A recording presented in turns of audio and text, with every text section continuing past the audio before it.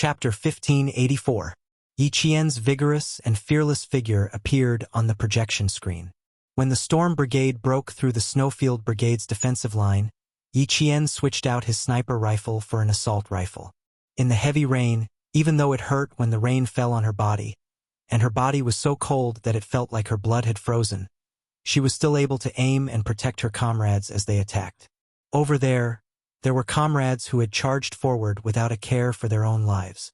Over there were people who had died. It was as if they had stepped over their bodies to enter.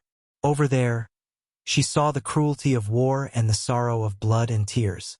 The rapid sound of bullets could be heard amidst the rain. The signal device that signaled the death of a soldier let out a long and rapid beep. This made Yi Qian's expression turn colder and colder. This was a competition, but it was also a war. Her bullets were fired to protect the lives of her comrades. Her mission was to protect the lives of her comrades. Why did she appear here? Because she was a soldier. She shouldered the mission of a soldier, the sacred mission of fighting to protect her country. Their country had risen, and behind its rise was a strong military force. They had the new weapons that had appeared during the celebration, as well as millions of soldiers who were protecting their country. This was a country that had risen. She was a soldier of this country, a soldier who fought for glory. At this moment, Yi Qian was like a cold, unsheathed sword. Wherever the sword pointed, it would be invincible. In the end, not many members of the Storm Commandos managed to enter the three-story building. In the end, there were only 8 of them. But the Snowfield Brigade wasn't any better. Xia Jinyuan and Li Jinyan were both ruthless soldiers. Even though their combat zone was limited to the three-story building, the Storm Brigade couldn't advance any further, and the Snowfield Brigade couldn't go up or down either. Above them was the open roof. Outside, there was Yi Qian's suppressive fire. Below, the Storm Commandos' water demons appeared and disappeared unpredictably. Those who couldn't avoid being shot were shot from behind. Qing Niao's firepower is strong. It's all lethal suppression. Take a muzzle and aim it at her. The Snowfield Brigade had been suppressed by Yi Qian twice when they tried to charge up the hill. There was no way for them to charge out. The ability of a sniper was terrifying. They could cause serious and far-reaching damage to a small or large formation, or even an entire military area. They could cause great damage to a unit, and sometimes even destroy an elite unit. This was definitely not an exaggeration, but an indisputable fact. With her superb marksmanship, she could even go up against an armored unit. It seems that the last time I worked with her, she didn't display her full potential. K7 said in a low voice. He had almost been hit as well. If Q King hadn't pulled him back, he would have been one of the casualties. The Snowfield Brigade member codenamed Eagle had his back against the mottled wall. He raised his assault rifle and fired a volley of shots outside. Then, he quickly returned to his original position and crouched down. He said to K7, "If we don't kill the sniper outside, we won't be able to get out. Not to mention an armored unit with her accuracy, even large equipment would be turned into a sieve by her." Another Snowfield Brigade member finished suppressing the enemy. He wiped the rainwater off his face and said in a low voice, "It's difficult. We still don't know where she is hiding." A sniper had fired multiple shots. She had fired so many shots that no one knew where she was hiding. This ability was enough to make people fear her. Chapter 1585. As for why they said that even an armored vehicle could be destroyed by a sniper, they weren't just making an analogy to describe how powerful the sniper was. If a sniper were to fight against an armored vehicle, such as a tank, people who didn't know better would think that a sniper wouldn't be able to defeat a tank. If they had such a thought, they would be gravely mistaken. Today's tanks relied on computers and optical equipment, but to a sniper, these were suitable targets. As long as a sniper targeted a tank, the tank would be destroyed by the sniper. The reason why Headmaster Chun was able to become the soldier king of that era had a lot to do with his superb marksmanship. As for him, before he retired from the army, he had also trained a group of outstanding snipers. It was a pity that he had retired in a hurry, leaving behind too many regrets. Fortunately, his regrets didn't last forever. He trained Yi Qian to be an excellent sniper. Even though Yi Qian was still young, with Principal Chen's guidance and her own hard work, her sniping skills had reached a level where no matter how good the enemy was at hiding, she could still kill with one shot when she was in stealth mode or lying down. This was Yi Qian's ability. Could be said that no one in the entire Snowfield Brigade could surpass her. She could feel the reaction of the bullet when she held the gun, and she could even see the 4D dynamic anatomy of the gun in her mind. This kind of unique talent wasn't something that everyone had.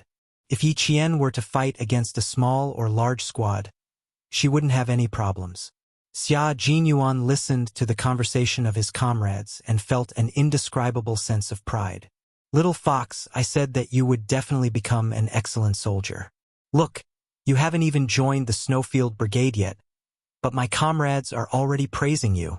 He wiped the rain off his face. His eyes were filled with the wildness of a wild wolf. He looked at the time and said to K7, "There are still 5 minutes until midnight. Don't even think about winning." But it was a good fight. Fighting with Demon King Li again, it was a good fight. It was too good, the joy of meeting a strong opponent and killing them. K7, who was usually expressionless, had a carefree expression on his face. He nodded and said, "There are still 4 days left. The best is yet to come. I'm looking forward to going up against Qing Niao." That's awesome. This time, it was different from the kind of continuous matches where once you died, you couldn't return to the battlefield. This was a match that was split into stages and subjects. The members who died on the first day would return to the team the next day to complete the next match. That was why K7 said the best part was yet to come.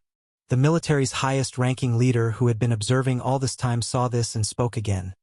The female soldiers showed the bravery of soldiers earlier than the male soldiers. They have a sense of righteousness and are not afraid of sacrifice. The National University of Science and Technology has always been the cradle for cultivating the new generation of military officers in our country. Such female soldiers did not disgrace the school and have won glory for the school. There was no mention of winning glory for the country. The top leaders did not know that Yi Qian had carried out a mission before. However, they admired Yi Qian's state of mind. She did not treat this match as a competition. Instead, she treated it as a real battlefield filled with smoke and flames of war. Every bullet she fired was to protect her comrades and the country's leaders behind her. A female soldier from the National University of Science and Technology with the code name Qing Niao. Not bad. The Navy's commander personally received Yi Qian's call and told her personally, "Qing Niao, the country's highest-ranking leader, has given you extremely high praise for your combat skills. He has also called for all female soldiers to follow your example and learn from you." Chapter 1586. Just as the high-ranking generals had predicted, the Storm team won the match. There were still 41 seconds left before midnight. But just as the generals had predicted, even though they won, it was a Pyrrhic victory. The Snowfield Brigade was a pack of wolves from the depths of the snowy region. They had a strong and unbreakable tacit understanding and absolute obedience. They also fought as one and were ruthless enough to not let go of their opponents. Fighting on the sea was their weakness. If they had fought in the mountains, forests, plateaus, plains, or deserts, it would have been very difficult for the Storm Amphibious Assault Team to achieve victory. Of course, this didn't mean that the Storm Amphibious Assault Team couldn't do it. They had been established in June last year, and under the leadership of Demon King Li, they could still fight with the Snowfield Brigade for a few hours and win in the end. This was enough to prove how successful Demon King Li's training and commanding were. If they had been established a few years earlier, then today's competition would have been even more exciting and exciting. When Yi Qian, who was talking to the Navy commander, heard this, Yi Qian, whose clothes were so wet that there wasn't a single spot on his body that was dry, stood up straight. Facing praise from the country's highest leader, he was definitely emotional. However, his voice was still steady as he replied calmly, "This is what I should do because I am a soldier." "Very good. You are unfazed by both praise and humiliation." The Navy commander praised, and his admiration for Yi Qian grew even more. When the Navy commander found out that someone was secretly plotting against Yi Qian, he immediately took off his military cap and placed it on the table during a military meeting. He stood up and said coldly, If she violates any military discipline or military law, I, Dong Lixing, will take off my military uniform. This was how much he trusted Yi Qian. Yi Qian never lost his sense of propriety in the face of praise. Everyone here was so outstanding, so why was she the only one who was praised? There was another reason, because she was the only female soldier in the 2 brigades. Just this identity alone was enough for the country's highest leader to pay extra attention to her. In addition, she fought a little fiercely in the last half an hour, so naturally, the highest leader paid extra attention to her and praised her. Receiving praise and glory didn't only belong to her, but also to everyone. The tent is set up. Go change your clothes. Behind him, Li Jinyan walked over to remind him. The expression on his handsome face was as cold as ice. Even the way he looked at Yi Qian was the same as before. While Yi Jian was on the phone with the Navy commander, they had already set up the tent. Yi Jian smiled and said, "Thank you. You're welcome." Li Jinyan replied. Looking at the approaching female soldier, a faint smile flashed across his cold eyes. When she came closer, he said indifferently, "Today was very exciting. We'll continue tomorrow." Yi Qian, who had never praised anyone before, was suddenly praised by the Demon King, who had never praised anyone before. But this time, she was really surprised. Fortunately, she reacted quickly and replied calmly, "My comrades cooperated very well, which was why I had the firepower in the later stages of the game. Otherwise, I wouldn't have been able to achieve such results." "Yeah, but you're really good at sniping." Li Jinyan, who didn't talk to the female soldier as they walked, suppressed the awkwardness in his heart and tried his best to not let the conversation turn cold. He had no choice. He was now shouldering a very heavy responsibility. The Navy commander had secretly ordered him to make Qing Yao stay and join the Storm Amphibious Frogman assault team no matter what method he used. He had received this order 10 minutes ago. Chapter 1587. Li Jinyan wasn't surprised to receive the commander's secret order. His vice-captain, Big Shark, had hinted to him several times and also mentioned it to the commander. As for himself, it would be hypocritical to say that he didn't want Yi Qian to join the team. How could he not be moved when such an outstanding female soldier was standing in front of him? He also wanted Yi Qian to join the Storm Amphibious Frogman assault team. But some things couldn't be achieved just because you wanted them. Yi Jian was not an ordinary female soldier. She was a female soldier sent by the army to study in the Navy. She was carefully cultivated by the army. The direction of cultivation was to become an Army Special Warfare Special Forces. This was not a goal that could be achieved overnight. It started when she was 14 years old. The commander wanted him to persuade her to join the Navy. Li Jinyan felt that it would be harder than fighting Xia Jinyuan. Thinking back to the conversation between the commander and him 10 minutes ago, Li Jinyan couldn't help but raise his hand to touch his forehead. How should he tell Yi Qian? "Jinyan, I think this female soldier, Yi Jian, is really not bad. She has the ability, the education, and the looks. Do you think her looks are just average? She's a flower in the eyes of the entire army. Tell me, how can we miss out on such a good soldier? We have to do everything we can to win her over." At that time, the commander's voice was very low. It was obvious that he deliberately took a few minutes to contact him behind the backs of the army generals who were watching the battle. So the more he spoke, the lower his voice was, as if he was afraid of being overheard. "I knew she was good before, but I thought that no matter how good she was still a female soldier. It would be the same if we recruited a few more powerful male soldiers. But now I have to say that I underestimated Yi Qian. How is she good? She's going to heaven." At that time, he said, "If she wasn't good, the army wouldn't have sent Q King to personally send her over. If she wasn't good, the army wouldn't have spent so much effort to cultivate her." "That's right. So we have to keep her." The commander's tone at that time made him speechless. Because Yi Qian was good. They wanted to keep her. It didn't sound wrong. It was simple and easy to understand. Before he could speak, the commander lowered his voice again and said, "Talent? We don't have to be afraid of talent in our team." When the Snowfield Brigade made a move, they shocked all of us who were watching the battle. The army did send her, but Yi Qian is still a military school student.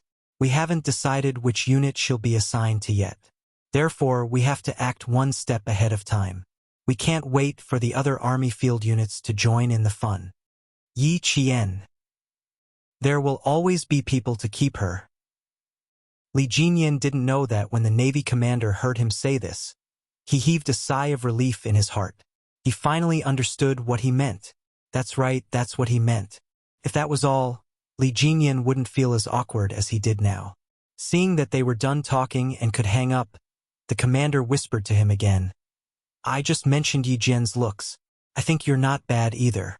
Why don't you try a honey trap or something? Your vice captain, Big Shark, mentioned it to me in a very subtle way before. At the time, I thought it was ridiculous. Now that I think about it, it seems like it could work. Both of you are unmarried. It would be a good story to match the two of you together. After Big Shark, this was the second time someone tried to match him with Yi Qian. Chapter 1588. He didn't have any thoughts about it, but people kept mentioning it to him. Could it be that, in their eyes, he was so old that he needed help finding friends? Regardless of whether he had to find a girlfriend, it depended on whether the other party was willing to accept him. Furthermore, Li Jinyan glanced at the female soldier who was able to keep up with his pace. Under the influence of the commander, he couldn't help but take another look at the female soldier. Because of that one look, Li Jinyan, who had never been interested in a woman before, suddenly felt that the female soldier was indeed very beautiful. Major Li Jinyan, who had always treated women as if they were a blank piece of paper, finally couldn't go against his true feelings. For the first time, he praised a girl in his heart. Very beautiful. It wasn't the kind of beauty that was full of splendor, but it was definitely not a simple and elegant beauty. Yi Qian's beauty was a combination of both. When she was in battle, she was as beautiful as a peony. When she was in full bloom, she was famous in the capital. When she was quiet, she was like a lotus flower that stood aloof from worldly affairs, but was so beautiful that it made people's eyes linger. When she smiled, she was like a trickling stream hidden in a mountain stream, gentle, virtuous, and even just looking at her smile made people feel comfortable. It was impossible to tell that she was a sniper who could hold back 10,000 men. When she smiled, she didn't look aggressive at all. Only the elegant expression between her brows showed that she was a resilient girl. Yi Qian could tell that Li Jinyan was intentionally trying to find a topic to chat with her. So, no matter what he said, she responded with a slight smile. She didn't say anything more, nor did she say anything less. From beginning to end, she maintained her elegance and politeness. They were still a short distance away from the camp. Seeing that the quiet Devil King was running out of topics to talk about, Yi Qian naturally asked casually, Devil King, at that time, my code name was Jin Feng. Why did it change to Qin Niao the next day? She had always wanted to ask, but she hadn't found the opportunity. Other than training, the two teams were still training. When they had time, they would gather together to discuss topics related to training and skills. How could they have the time to talk about things unrelated to the match?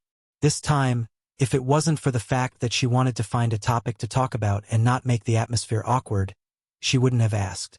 Li Jinyan did not hide anything and replied, Q King said that there are a lot of code names like Golden Phoenix in the army. It's extremely vulgar and unpleasant to the ears. Qing Niao was given by him. It does sound better than Jin Feng. Qing Niao was the predecessor of the Phoenix. It was obvious that Xia Jinyuan had high hopes for Yi Qian. As for asking him to sacrifice his manhood, with Xia Jinyuan around, who would need his manhood?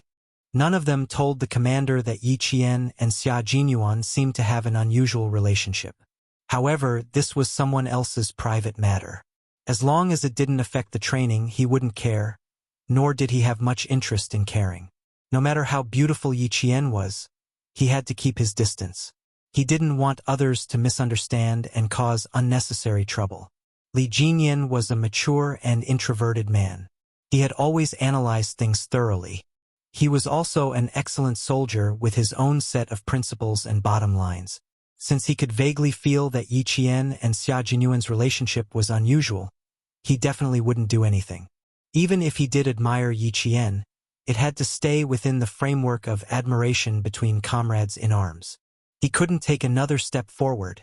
After Yi Qian figured out the origin of her code name, she couldn't help but smile, so it was given by Captain Xia. However, Qing Niao sounded better than Jin Feng. Even though she didn't care about these things, having a more elegant code name wasn't a bad idea. Chapter 1589. Knowing that he was someone who could take a joke, Yi Qian laughed and said, Qing Niao does sound better than Jin Feng. It's much more elegant. Demon King, did you come up with the team's code names? So simple. They were all related to the fish. Yes, easy to remember. Thinking of this code name, Li Jinian's eyes flashed with a smile. Last year, when they formed the team, everyone was required to have a code name. Coincidentally, they caught a lobster during a deep dive, and the team member who caught the lobster said, Big Lobster. Big Merman replied, Codename Big Lobster? Then I'll codename Big Merman. That was how the team's codenames came about. After Yi Qian listened to the process of coming up with a codename, he laughed so hard that his pearly white teeth could be seen. It's really easy to remember. I just have to shout like a sea creature, and someone will answer me. Li Jinian could hear the teasing in her laughter, but he did not think much of it. Their team's codenames sounded worse than the Snowfield Brigade's codenames, but they were easy to remember and could not be shouted wrongly, so it did not matter if they sounded bad. Ahead of them was the mountain camp that they had arrived at tonight. Li Jinian saw her shoulders shrink and quickened his pace. Change your clothes and come to my place to discuss the competition tomorrow and the day after tomorrow. We don't have much time, so hurry up. It was now 9:43 p.m. They had been sent here by a transport plane from the island at 5 p.m. today. It was the location of the competition the next 2 days. It was a mountain range that was 3 hours away from High Province by flight. The command center calculated the time very precisely because they needed to avoid being seen, so everything could only be done in the dark. Darkness was the best cover, so once the wind stopped, they immediately sent a transport plane to the island. When they arrived at the mountain, it was almost 9 p.m. Even though the competition was only going to last for 5 days, there were 3 locations: the sea, the mountain, and the plateau. The training that followed would focus on the plateau, the plains, the mountain, and the forest. The storm commandos who were participating in the special training would be led by Li Jinian. This was what the water ghosts were hoping for. They needed this kind of training. You've already received the order? When he heard about the confrontation tomorrow and the day after, Yi Qian's eyes lit up. Our 2 teams didn't camp together tonight, so we don't know each other's exact location. How are we going to proceed? Li Jinian was a little embarrassed when he thought of the Marine commander's last words. Now his heart was clear and calm. He replied in a very light tone, Our next task is to hunt. Hunting referred to killing the members of both sides within 2 days, without leaving a single one alive. While Yi Qian was talking to the Navy commander, Li Jinian was receiving orders and instructions from the Army Major General. Along the way, they still had many missions to complete, all of which were obstacle missions. Only by completing these missions and killing the other party's members could it be considered a real hunt. He briefly explained the mission to Yi Qian, and then added, They didn't give us an exact time, so it's possible that we'll start the battle tonight. We need to discuss it before we go to sleep. All right, I'll come over immediately after I get changed. Without further ado, Yi Qian quickened his pace. It was a little cold. They had been in the wind and rain for the whole day. After 4 hours on the transport plane, they finally managed to dry their combat uniform a little. But when they got off the plane at the mountain, they were met with another cold rain, and the combat uniform was completely soaked again. But this time, it was a little cold. It was autumn in the mountains, and the temperature at night was not even 20 degrees. Even Yi Qian, who had a good physique, felt a little cold. Chapter 1590. Hunting was the longest mission in this competition. When Yi Qian saw the arrangement, he could not help but purse his lips a little. It was even more difficult than today's building invasion. It looked like a mission, but it was not. This competition was divided into 3 small missions, each more difficult than the last. This time, they had to carry 25 kilograms of combat equipment and complete the hostage target, search shooting, support shooting, and shooting with 100 bullets in a 300 time limit. The reason Yi Qian pursed his lips was because of the last mission, which required him to partner up with 100 bullets in a 300 time limit. Everyone has to complete the shooting with 100 bullets in a 300 time limit. You have to pass through 4 large obstacles in the middle. Li Jinyan emphasized the fact that the Storm Commandos and the Shuiyu Brigade had a limited time limit of 100 rounds of accurate shooting. This was the strength that both the Storm Commandos and the Shuiyu Brigade had. The difficulty was that they had to change guns and switch targets midway. Li Jinyan looked at Yi Qian. Who do you want to partner up with? Changing guns in the middle of shooting meant that one of the team members would quickly change the magazine and hand over the gun in his hand to his partner after firing 50 bullets.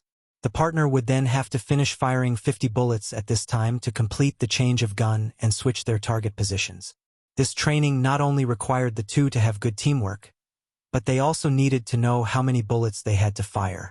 Furthermore, both parties had to maintain synchronized shooting. Only when the other party was changing magazines would the person holding the gun need to slightly control their shooting speed. Only then would they be able to reload the magazine properly.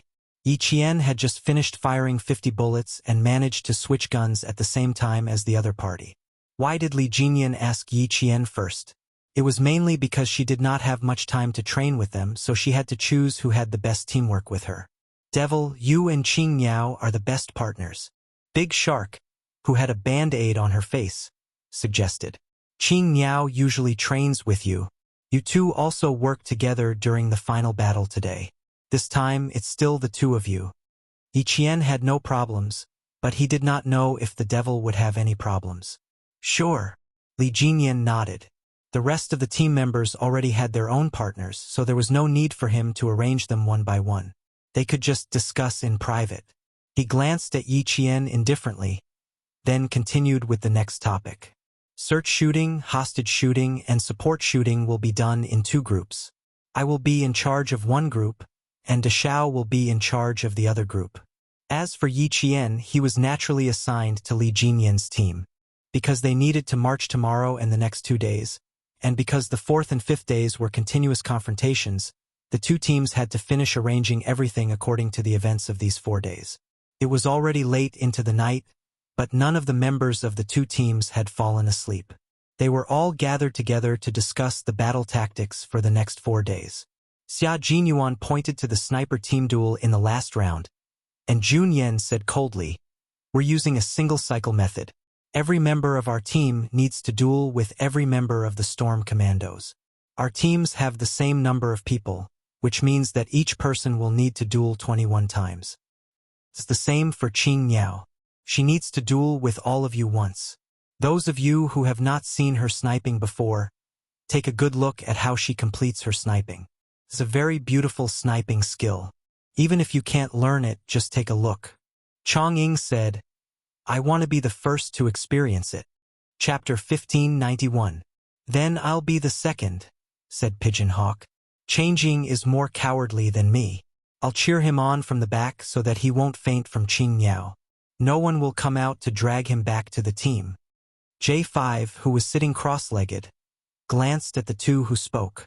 The twins in the team had a tacit understanding of more than 98%, and they also had the legendary telepathy. The 2 of them were not to be trifled with.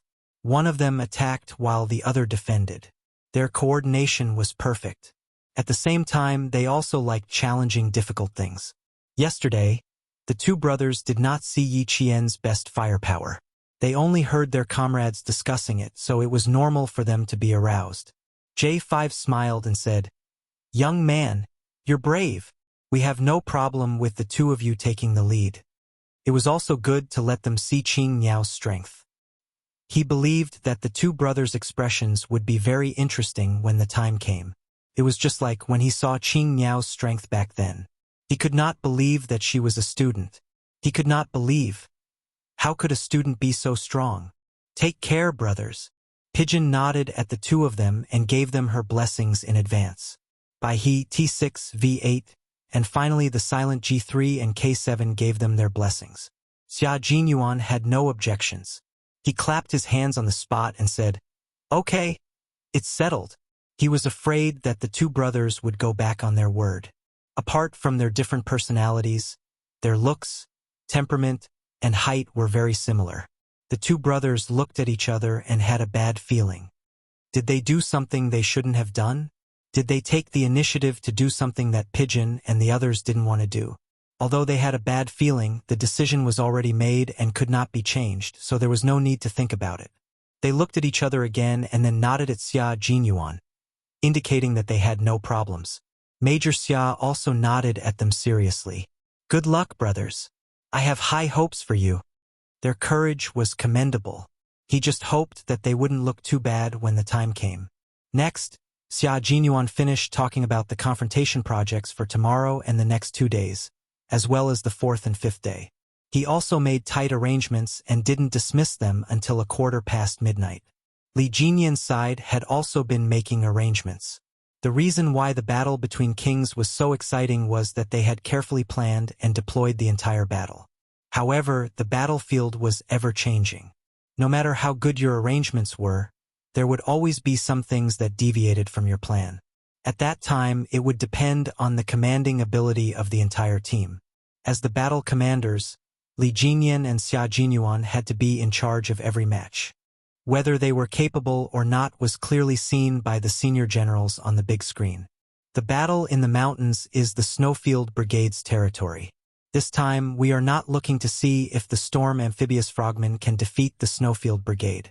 We are mainly looking to see the Demon King's commanding ability and adaptability on the battlefield. Lieutenant General Xia's figure appeared on the big screen. His voice was clear and dignified as he conveyed the orders from the military. A newly formed Marine Special Force that has been established for less than a year and a half. We can be harsh on their training, but we can't deny their achievements based on their results. The military has seen the Storm Amphibious Frogmen Assault Team's efforts and have high hopes for them. This competition focuses on finding problems and solving them, not harsh criticism.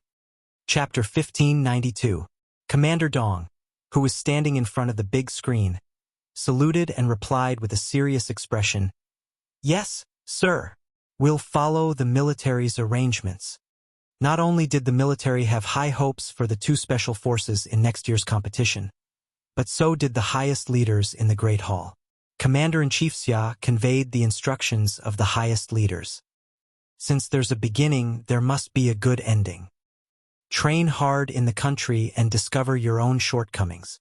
Use 120% of your determination to turn your shortcomings into your strengths. Then, use 120% of your perseverance to shoulder the responsibilities of a soldier. Train hard and be strict with yourself for next year's competition. Finally, bring glory to the country and return with glory. Yes, sir. All the generals and soldiers in the command center stood at attention and saluted. They replied to the military and the Great Hall in a loud and confident voice. The two brigades with responsibilities had already set off with 25 kilograms of equipment. At 3 o'clock in the morning, an order came from the command center through the radio.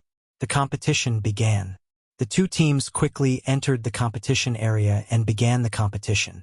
At 6 o'clock in the morning, the water ghosts of the storm commandos who were crouching in the deep withered grass stared at the pine forest in front of them. 3 minutes later, four figures crouched and quickly approached the forest under the cover of the withered grass. 2 of them were scouting while the other 2 were on guard. After confirming that there were no problems at the edge of the forest, they sent a signal to their team members. The water ghosts crouching in the withered grass quickly advanced in groups of 2. Under their feet were thick withered pine needles that were so soft that they did not make a sound when stepped on. Due to the autumn rain last night, the entire forest was filled with a damp and rotten smell. "Forward," someone said in a low voice. Several figures were on guard while advancing quickly. Everyone's legs were slightly bent and their backs were slightly forward. They held their guns with both hands and entered the depths of the pine forest in a combat state where they were ready to shoot at any time. When they entered the forest, there was fog. It was not thick, but it was visible to the naked eye. It was like the handkerchief on the arm of a celestial being, ethereal and illusory. Everyone was wearing a forest combat uniform. The color was close to the color of the mountains and forests. It was a very good camouflage function. The way they advanced in groups of two belonged to the thin but not missed tactic. Once the other side was targeted, the other team members could react quickly. The birds on the branches carelessly chirped and flapped their wings. Their small bodies passed through the thick pine leaves and landed on another tree in the blink of an eye. The silent water ghosts suddenly reacted. Some of them quickly went behind the trees, some of them quickly squatted, some of them directly lay down, and some of them propped themselves up with their elbows. All of them quickly found the correct position. Bang, bang, bang! Countless gunshots broke the silence. The bullets shuttled through the air and instantly made the atmosphere in the forest extremely tense. The water ghosts were already in combat mode. When the gunshots rang out, the entire team reacted in unison and began to fight. Everyone, search and shoot! Li Jinyan's cold voice came through the earpiece. He and Yi Qian had finished clearing the first wave of obstacles and were already moving forward quickly. Obstacles cleared. Forward. Following his voice, the hidden water ghosts quickly moved forward. At the same time, they quickly moved the rifles in their hands, aimed at the target, and pulled the trigger to complete the search and shoot. Once the obstacles in front of them were cleared, all the team members could not stay any longer. They needed to move forward quickly and finish shooting. Bang, bang, bang! Chapter 1593. The sound of gunfire continued in the pine forest. Every figure was incomparably vigorous as they advanced forward. The bullets that were shot out all hit their targets. Everyone's heart was very tense. Once the wrong target was hit, the score of this event would be all zero. This was a test of everyone's eyesight, vision, judgment, and reaction time. Only by excelling in all aspects could they pass safely. Devil King. For directions, 2 shooting points. Yi Qian was half kneeling on one knee. She had completed 2 shooting points in an instant. The shooting points were prepared by the local troops in advance and were controlled by the computer. When they entered the infrared surveillance zone, the control system sounded an alarm, and everyone immediately went into search shooting mode. This was similar to a hostage target. The difference was that they had to move forward, and the search area was larger. Li Jinyan quickly turned sideways. His gaze was so cold and sharp that it was like an icicle shining under the winter sun. He fired quickly and cooperated with Yi Jian to shoot at 2 points in 4 directions. Clear! Li Jinyan's back was close to Yi Qian. The two of them moved forward quickly, one in front and one behind. The pine forest was 2 kilometers long. Every once in a while, a new target would appear for the water ghosts to complete their search. When it was Yi Qian's turn to move forward, Li Jinyan noticed a problem. Her shooting was fast. What did it mean to be faster than him by 0 seconds? It meant that his first bullet had been fired, and her second bullet had already been fired. It meant that his shooting speed was twice as fast as hers. If this was on the battlefield, it meant that she had twice as much time to complete the battle as the others, and she would be able to clear all the targets before the enemy could react. With this kind of speed, even Li Jinyan, who had always been calm, was shocked. In the command center, the technicians were already analyzing Yi Qian's shooting speed, the number of bullets she had fired, and her hit rate. On the large screen, the female soldier's painted face was as cold as the male soldier's. Her gaze was even more murderous than the male soldier's. When the 3 sets of data came out, the technicians thought that they might have made a mistake. To be safe, they recalculated again. When they saw the results, the technicians who were holding the data sucked in a cold breath. What a terrifying shooting speed! He murmured and passed the data to the clerk beside him. He was responsible for sending it to the commanders in the command center. The members who entered the competition only had victory in their eyes. The Navy commander who was watching stared at the screen. Although he looked serious, his eyes were full of trust for his soldiers. Demon King Li's ability made him believe in the entire team's ability. When the clerk passed the data to him, the Navy commander took a rough look. His expression changed, but his face remained serious. Unchanging. He leaned forward slightly and whispered to the Major General of the army, who was watching the Shuayu team's search and shooting. Old Yang, look at this data and see who it belongs to. His voice was a little low, but there was a hint of excitement in it. The Navy commander wanted to keep Dong Shuebing in suspense, but the Major General took a look at the data and laughed. Old Dong, I don't need to guess anymore. I know whose data it is. You know? The Marine commander's body moved again, and there was some disbelief in his eyes. The suspected Major General laughed. Of course I know. Why else do you think I spent so much effort to train her? I've watched this girl grow up. Chapter 1594. Major General's words forced the Navy commander to face reality. Old Yang was right. Yi Qian had indeed grown up under the Army's watch. Last time, in order to allow her to join the Storm Commandos and train with Jinyan, Old Yang had sent her a set of personal information about Yi Jian. This information was classified as a military secret. As long as she exited after reading it, the system would automatically destroy the information. Yi Qian had been discovered by the Army when she was still a middle school student. She had been carefully trained by the Army. Now, he wanted to keep Yi Qian in the Navy. Ha ha ha, Old Yang didn't get angry and leave because he had good self-control. Thank you, the Army, for putting so much effort into training her. That's why I've seen such an excellent female soldier. This data, the Navy commander smiled and sighed. I'm really shocked. He smiled at the existence of such a female soldier, but also sighed at the existence of such a female soldier. Because she wasn't a member of the Navy. When I found out how fast she could shoot, my reaction was similar to yours.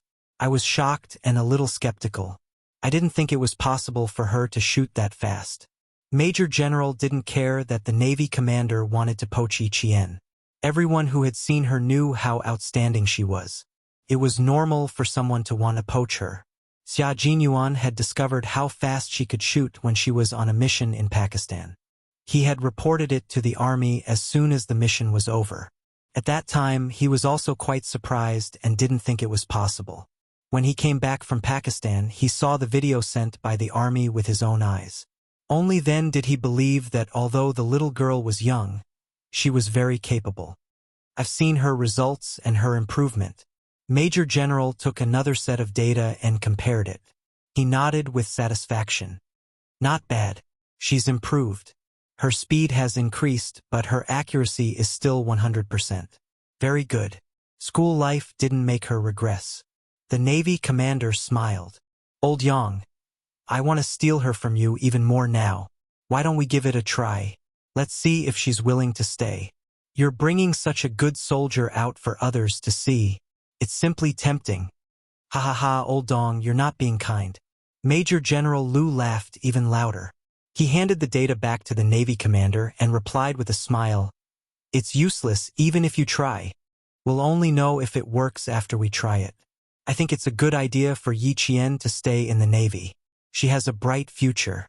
The Marine commander really wants to try this time, so he said with a serious expression, Old Yang, I'm not joking with you.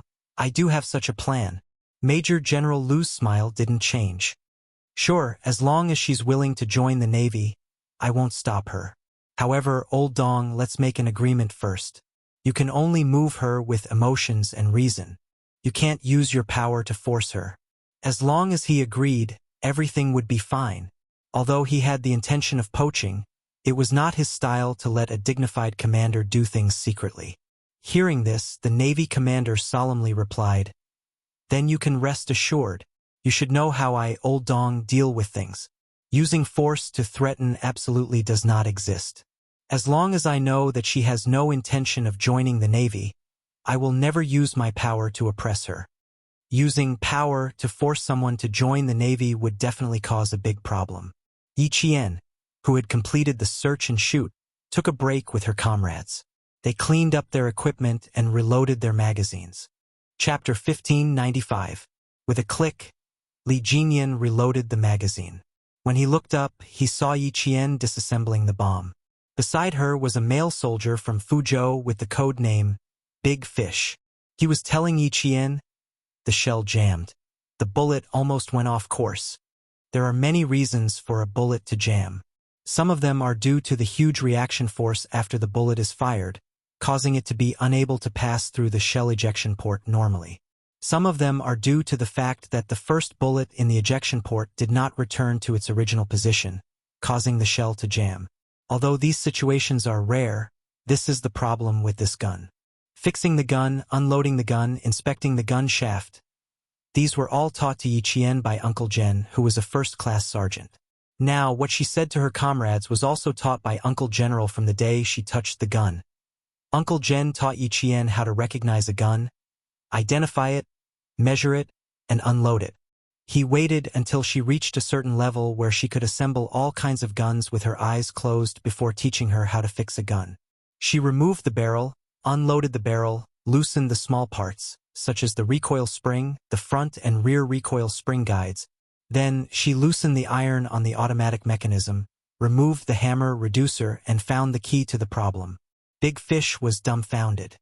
"Come, take a look here. There's no way to fix the ejection port. Let's manually return the thimble to its original position. Then the ejection port will automatically return to its original position." Yi Qian used a blank bullet to move the thin, sharp, and extremely short thimble. With a soft clang, the ejection port returned to its original position. Yi Qian smiled at him. Her small face, which was covered in oil paint, was so gentle that it seemed to have a soft glow. "It's fixed. You even know how to fix guns?" Big Fish stuttered. In the beginning, he really thought she was joking. Who knew? She really knew how to fix guns. "I know a little. I don't need to use big tools to fix the small problems." Now that the damaged parts had been fixed, it was time to assemble the gun.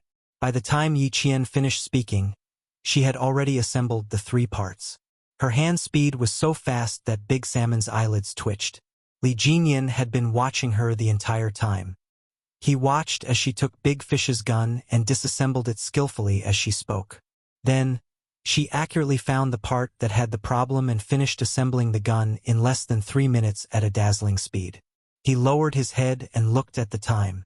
He had used 6 minutes. After returning the repaired rifle, Yi Qian said, "Don't worry about it jamming again. If you have any more problems, you can come and look for me again." "You know how to repair guns?" Li Jinyan's voice came from the side. By the time Yi Qian turned to look, the tall and slender man was already sitting beside her. The thick paint on his face made it impossible to see his face clearly. Only his sharp and cold eyes gave Yi Qian a sense of familiarity. The Devil King, who had changed into his combat uniform, looked even more imposing than usual. With the thick paint on his face, he seemed to have become a different person. Yi Qian, who had been hugging his assault rifle, smiled and nodded. "I can solve normal problems. As long as I find the problem, I can also solve the more difficult problems. If it's more difficult, it will take more time. The army has indeed put in a lot of effort into training you." Li Jinyan nodded slightly. Then he said something that made Yi Qian a little stunned. "Join the Navy?" Yi Qian couldn't help but be a little surprised. Did the commander say that? Chapter 1596. That's right, Li Jinyan was talking about this. He didn't think that there was anything to be surprised about, nor did he think that it was difficult to answer. Seeing that Yi Qian was a little surprised, he asked, "Are you surprised?" Of course, she was surprised. She was sent by the army to study as a soldier. Didn't the commander of the Navy know that? Why would he still want her to join the Navy? "I'm a little surprised, especially when I heard that you wanted me to join the Navy." Yi Qian laughed. She couldn't guess what the devil was thinking. He seemed to have a deep personality, but sometimes he was very straightforward. For example, shouldn't he be a little more tactful when asking her this question? Li Jinyan seemed to have guessed Yi Qian's thoughts. He looked straight at Yi Qian with cold eyes. He didn't avoid her gaze and simply answered her, "You are very outstanding, so the commander of the Navy wants you to stay. Isn't this a very normal thing?" Yi Qian was speechless. Was this a very normal thing? This was directly trying to poach her. "You can think about it. Whether you want to stay or not, you just need to tell me the result." The devil was as concise as ever. He didn't say too much and only wanted to express his meaning clearly. As for why he didn't try to be tactful, the reason was simple. He didn't think that Yi Qian would stay, and she would tell him with certainty that she wouldn't stay. He didn't even need to think about it. Just as he counted to 2 in his heart, he heard Yi Qian reply with a smile. "Thank you for your kind intentions, Commander of the Navy. I'm really sorry, but I only want to stay in the army and become a soldier in the Army's Special Forces." As he thought, there was no need to think about it. With a smile on her face, she answered him firmly. She didn't want to join the Navy, and she had never thought of joining the Navy. "Okay, I got it. You still have 2 minutes to rest. Tidy up your equipment." Li Jinyan got up after receiving the reply. After taking 2 steps, he turned around and looked at Yi Qian, who was already tidying up her equipment. "I believe in you. No matter which branch you are in, which position you are in, you will be an outstanding soldier." Yi Qian was like a ball of light wherever she went. She could illuminate and warm others. He had no reason not to believe that she would not become an outstanding soldier. At this moment, the female soldier Yi Qian was an outstanding soldier. A female soldier who could shoot faster than others would definitely have great achievements. She would definitely go further in her career and become a resounding rose that would be revered by everyone on the military road. After a short rest, they resumed their journey. The Storm Amphibious Frogman assault team marched at their fastest speed. They needed to be the first to complete all the tasks and then secretly hunt the members of the Snowfield Brigade. They wanted to bring it forward, and so did Xia Jinyuan. The final meeting point will be around this mountain lake. The Infernal King and the others are good swimmers, so there will definitely be an ambush around the mountain lake. J5, you take a team to surround the rear and trap them around the mountain lake. The rest of you catch one and take care of one. Xia Jinyuan was still munching on the hardtack he had eaten for breakfast. He seized the time to prepare for the next step of the battle. J5 nodded to indicate that he had no problem with it. He thought for a moment and said, "I'll leave the Qing Niao side to you. It would be better if they won. But if they couldn't, then it would be a little awkward." "Idiot." T6 glanced at him and said to Xia Jinyuan, "I'll look for the Qing Niao. Leave the rest to the scouts." Xia Jinyuan did not mind letting Yi Qian use his team members for practice. "All right, I'll leave the Qing Niao side to you and the Infernal King side to me. None of you are to fight with me." Chapter 1597.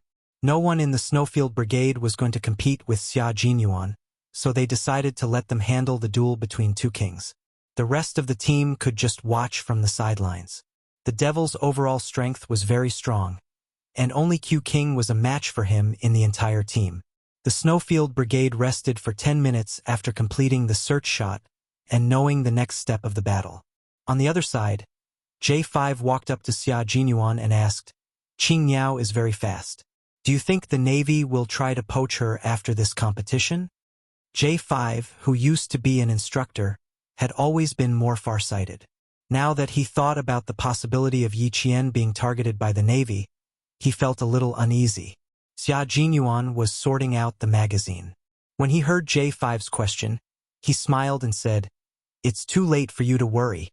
She has been training with Devil King Li's water ghost for 10 days, and they even fought together yesterday. The Navy already has a certain understanding of her strength. It's normal for them to want to poach her. His little fox was a ball of light wherever she went, so it was normal for the Navy to target her." J5 became anxious when he heard this. When he thought about the details of the 2 people switching guns during the search shot, his expression changed.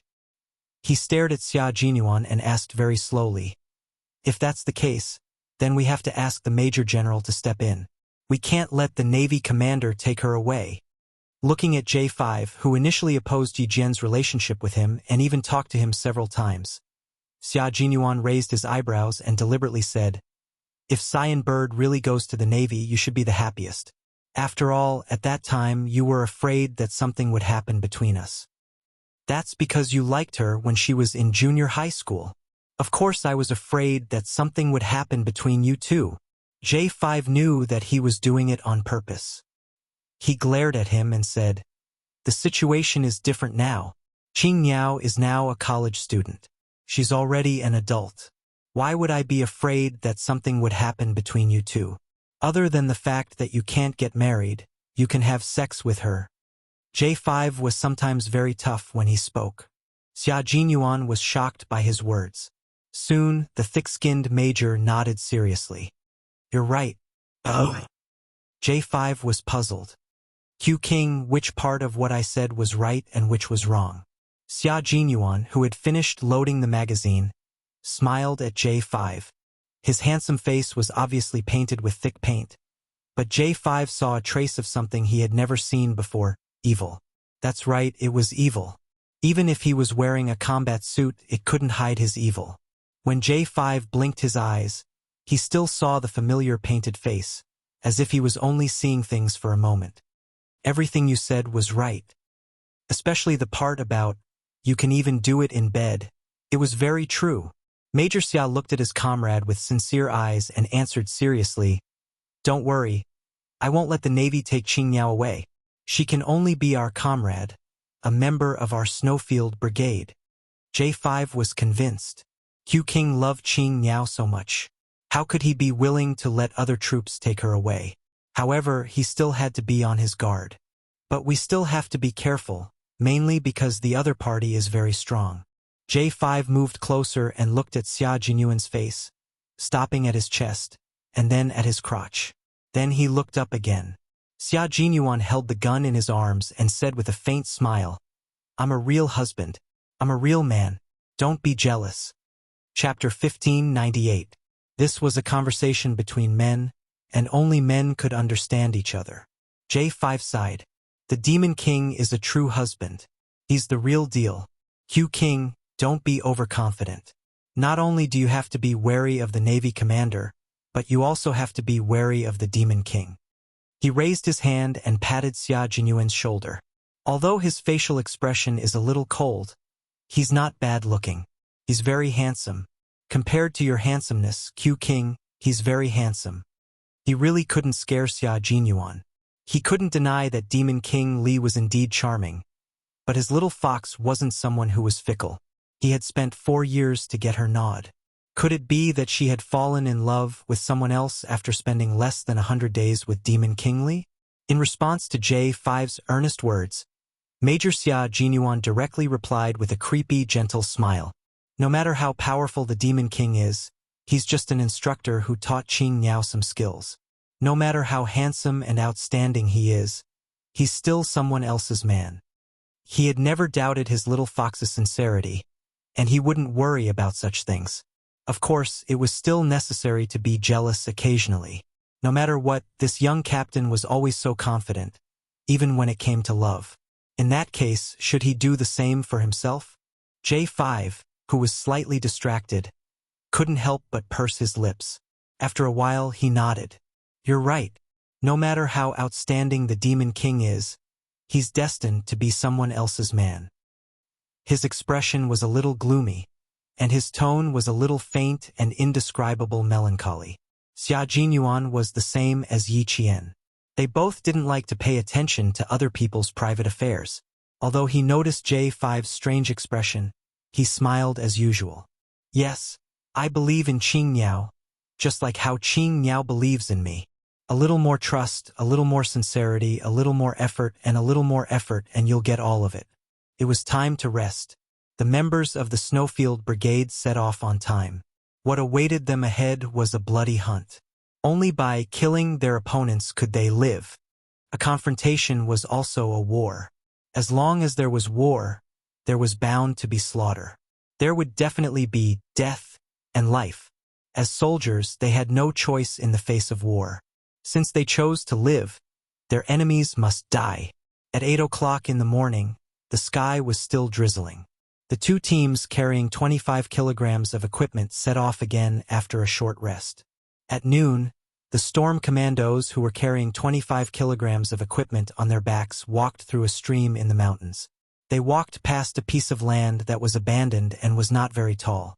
However, it was burnt by the fire and was covered in ash and black. The mountains that were mainly made of fir trees appeared in front of everyone. The voice of the scout in front came through the earpiece. They were in charge of scouting and had extremely sharp judgment. There was a big fire in the mountains. The fir trees are either broken or collapsed. I can already feel the pressure from the visual. Li Jinyan didn't let the team continue forward. They had been walking for 4 hours, and their stamina was obviously low. If they entered the mountains directly, they would definitely be dragged down by their stamina issues. He directly ordered, "Rest here for 20 minutes to replenish your stamina." Hearing this, Yi Qian sighed softly. Carrying 25 kilograms of combat equipment, he obviously felt his stamina drop. After all, they had been walking for 4 hours without a minute of rest. Chapter 1599. Now that she had 20 minutes to rest, it was enough for her to recover some of her strength. But before she could put down her equipment, Li Jinyan's voice came through the earpiece. "Qing Niao, come see me in 10 minutes. Li Jinyan, who had been discussed by the J5, continued to keep in contact with Yi Qian. He would even discuss everything with her. After witnessing Yi Qian's shooting speed, he immediately assigned her to be in the assault and sniper positions. She could adjust between the two positions according to the battle situation. Not only was she able to accurately calculate her shots to the point of 1 second, she was also able to calculate how much time it would take for each bullet to be fired. After that, when he was changing his gun during search shot, the second he took out the magazine, she had already loaded the assault rifle in her hand and handed it to him. Even though this was their first time working together, their coordination was like that of comrades who had fought side by side for many years. There was no pause in between. They exchanged guns, adjusted positions, and completed shooting. Everything was done perfectly. There were almost no mistakes. Demon King Li felt that it was a pleasure to fight side by side with such a female soldier. Yi Qian, who was about to rest, immediately replied, "I'll come over now." Rather than going over in 10 minutes, it was better to go over now. They were less than a meter apart. Yi Qian bent over and saw him open up the battle map. Under the helmet, his eyebrows were slightly furrowed. "Come over and take a look. Tell me your suggestions." Li Jinyan looked up at her. Based on the feedback from the scouts, he said in a low voice, "There might be a hostage target next. You and I will attack from the front and eliminate a portion of the targets first." His slender finger pointed at the area marked in red on the battle map. Li Jinyan narrowed his eyes and said coldly, "From here, we will enter the battle zone between the two armies. We will arrive at around 6 p.m. tonight. If we arrive earlier than the Snowfield Brigade, it will be more advantageous for us to fight deeper. There is an inner lake in the battle zone.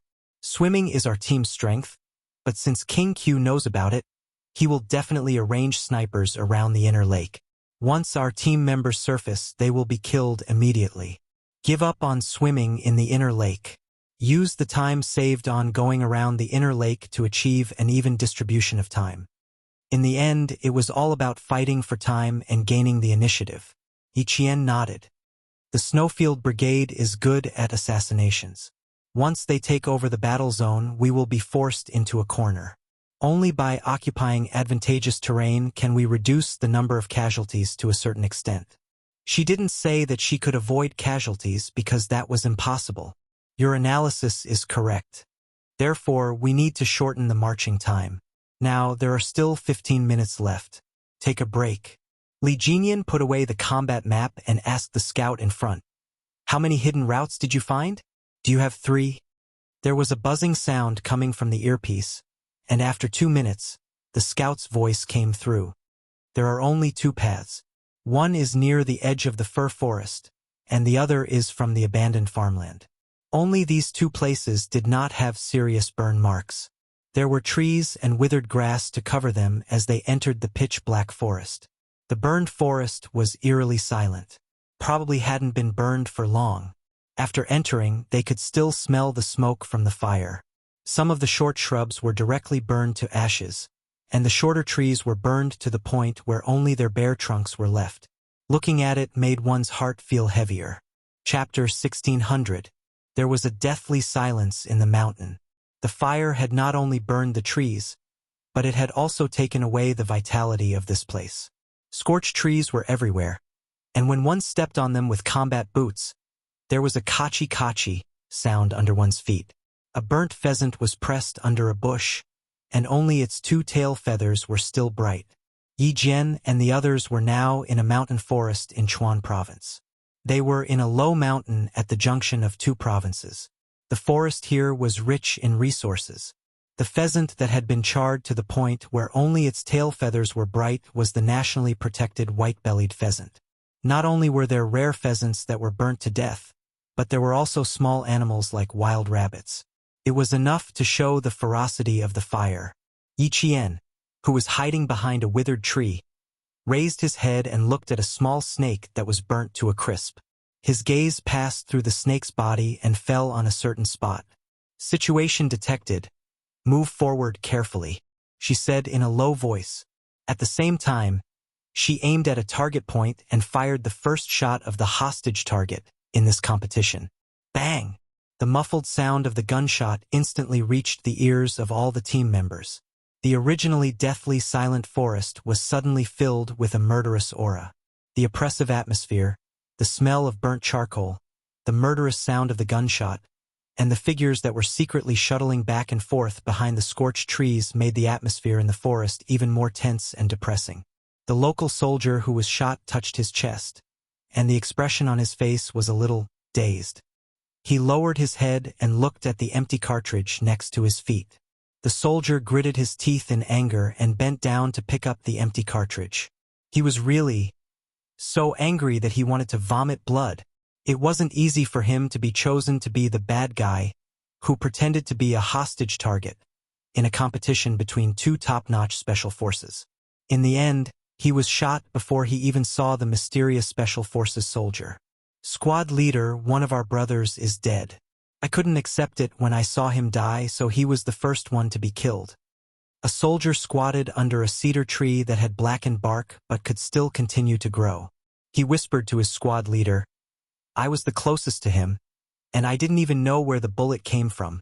The class leader scolded, then comforted, "It's normal that you don't know. They're all special forces. If we knew where they were, then they wouldn't cause trouble. What was there to be upset about? Just wait for them to come and take the hostage. Keep an eye on him. Don't embarrass our unit too much." The hostage takers were disguised as local soldiers, and the hostages were paper targets. Not only did Yi Qian and his men need to shoot at the hostage targets, but they also needed to retrieve the hostage targets. This way, the chances of them being exposed would be much higher, and the soldiers in disguise would be able to discover them and shoot at them. The soldier closest to his dead brother blinked his eyes. He wanted to answer his squad leader, but he couldn't. "Don't move, brother." A very soft voice came from behind him. Then he felt something cold and hard pressed against his neck. This was the feeling of a dagger. He was caught from behind by a special agent. The Special Forces soldier turned off the earpiece and cut off the communication. He then heard the Special Forces soldier say with a smile, "I won't waste my bullets. I'm afraid I'll hurt you if I shoot you at close range. Anyway, you know that I've already slit your throat." Chapter 1601. This was Yi Qian's voice. After taking care of a hostage target, she locked onto another target and successfully completed the mission. This time, the hostage target didn't have to be shot. As long as you were able to get close to the target and successfully rescue the hostage, you could activate the signal device on the soldier and shoot the hostage target. Hearing her voice, the soldier who had a dagger pressed against his neck froze. A female Special Forces soldier. He was killed by a female Special Forces soldier. The soldier wanted to move his body and turn his head to see what the female Special Forces soldier who killed him looked like. Just as his body moved slightly, Yi Qian chuckled again and said, "Don't move. Just stay here." After she finished speaking, she took out the assault rifle from the soldier's hand, unloaded the magazine, and put it into her own carrying equipment. At this time, Yi Qian didn't mind loading the equipment full of magazines. On the battlefield, you can never have too many bullets. When the soldier heard the sound of the magazine being unloaded, he became anxious. "Bro, don't take my weapon. I still have to return it to the armory. If you take it, I won't be able to explain it to the higher-ups." I saw the serial number of the magazine. Once we're done here, I promise to return it to your unit. Yi Qian smiled. Her reaction was quite fast. She knew she had to return the weapon. Thank you for your hard work. I have to borrow the empty magazines. I'll definitely return them when I'm done. When the soldier saw that she was determined to take his magazines, his brows furrowed. My class leader didn't say you could take our things. How am I going to explain it to the class leader later? Bro, you really can't take it. We'll contact your unit. We definitely won't affect you. Yi Qian comforted the young soldier and cut off all communications. Stay here and don't contact anyone outside. Come out when we're done here. Without waiting for the soldier's reply, Yi Qian picked up the hostage target. As soon as she finished speaking, she nimbly moved and disappeared in the blink of an eye. She came and left silently. The soldier could only hear her voice the entire time, but didn't see her. When he turned his head, the female Special Forces soldier was nowhere to be seen.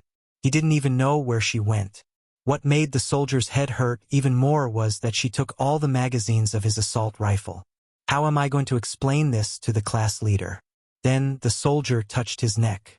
He could still feel the cold touch of the dagger on his skin. It was icy cold, as if he moved slightly, the other party could easily slit his throat.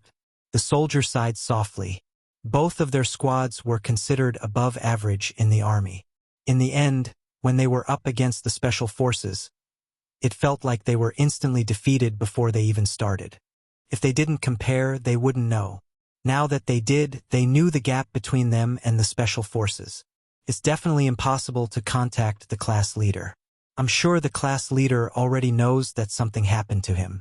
The squad leader from the local army understood that another of his brothers had been killed. He quickly contacted the other brothers and said softly, "Brothers, we're going to make a move.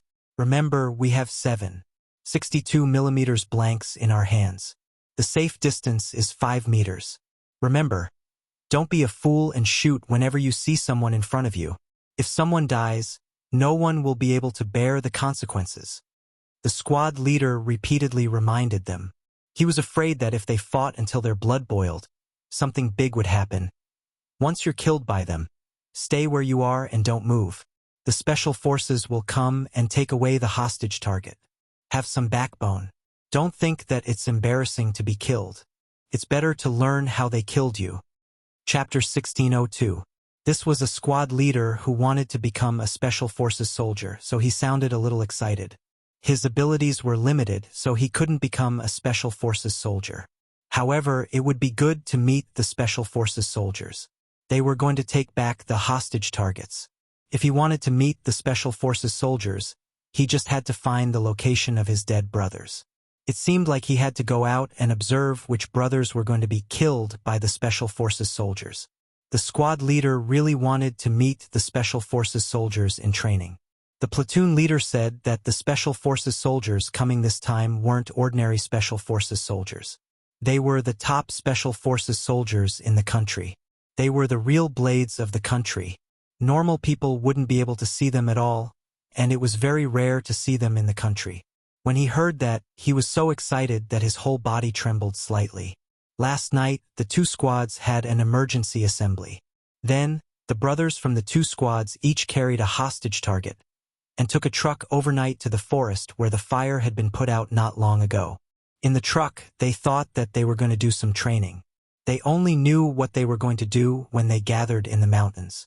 They were going to hide in the forest with the hostage targets and cooperate with the two top Special Forces soldiers to complete the competition.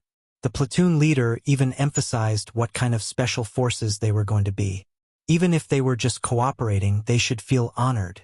As for what kind of Special Forces they were, he still didn't know.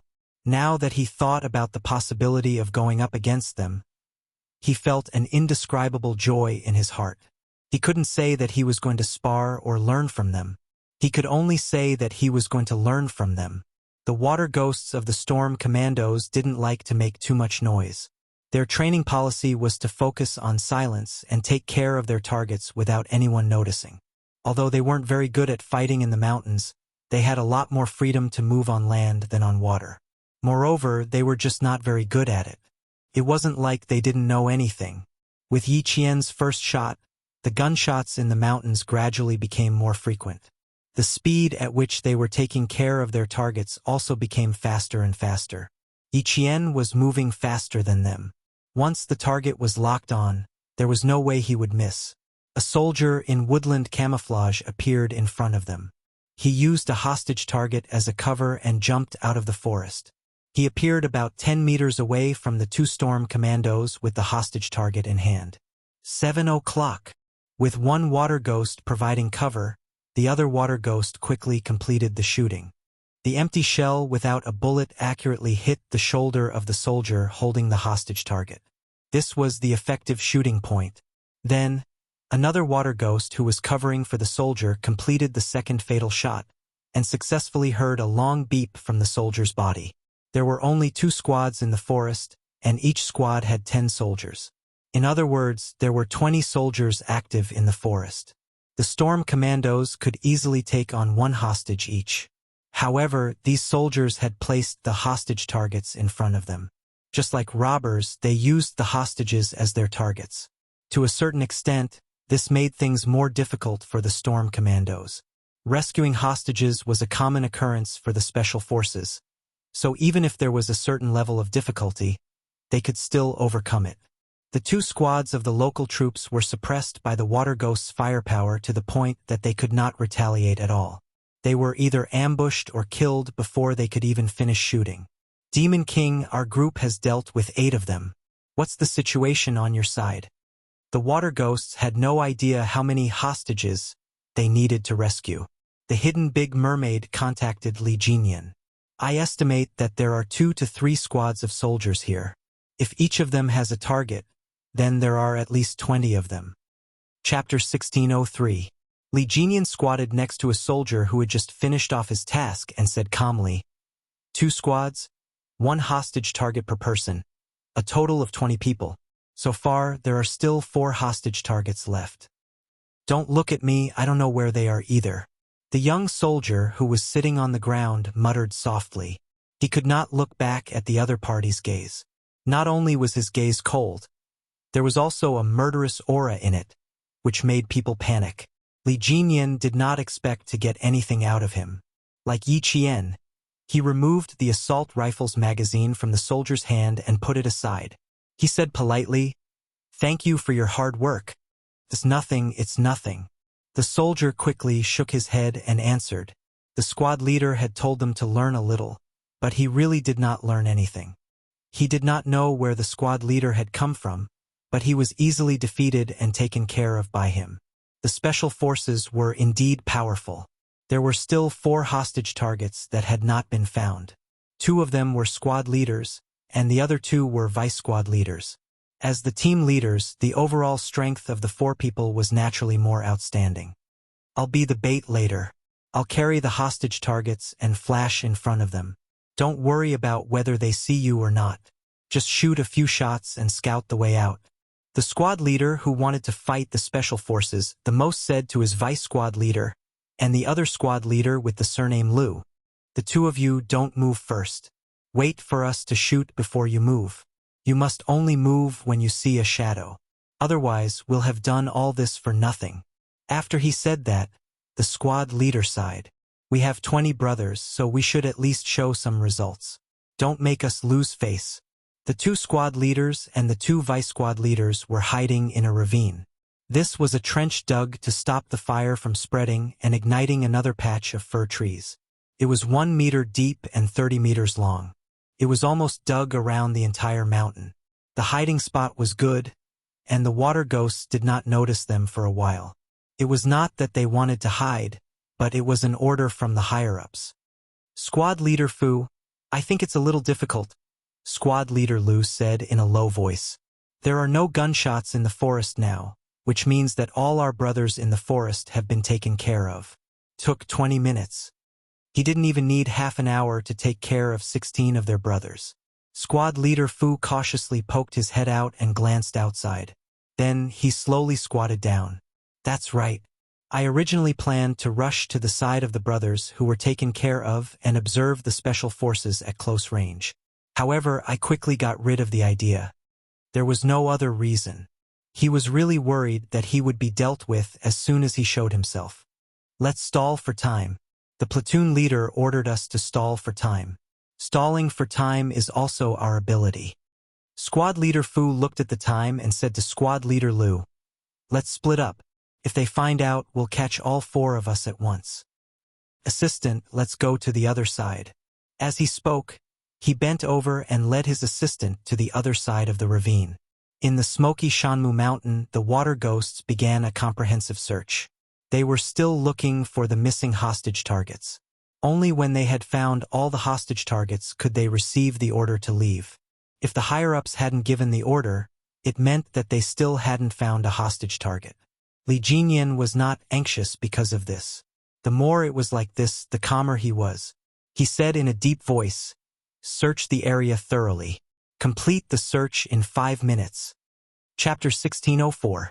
There was no way the command center would let the 2 teams pass so easily. They would only make the arrangements more complicated so that they could observe the commanders of the 2 teams and see if they could adjust their tactics in time. From there, they could observe everyone's combat ability.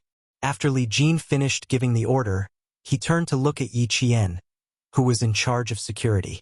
Just as he was about to speak, Yi Qian, who sensed his gaze, turned her head. It was obvious that she had something she wanted to say. Li Jinyan pointed to the front, then pointed to Yi Qian and himself. He did not ask, but looked at Yi Qian questioningly. Yi Qian, who wanted to voice her opinion, instantly understood what he meant, because she thought the same. They both suspected that there were no more hostage targets in this area and that they might be in the periphery. The reason for this was very simple. First, it was to delay them. Second, the general in the command center needed to see if Li Jinyan could detect the abnormality in the situation and immediately make the correct decision. This time, the command center could not see their real-time combat situation. They could only see the changes in the data.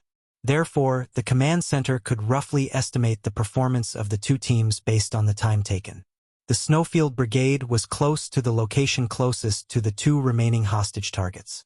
Xia Jinyuan, who was as sharp as a leopard, gestured for them to surround the 2 Snowfield Brigade members.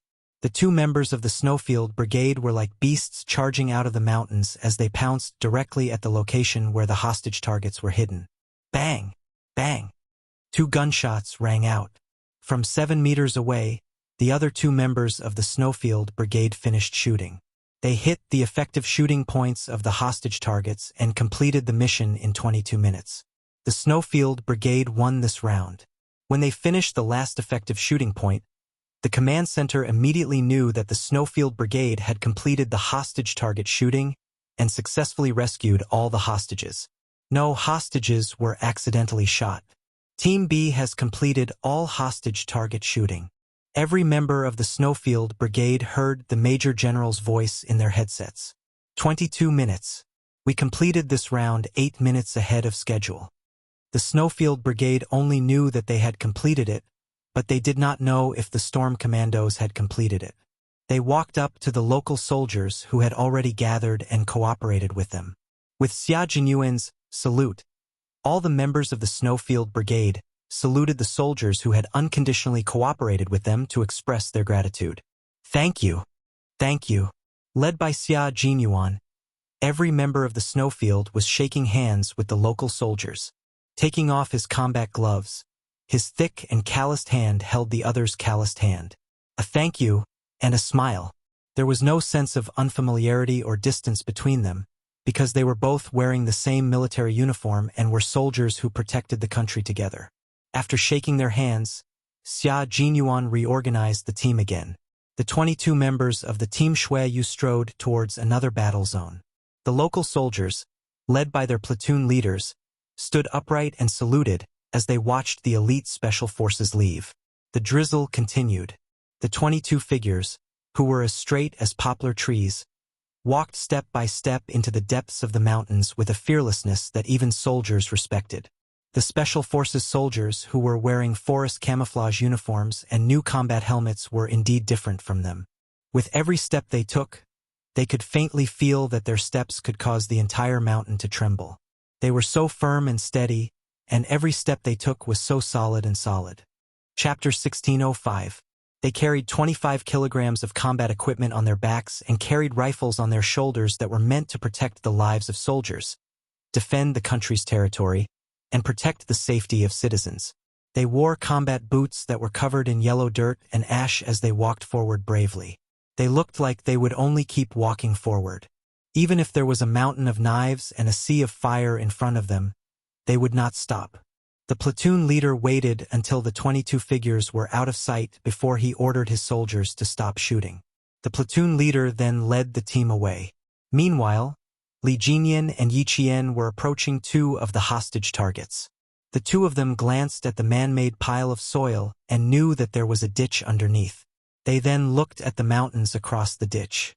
It was a stark contrast to the burnt fir forest. One was burnt to the point of being lifeless. The other was a charming autumn scene with red maple leaves swaying gently in the drizzle. Down there, Yi Qian pointed towards the ditch and used hand signals to communicate with Li Jinyan. You take the left, I'll take the right. Let's go down together. Li Jinyan gave her an okay hand signal and moved to the left. When he heard Yi Qian say, "Get ready," the two of them reached the ditch at almost the same time.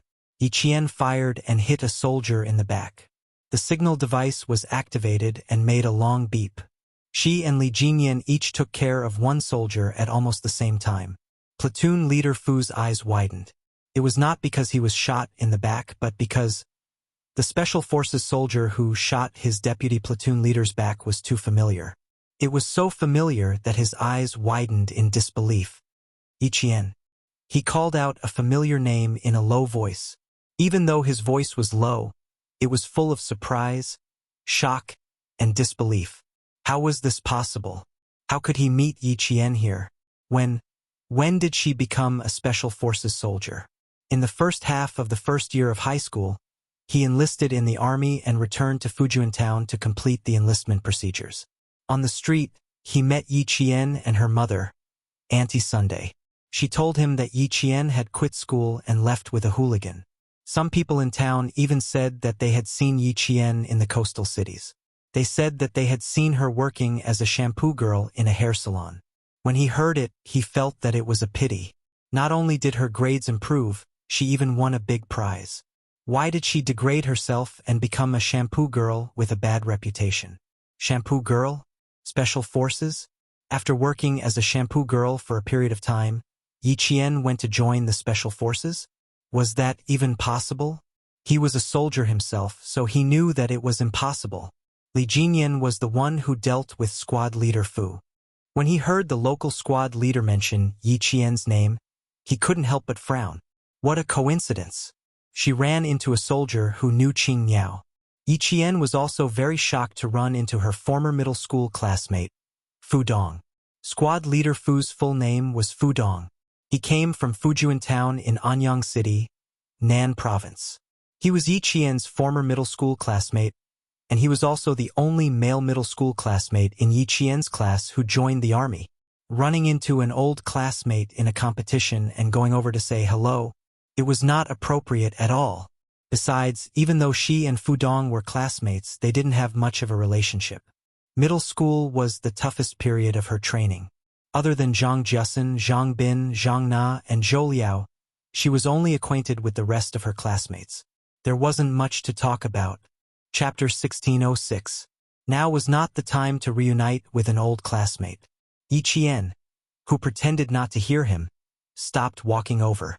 Instead, he gave Li Jinyan a meaningful look.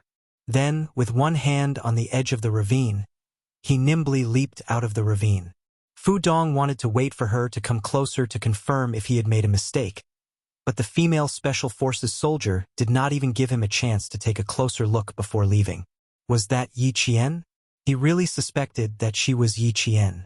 Ever since the second year of junior high, Yi Qian had become a completely different person. She had become the most dazzling pearl in the class. Even Yi Ying was suppressed by her. She was no longer the timid and weak Yi Qian of the past. If it really was her, did Yi Qian quit high school to join the military? Then, he performed well and became a Special Forces soldier? No, how could it be so easy to become a Special Forces soldier? When he joined the military, he performed exceptionally well in the recruit company. He even naively asked the class leader if he could enter the special forces based on his performance as a recruit. The class leader pointed at an instructor who was teaching a recruit a lesson and said, "I don't need to tell you about the class leader's comprehensive ability. You've seen it for yourself." Even the instructor didn't become a special forces soldier. "Boy, do you think you can do it? But you still have potential. Keep it up, you might even become a special forces soldier." Fu Dong had felt that he had no hope of becoming a special forces soldier. He had almost hit every target, and every recruit had challenged him. He had won every single time, but he had not been able to become a special forces soldier. But he did not give up. He had joined the military as a high school student. He was a bit arrogant and always felt that he could succeed. He had joined the military half a year after his first year of high school. Now, he had worked hard for 2.5 years. At the same time, he also understood how difficult it was to become a special forces soldier. To him, there was no hope in this life. But now, he actually saw Yi Qian. A girl actually became a special forces soldier. Was this possible? A cold male voice came from behind him. It was like an icicle in winter. It was so cold that he immediately snapped out of his daze. Fu Dong turned around and looked at the special forces soldier who had easily taken care of her. She couldn't help but look at his armband. Unfortunately, there was nothing on it. What he said to her just now was, "Thank you for your hard work." Fu Donglian, who was still a little confused, restrained her expression and reached out her hand to shake his. She smiled and said, "You're welcome. We're all brothers. It's my duty." Fu Dong, who had been training in the army for nearly 2.5 years, had learned to remain silent. Even though his heart was filled with questions and shock, he did not think of chasing after the female soldier just now to confirm whether or not she was Yi Qian. When the platoon leader brought them into the mountains, he had warned them, "Don't look at what you shouldn't look at. Don't ask what you shouldn't ask. Keep your eyes open, keep your mouth shut, do your own thing, and be honest." If it was in the past, he would definitely ask. But now, he definitely wouldn't open his mouth. Yi Qian. If that female soldier was really Yi Qian, Fu Dong couldn't help but smile. Then the rumors in class that Yi Ying's family had been secretly slandering Yi Qian were true. After coming out of the ravine, Fu Dong saw a few special forces soldiers carrying heavy combat equipment walking out of the forest. They walked very quickly as if they were not carrying any weight. They looked so relaxed. His eyes searched in the dark. Even though he didn't walk up to confirm, he still wanted to know if that female soldier was Yi Qian. If it was really her, Fu Dong sighed softly. So what if it was really her? Chapter 1607. Li Jinyan strode over to Yi Qian's side. "He knows you." "Yes, he's my former junior high school classmate." Yi Qian glanced at Fu Dong, who was organizing the troops, and sighed with a smile. "What a surprise. You even ran into an old classmate." So they were junior high school classmates. That was easier to handle. She was afraid that they would run into acquaintances from the same village. Li Jinyan's eyes darkened slightly. "Qing Niao, your identity and the unit you're serving in are confidential." "I understand." Yi Qian nodded. She understood what Li Jinyan was trying to tell her. The Storm Commandos were the same as the Snowfield Brigade. Every member's identity and which unit they were serving in were confidential. They couldn't even tell their family members. But fortunately, Fu Dong wasn't completely sure that it was her. After all, it had been 3.5 years since she graduated from junior high school. "He didn't completely recognize me. He just thought I looked familiar. I won't participate in the handshake later, or I'll come over after he leaves." Yi Qian didn't have the slightest intention of acknowledging her old classmate, nor did she have the slightest intention of showing off. She was Yi Qian, a female soldier who fought for her own goals. What did what they thought have to do with her? Fu Dong had already looked around, but he didn't find any familiar figures. He didn't discover them even when all the Special Forces soldiers shook hands with them. Fu Dong watched as the brave Special Forces soldiers left. He realized that there were originally only 21 Special Forces soldiers shaking hands with him, but when they left, there were 22 figures. The extra figure was wearing the same forest combat uniform as the male soldiers. She carried the same combat equipment and walked in the same footsteps as the male soldiers, all the way into the depths of the mountains. Her back was particularly conspicuous in the background of a group of tall and straight male soldiers. She was as slender as a willow tree. In the fine rain, she walked out with a majestic figure that did not lose to any of the male soldiers. Yiqian, if you're really Yiqian, your old classmate congratulates you. Congratulations on becoming an indomitable soldier. Class rep, what are you looking at? That female special forces soldier. I was killed by her. I don't even know how she found me. How can a woman be so powerful? Asked a soldier softly as he lamented. If she was really Yiqian, Fudong smiled and replied, so what if she's a female soldier? Although she is a female soldier, she is a special forces soldier who is more powerful than us male soldiers. She was so good when she was in school, and she was still so good after joining the army. This was the old classmate Yiqian he knew. Now he was a soldier. He wore a military uniform and carried a steel gun. He was a soldier who fought for his country. Fudong did not think about it anymore, nor did he deliberately ask about it. Although he was not sure if it was Yiqian, he believed that the female soldier who did not even show up to shake his hand was his old classmate. As a soldier, he naturally had to protect his old classmate who was also a soldier. Yiqian did not know what his old junior high classmate was thinking at this moment, but he knew that if Fudong recognized him, then as a soldier, he still had the basic sense of confidentiality. Class representative to be able to become the class rep of a class. It showed that Fudong's performance in the army was also very good. This way, even if he really recognized him, there was nothing to worry about. The fine rain continued to fall. The burned cedar mountain was already a few kilometers away from the storm commandos. At 3 o'clock in the afternoon, the two teams completed their support fire, and then entered the area where the two armies fought together to complete the 300-meter time-limited accurate shooting with 100 bullets. Chapter 1608. There were many factors that could affect a bullet's accuracy, and the drizzle and wind were among them. The weather that the Storm and Shuiyu teams encountered was not good. It was raining on the sea, and it was still raining when they were out of the sea. The wind and rain did not stop, and it continued to rain and disturb them. The Special Forces soldiers who were advancing in the drizzle were drenched inside and out. Their clothes were so wet that water could be wrung out. There was not a single spot on their bodies that was dry. Yiqian, who had always been able to endure, waited until around 5 in the afternoon. Her face was unusually pale, and her originally rosy lips were sickly pale. Li Jinyan was the closest to her, and he could feel her change the most. You can only rest after this. Hold on for another hour. The devil slowed down and looked at her combat equipment that was as heavy as the male soldiers. He pursed his thin lips and said in a low voice, "Give me the bag, but you have to hold the gun yourself." She did not know what would happen next. The gun, only in her own hands could she ensure her own safety and protect the lives of her comrades. Yiqian, who felt a slight discomfort in her lower abdomen, secretly adjusted her breathing. She shook her head and smiled at him. "It's okay. I can still hold on. I can still carry it myself. If I can't, I'll report it to you." In the face of her insistence, Li Jinyan's cold gaze lingered on her face for a few seconds. He nodded slightly and said, "Okay, if you have any problems, you can respond at any time." He paused for a moment and added, "I'm still considered reasonable."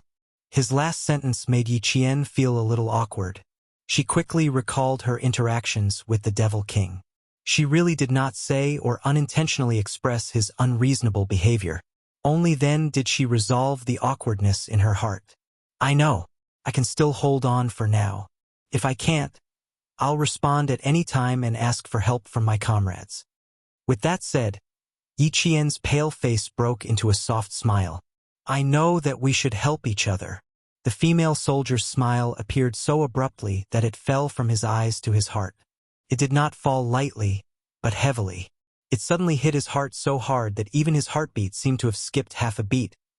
Li Jinyan, whose heart skipped a beat, calmly retracted his gaze and softly replied, He could not help but take large strides and leave the female soldier. Female soldiers were indeed dangerous creatures. It was the right decision not to recruit female soldiers. The commander wanted to keep Qing Niao, but forget it. Li Jinyan's mind was in a mess as he left. After he left, Yi Qian heaved a sigh of relief. He was indeed feeling a little unwell, but it was not so serious that he needed the help of the male soldiers. As a girl, there would always be a few days of normal bleeding every month. Her normal bleeding was probably coming soon. Her lower abdomen had been feeling uncomfortable since around 4 in the afternoon, and now there was a dull pain. For the first time, Yi Qian felt the discomfort caused by normal bleeding. In the past, there was nothing uncomfortable about it. Li Jinyan didn't believe it.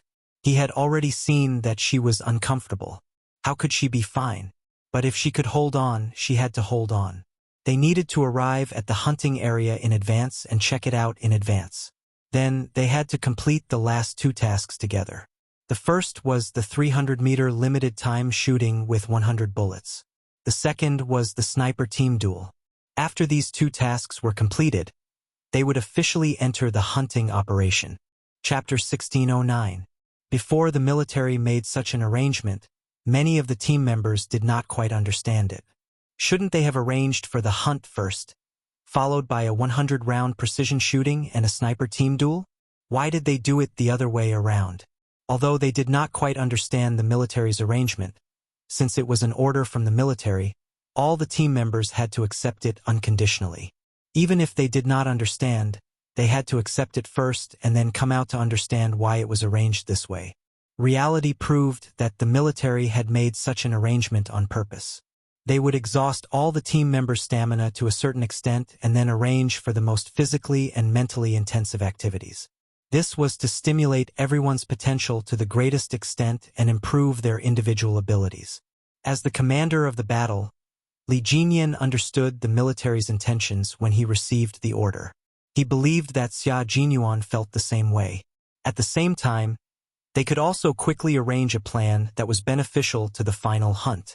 They could deploy and scout ahead of time to make up for the exhaustion of their stamina and end the hunt quickly. Right now, both teams were making the best use of their time to make arrangements for the follow-up battle. Even though Li Jinyan could see that Yi Qian was not feeling well, he could not stop for her alone. On the battlefield, it was absolutely impossible to delay an opportunity for personal reasons. Yi Qian naturally understood that, so she gritted her teeth and persevered. She did not want to delay the entire team's time. On a battlefield filled with gunpowder, time was life. How could she stop for personal reasons? She understood. As the commander of the battle, Li Jinyan understood it even more. An hour later, the storm commandos arrived at the mountain they were supposed to arrive at. It was already 6 p.m. and they were only 8 kilometers away from the joint combat zone of the 2 teams. 8 kilometers ahead was the joint combat zone of the 2 teams. Heading east was the combat zone of the 2 teams. It was a combat zone surrounded by mountains with a natural lake in the middle. The combat zone had a complex environment. They could rest here. There was not much time left, only 10 minutes. 10 minutes was enough for Yi Qian to take care of her personal issues. She had to take care of them. After putting down her equipment, Yi Qian asked for 2 minutes of leave from Li Jinyan. As for the reason, she did not say and went into the forest alone. There's something wrong with Qing Niao. She doesn't look well. Deil drank some cold water and frowned as he looked at Yi Qian's back worriedly. Do you want to go over and take a look? Could it be that he's sick? She wasn't that delicate. When she trained with them, she was soaked in the water every single day. She had never fallen sick before. Narrowing his cold eyes, Li Jinyan glanced at the direction where Yi Qian had left. A trace of worry flashed through his cold eyes. Her condition was indeed not good. He said to the big eel, "Ask Dashua to come over." The water demon with the codename Dasua was the same as K7 of the Snowfield Brigade. He was also a medic. After listening to Li Jinyan's description, Dasua's face was a little gloomy. "We need to prepare some hot water for her. I'll go nearby and see if there's a suitable place to make a fire." As a medical staff, Dasua could vaguely guess what was wrong with Qing Niao's body. You know? De Il, who was unmarried, looked at Dasuo in surprise. That's amazing. You don't even need to take a look to know. He's a miracle doctor. Li Jinyan also looked at Dasuo. He used his eyes to ask how his comrade knew. He did not need to take a look to know what was wrong just by listening to him. No matter how much he trusted his comrade, he was still a little worried. Chapter 16:10. Deshua didn't know how to answer his captain's question. This was a woman's private matter. How could he tell the unmarried captain? As for the other unmarried comrade, De Il, it was easy to get rid of him. He said, De Il, go to the side. Don't cause trouble. How am I causing trouble? I'm just standing here and listening to you. I'm not disturbing you. Me too. Before De Il could finish, he received the Demon King's gaze. He quickly turned around and walked away, not daring to stay. After he left, Li Jinyan asked in a tense voice, "What's going on?" Qing Yao's health was so serious that she had to hide it from her comrade. Yi Qian was a female soldier. Her training was no different from that of a male soldier. However, now that she was in trouble as the captain, Li Jinyan had to be more concerned.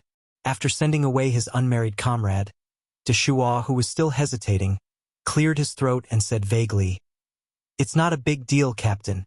As long as you know it's not a big deal, Yi Qian can solve it herself." What's with the hot water? Li Jinyan, the bachelor, still hadn't reacted. It wasn't that he was slow, but that he had never encountered such a situation before. Deshua was married. He was 31 years old and his child was already 3 years old. Male soldiers who had a wife knew more about women's matters. Seeing that his wise and powerful Demon King still didn't understand, Deshua sighed and said, "Demon King, it's time for you to find a girlfriend. Yi Qian is uncomfortable because of what girls do every month. Junior high school biology." "I know." As long as he mentioned that, Li Jinyan immediately understood. His expression was a little stiff as he interrupted Deshua and said in his usual cold tone, "Hot water, how do you want to solve it?" Deshua looked around. It wasn't easy to solve. They needed a fire to have hot water. This place wasn't suitable for a fire. "Let's wait for Yi Qian to bring it up herself. We will pretend we don't know so she won't feel awkward." Pretending not to know was indeed a good way to resolve the awkwardness. When Yi Qian returned, he found that his equipment was already being carried by the Demon King. Seeing her come over, he said calmly, "You don't look too good. We'll take turns carrying the equipment."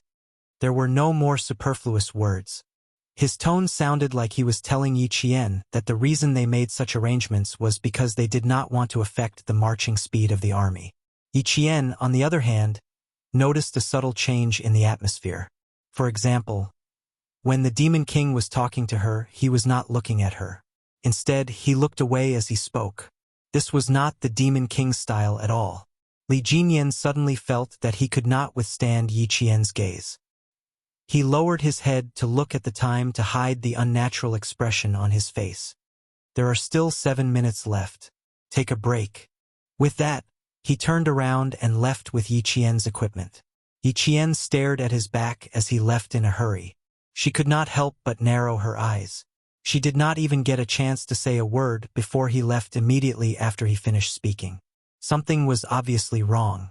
Her gaze was also very tangible, especially when she was only looking at one spot. Although it was very faint and did not seem to be aggressive, it contained a sharpness that could see through people's hearts. Li Jinyan, who was still carrying a backpack, could not help but quicken his steps. It would have been better if he did not know. Now that he knew, he felt a little awkward. He should take care of her. When it was time to take care of her, he would take care of her. Otherwise, he would appear to be unreasonable. Chapter 16:11. When Big Eel saw that Yi Qian had returned, he was about to go over and ask her if she was feeling unwell and if she wanted Deshua to take a look. However, just as he got up, he was stopped by Deshua. "If Qing Yao really has any problems, she'll tell us. She's not telling us now because she doesn't want us to know. Do you want to make Qing Yao feel uncomfortable?" He managed to persuade Big Eel. However, it could be seen from this that although Yi Qian had only spent a short time with the members of the Storm Commandos, They were like old comrades who had been together for a few years. Yi Qian was already shy when it came to such matters. If Big Eel really went over to ask her, although she could find an excuse to cover it up, she would really feel a little uncomfortable. There was no need to let the whole team know about a normal physiological matter. After the break, the Storm Commandos set off again. This time, they were even faster than before. Originally, they were weaker than the Snowfield Brigade when it came to mountain warfare. If they did not seize the opportunity, they would be hunted down and killed by the wolves of the Snowfield Brigade. The Snowfield Brigade also rushed towards the hunting area as fast as they could. The senior generals in the command center watched as the 44 green and red dots that represented the number of people all rushed towards the final battle area. The green dots represented Group A, and the red dots represented Group B. Surprisingly, the red and green dots were moving at almost the same speed. For a moment, the generals of both the Navy and the Army laughed. Watching the strongest special forces in battle was even more exciting than watching a drill. Although it was not a large-scale confrontation and they did not even have high-tech equipment, their battle greatly stimulated everyone's most primitive desire to win. It looks like they'll meet in this area. Judging from the time, they can only see their own battle area. As for going to the other party's battle area, there's no way for them to do so. From the time we arranged, they didn't have time to go to the final battle area in advance. Now that they have an extra 2 hours, it can be seen that both sides have already made arrangements. The most basic battle strategy of both sides is the same, which is also very desirable. Ha ha ha! It looks like we've underestimated them. We should add another event to the list. Major General Yang of the Army laughed heartily. Looking at those flashing green dots, Major General Yang was satisfied. In terms of time, the Snowfield Brigade had very good control over time, and from a strategic point of view it was also desirable. However, he had encountered Li Jinyan, who was on par with him in terms of strength, so the time strategy could only be said to be a draw. Now, it was time to see their true abilities. The two teams met on the other side of the lake. Xia Jinyuan flashed the searchlight at the other side of the lake tentatively. Then, the searchlight flashed back at him. The Demon King is an opponent. We're racing against time, and he's racing against time as well. To think that both sides would meet. J5 smiled and sighed. Now, no one can think of exploring the enemy's combat zone. Everyone head to the 4th combat zone. They were currently in the 5th combat zone. Xia Jinyuan spread out the combat zone map and pointed at an intersection. Meet them here and head to the combat zone together. He wanted to ask about Little Fox's physical condition. Calculating the time, today or tomorrow should be Little Fox's special day as a girl. Carrying 25 kilograms of combat equipment and being drenched in the rain, he did not know how she was doing. The members of the Snowfield Brigade had no problem with his arrangements. The next 2 events would need to be completed together. Tonight, they could meet up and talk about what they had learned over the past few days. Chapter 16:12. After this warm-up match was over, they would organize another match on a larger scale next year. It would be a match between the two teams the entire time, and it would be even more exciting than this.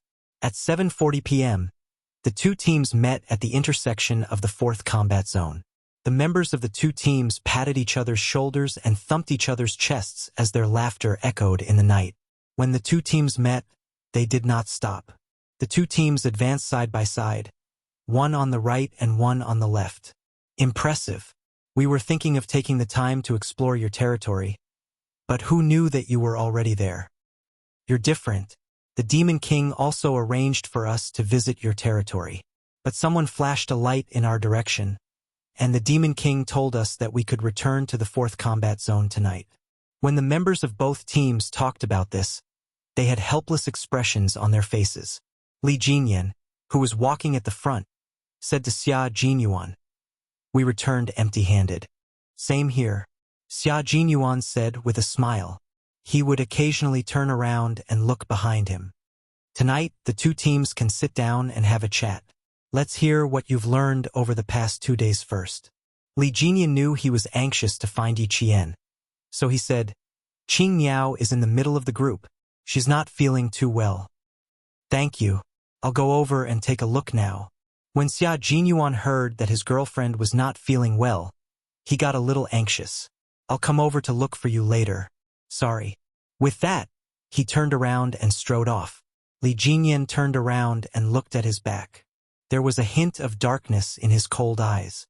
Once again, he felt that Q King treated Qing Niao differently, but he could not pinpoint the difference. Xia Jinyuan had already walked up to Yi Qian. Yi Qian was talking to T6. When he came over, T6 wanted to make room for him, but he saw his captain holding his girlfriend's hand domineeringly and leaving the group. T6 pursed his lips and chuckled. He gave his captain a thumbs up. Xia Jinyuan only had eyes for his girlfriend. He did not have the time to look at his comrades. He held Yi Qian's hand under the cover of the night.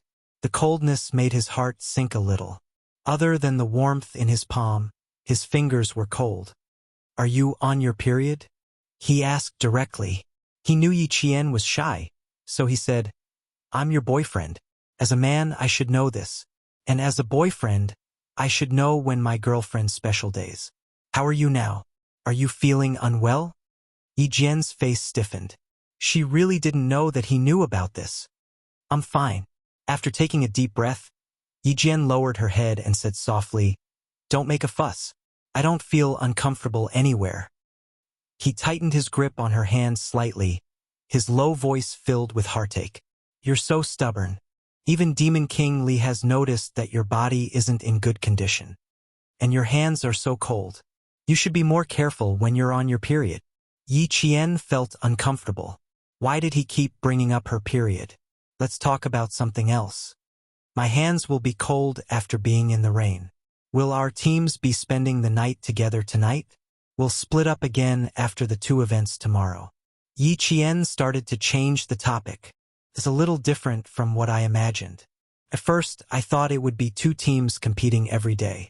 She was so shy that she even avoided talking about such a topic with him.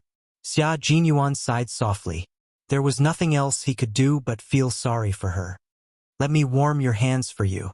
I'll come over later to help you warm your feet. Chapter 16:13. Don't doubt that Major Xia was just joking. He was serious about this matter. Sensing that Yi Jian didn't take his words to heart, Major Xia raised his eyebrows slightly. He didn't say anything, but he planned to put his words into action tonight and let her know that he wasn't just joking. Yi Qian did not take his words seriously. The members of both teams would be together tonight. No matter how bold he would not come to her place in the middle of the night. It was already past 10 p.m. when they arrived at the 4th combat zone. The members of both teams who had not slept in bed for a few days were already used to sleeping at night. They found a large rock that could shelter them from the wind. The two teams spread the waterproof cloth on the ground, then divided into groups to quickly set up the waterproof cloth. A simple shelter that could temporarily shelter them from the wind and rain was presented perfectly. To them, setting up a temporary tent to shelter them from the wind and rain did not take much time. It took less than 20 minutes for the 40-odd people to work together. Yi Qian was arranged to sleep in a position slightly further in.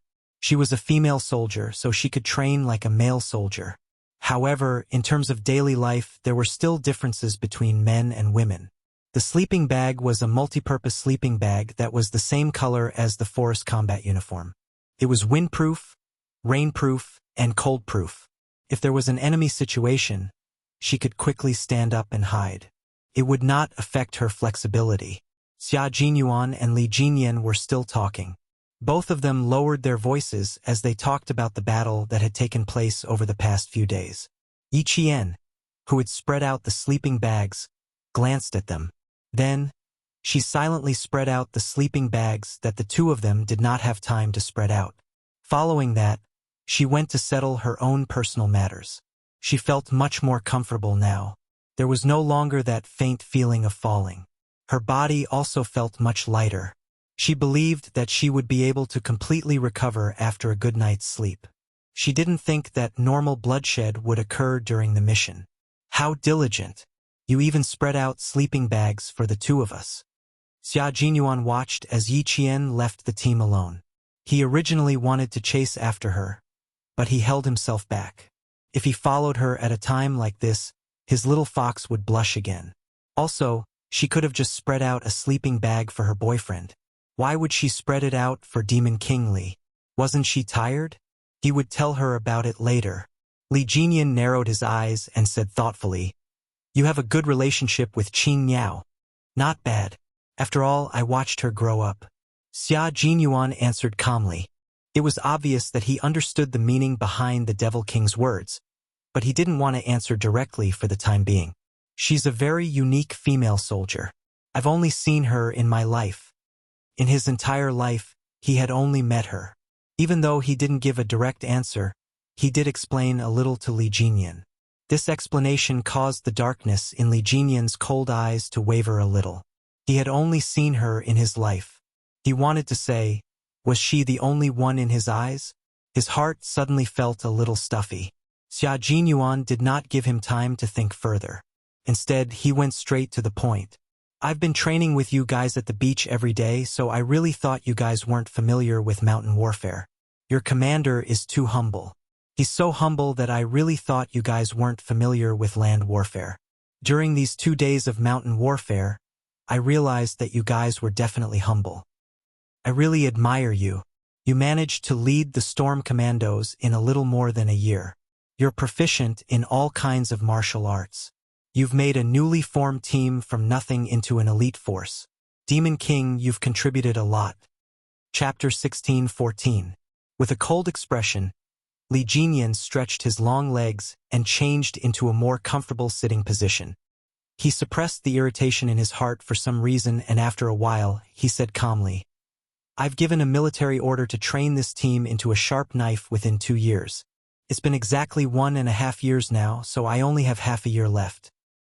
Back then, when we were named the Storm Amphibious Frogmen Commandos, the army hoped that we would be a team that could enter the sea and level the land instead of just fighting on the sea. If I slack off even a little, Commander Dong won't be able to answer to the army. After all, it was Commander Dong who made him the captain of the commandos despite all the difficulties in the first place. When it came to training, Li Jinyan was obviously more talkative than usual. In February this year, I took them to the junction of Guangdong and Guangxi, as well as Ulaanbaatar and the desert for a 2-month wilderness survival training. The results were still very good. There are 6 scouts in our team, 3 from the Army and 3 from the Navy. Through systematic training, the 6 of them exchange their experiences from time to time. Now, there's no difference between the sea and the land for the 6 of them. There's a very big characteristic of the Storm Commandos, which is that not all of the members are from the Navy. They're formed from the sea, the Army, and the Air Force. Therefore, although our daily training revolves around the sea, we've never slacked off on land training. Otherwise, we wouldn't be qualified to be amphibious. His words made Xia Jinyuan nod repeatedly. He could already tell that although the Storm Commandos focused on the sea, they were not like stranded whales on land that could not move. Once they took off the rubber diving suits and put on the land combat uniform, the 2 of them were as fierce as tigers released from their cages. It's true that the army doesn't only limit you to fighting on the sea. Being able to enter the sea and level the land is the army's hope for you, and Xia Jinyuan's voice lowered a lot and there was a hint of a smile in his voice. I have a guess. This unusual competition is very likely to be the army's observation of us. He and Li Jinyan had known each other for many years. With their mutual understanding, the Demon King must have had his suspicions long ago. It was just that he was a man of few words and did not like to say it out loud. Li Jinyan, who was taking off his helmet, was surprised when he heard this. He held the helmet in his hand and rubbed the edge of the helmet with his fingers. He said thoughtfully, "It seems that I'm not the only one who thinks so. I feel that the military headquarters is selecting the best of the best." After saying that, the 2 people in the dark instantly fell silent. The night was too dark, and even though they were sitting so close to each other, they couldn't see each other's faces clearly. They could only feel that each other's expressions were a little tense. Selecting the best of the best. It seems that not all of the members will go to war, but the quota is limited, Xia Jinyuan said softly. Now that you think about it, everything makes sense. This explained why they didn't fight together in this competition. Instead, they split up at the beginning, met up in the middle, and split up again at the end. Exhausting their abilities and stimulating their potential was one of the goals, but the most important goal was to select people. Even in a group of outstanding soldiers, there were superior, intermediate, and inferior ones. What the army wanted was the most superior soldiers. They wanted the best of the best, the best of the best. When Yi Qian, who had just returned, heard the phrase, selecting the best of the best, she couldn't help but raise her eyebrows slightly. When she heard Xia Jinyuan's last words, there was undisguised surprise in her eyes. Chapter 16:15. What's going on? Could it be that not everyone can go abroad to fight? She paused. Xia Jinyuan, who had been paying attention to her movements, saw that she hadn't moved. He apologized to Li Jinyan and hurriedly got up and walked over. His lowered voice couldn't hide his worry. Are you not feeling well? Do you need some hot water? No, I don't need it. Yi Qian didn't expect him to come over directly. She quickly explained, I'm fine. I was just a little surprised when I heard what you said. Previously, the Major General said that she was going to train with the two teams to represent the country to fight abroad. If there was a selection, then she only had a 50% chance of being selected. Thinking of this, Yi Qian's expression became serious. There was a hint of stubbornness between her eyebrows. If there was a selection, she definitely wouldn't run away. She would work harder to fight for the opportunity. That way, she wouldn't disappoint the Major General. The searchlight on the helmet was turned on.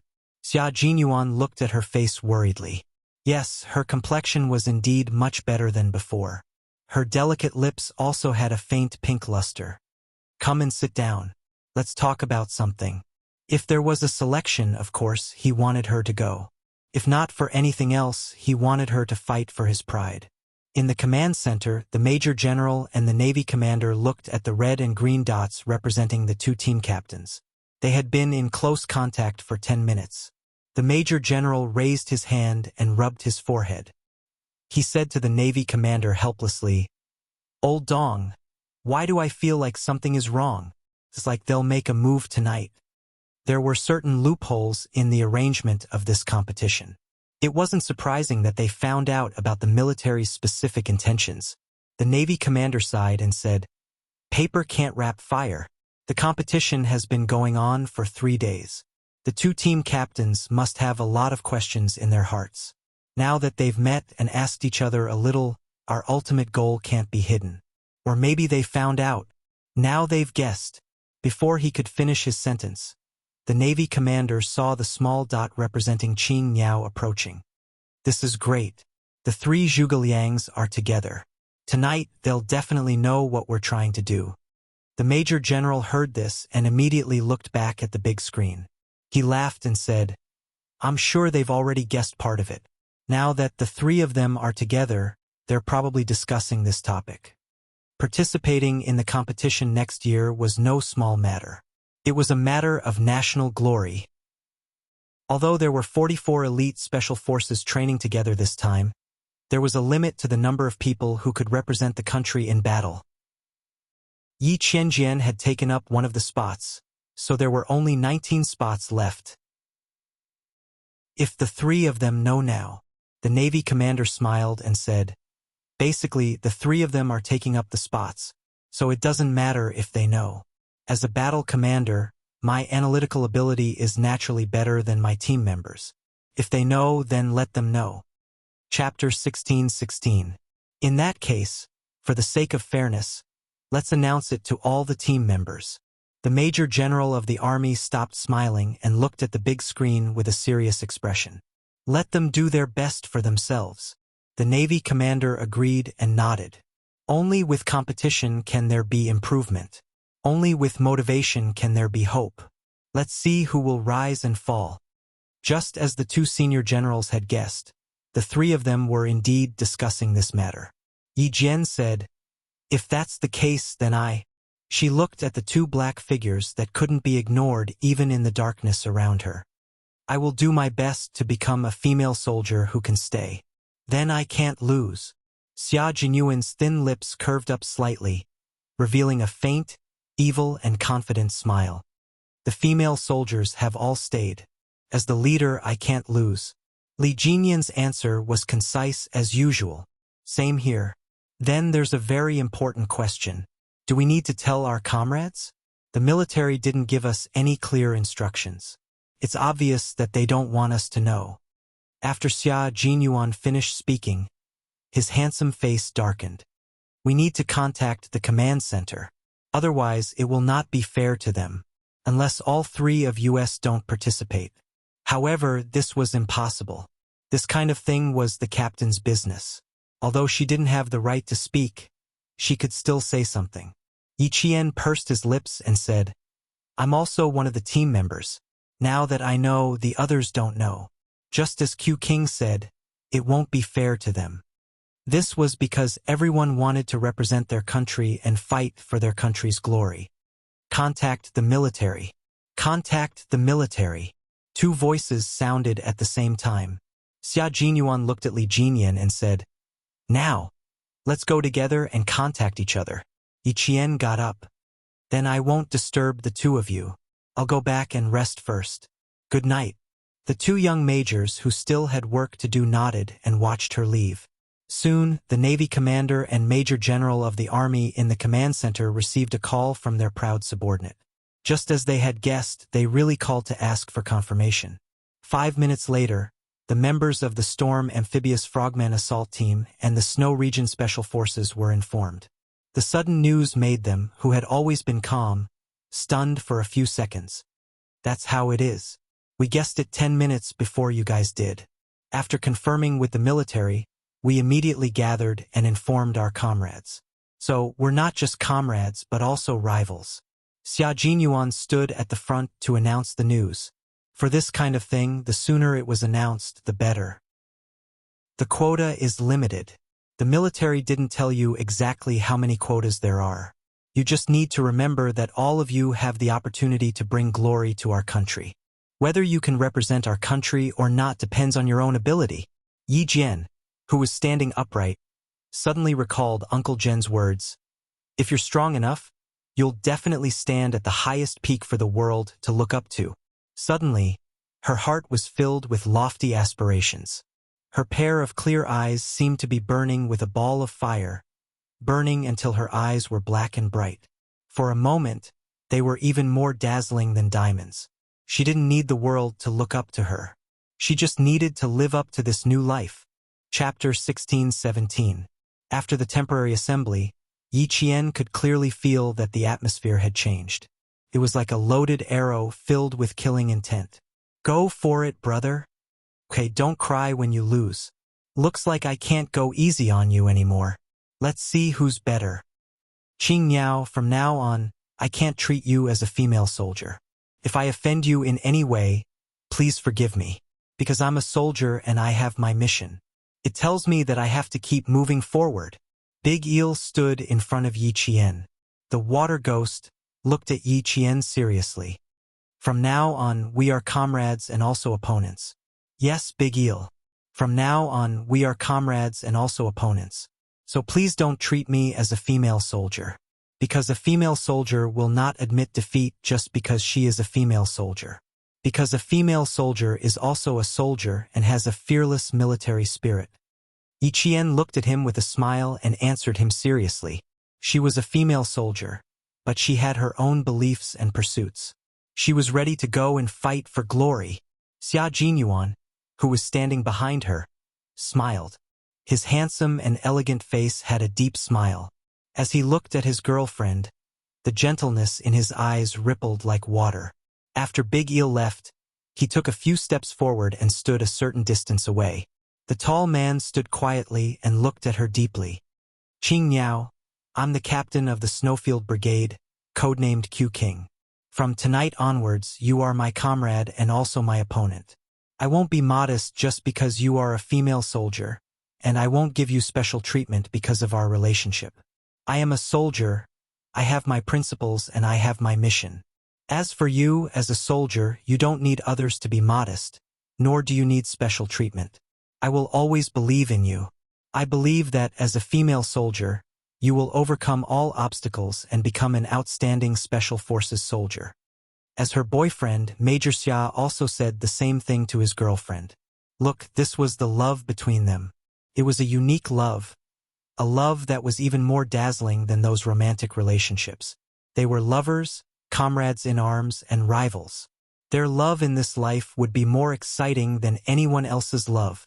Yi Qian turned around and looked at the young major who had always spurred him on.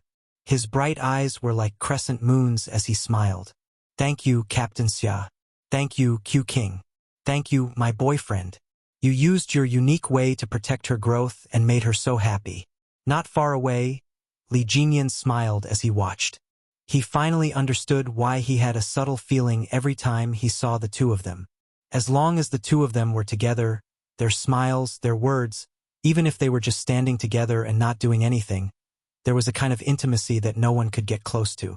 Turning around, Li Jingyan returned to his seat without hesitation.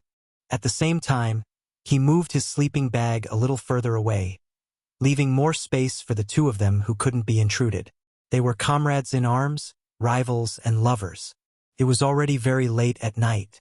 Xia Jinyuan, who was lying in his sleeping bag, turned slightly to his side. He used his hands to tightly hug Yi Qian's cold feet, using his body temperature to warm them up. He wouldn't give in to her during the competition, but in life, he would definitely do his best to take care of her and make her happy. Yi Qian struggled for a while and stopped moving. He had already experienced his stubbornness. He was a man of his words. When he said that he would cover her feet, he definitely wasn't joking. Chapter 16-18. That night, Yi Jian slept very soundly. Her cold feet seemed to be warmed by a ball of fire. The warmth spread from the soles of her feet to her limbs and bones. It was so warm that when she opened her eyes and woke up, she found that her forehead was slightly sweaty.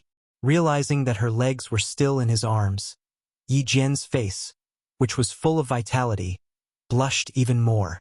She kicked her legs lightly, trying to get out of his arms. As soon as she moved, the man who had his eyes closed suddenly opened his eyes. His handsome eyes were like the cold moon breaking through the clouds. His gaze was so cold that it was suffused with a little bit of cold light.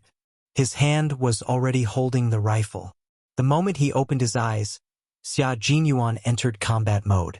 This was a man who, as long as he was wearing his military uniform, combat uniform, or training uniform, was always in combat mode or in preparation for combat, no matter what he was doing at the time.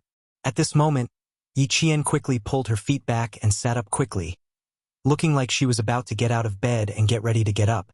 It was still early. The assembly time was 5:30 in the morning. Right now. Yi Qian looked at the time. It was still 15 minutes to 5 o'clock. She remembered that Xia Jinyuan didn't agree to it. He hugged her feet again and didn't get up. He lazily said, "You can still sleep for a while. Don't worry. None of our comrades are up now. If you stand like this, the sentinels will notice you. If they notice you, they will notice me. Little fox, do you think the sentinels will see me hugging your feet?" Major Xia, who had his eyes closed, said softly, because he had just woken up. His deep and slightly cold voice had a hint of sexy hoarseness. "If you want the sentinels to see you, just sit. I won't mind." Yi Qian didn't think too much about it.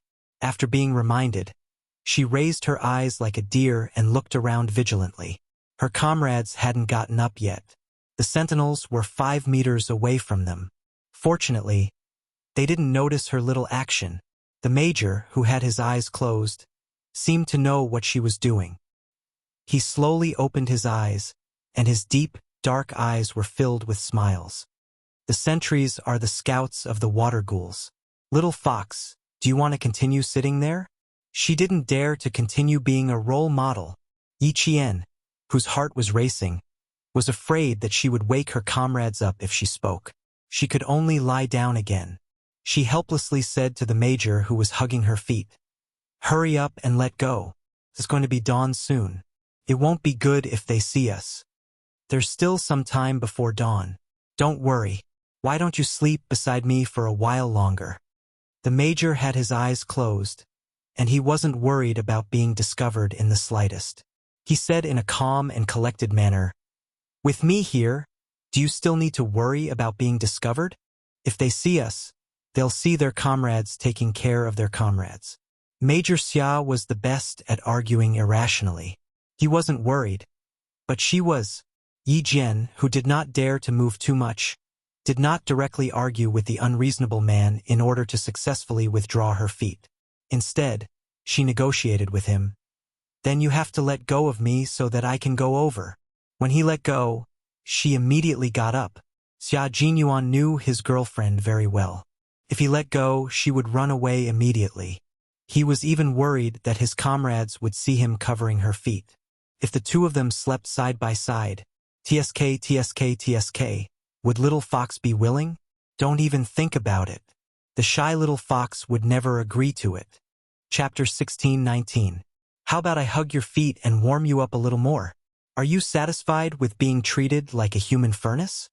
Major Xia, who had seen through her little plan, remained unmoved and only hugged her feet tightly.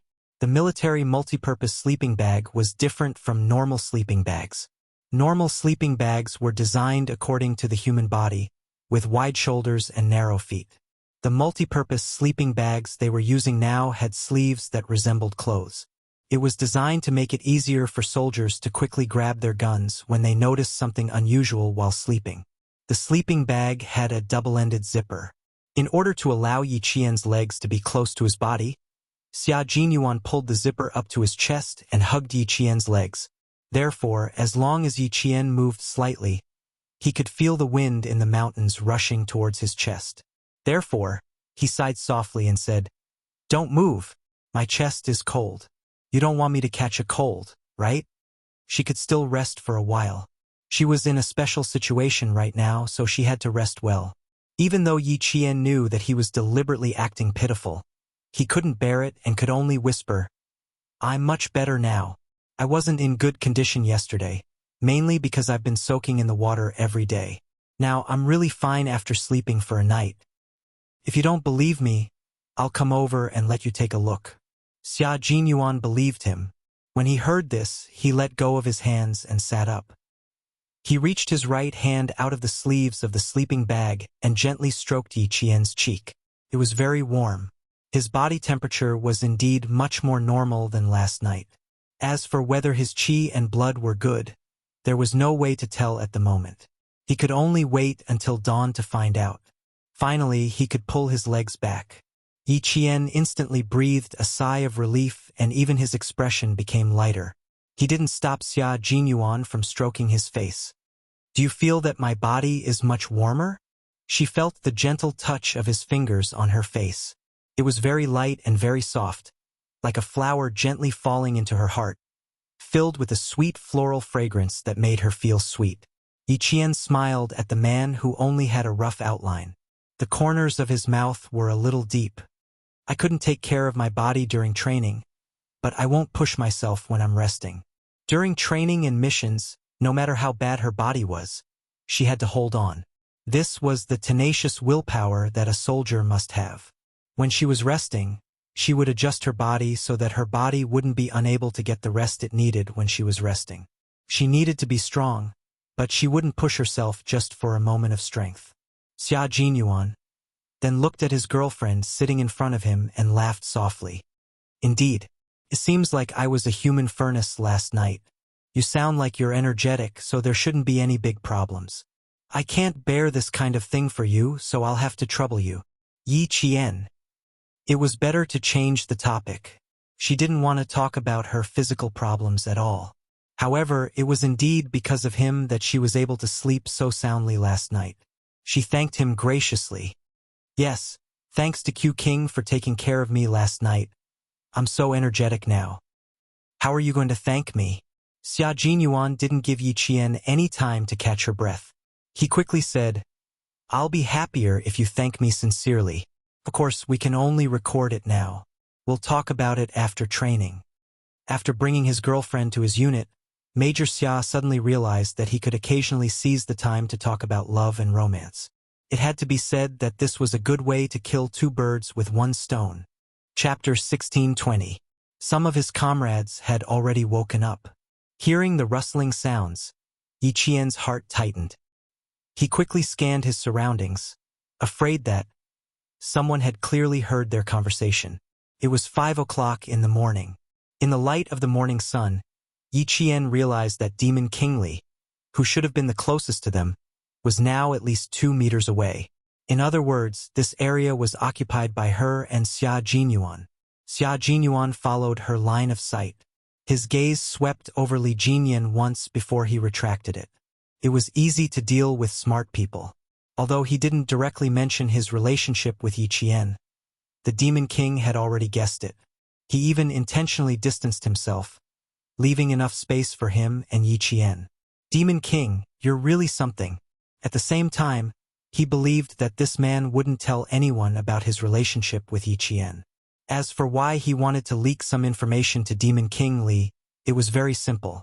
He realized that Demon King Li's gaze had been lingering on his girlfriend for a long time. This wasn't a good sign. He had to stop it.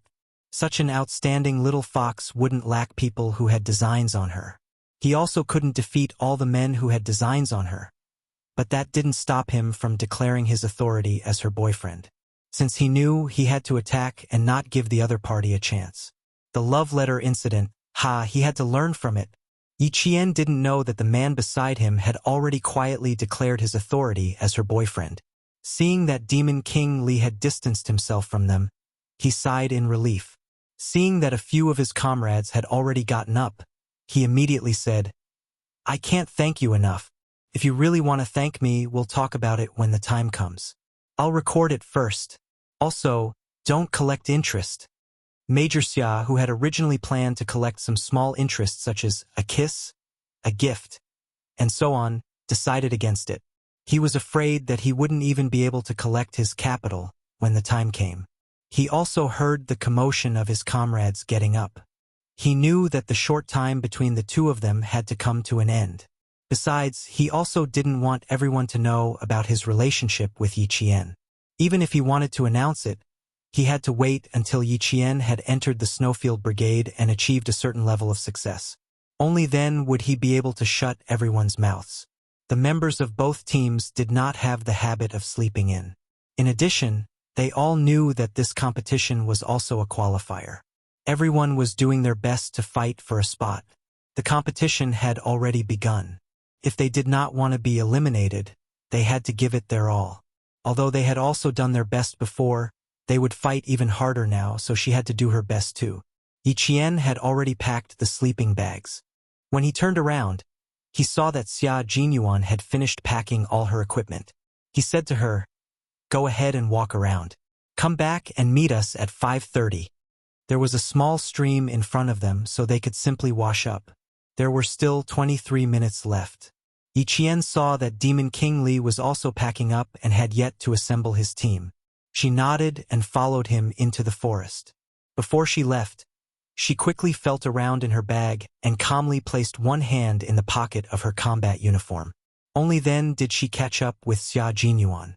His girlfriend's little movements were seen by his boyfriend, but he didn't point it out. Instead, his thin lips curved into a sexy arc. She was really cute. So cute that he couldn't help but want to tease her again. No, if he teased her again, his little fox would reveal her hidden claws. She would fly into a rage out of humiliation and scratch his face with her claws. That wouldn't be worth it. Chapter 16:21. In the morning, Yi Qian naturally had to deal with her personal matters again. Fortunately, she only had 3 days. After 3 days, she would have 4 days of small tasks, so she didn't have to go through so much trouble. After entering the forest, Yi Qian took advantage of Xia Jinyuan's time to wash up. She immediately dealt with her own matters and cleaned up any traces she left behind. The forest was very quiet, and there was even a faint mist surrounding it. The early birds were already chirping happily on the branches, playing Ode to Joy for the couple who could take a walk together for the time being. Xia Jinyuan didn't mention anything about personal matters again.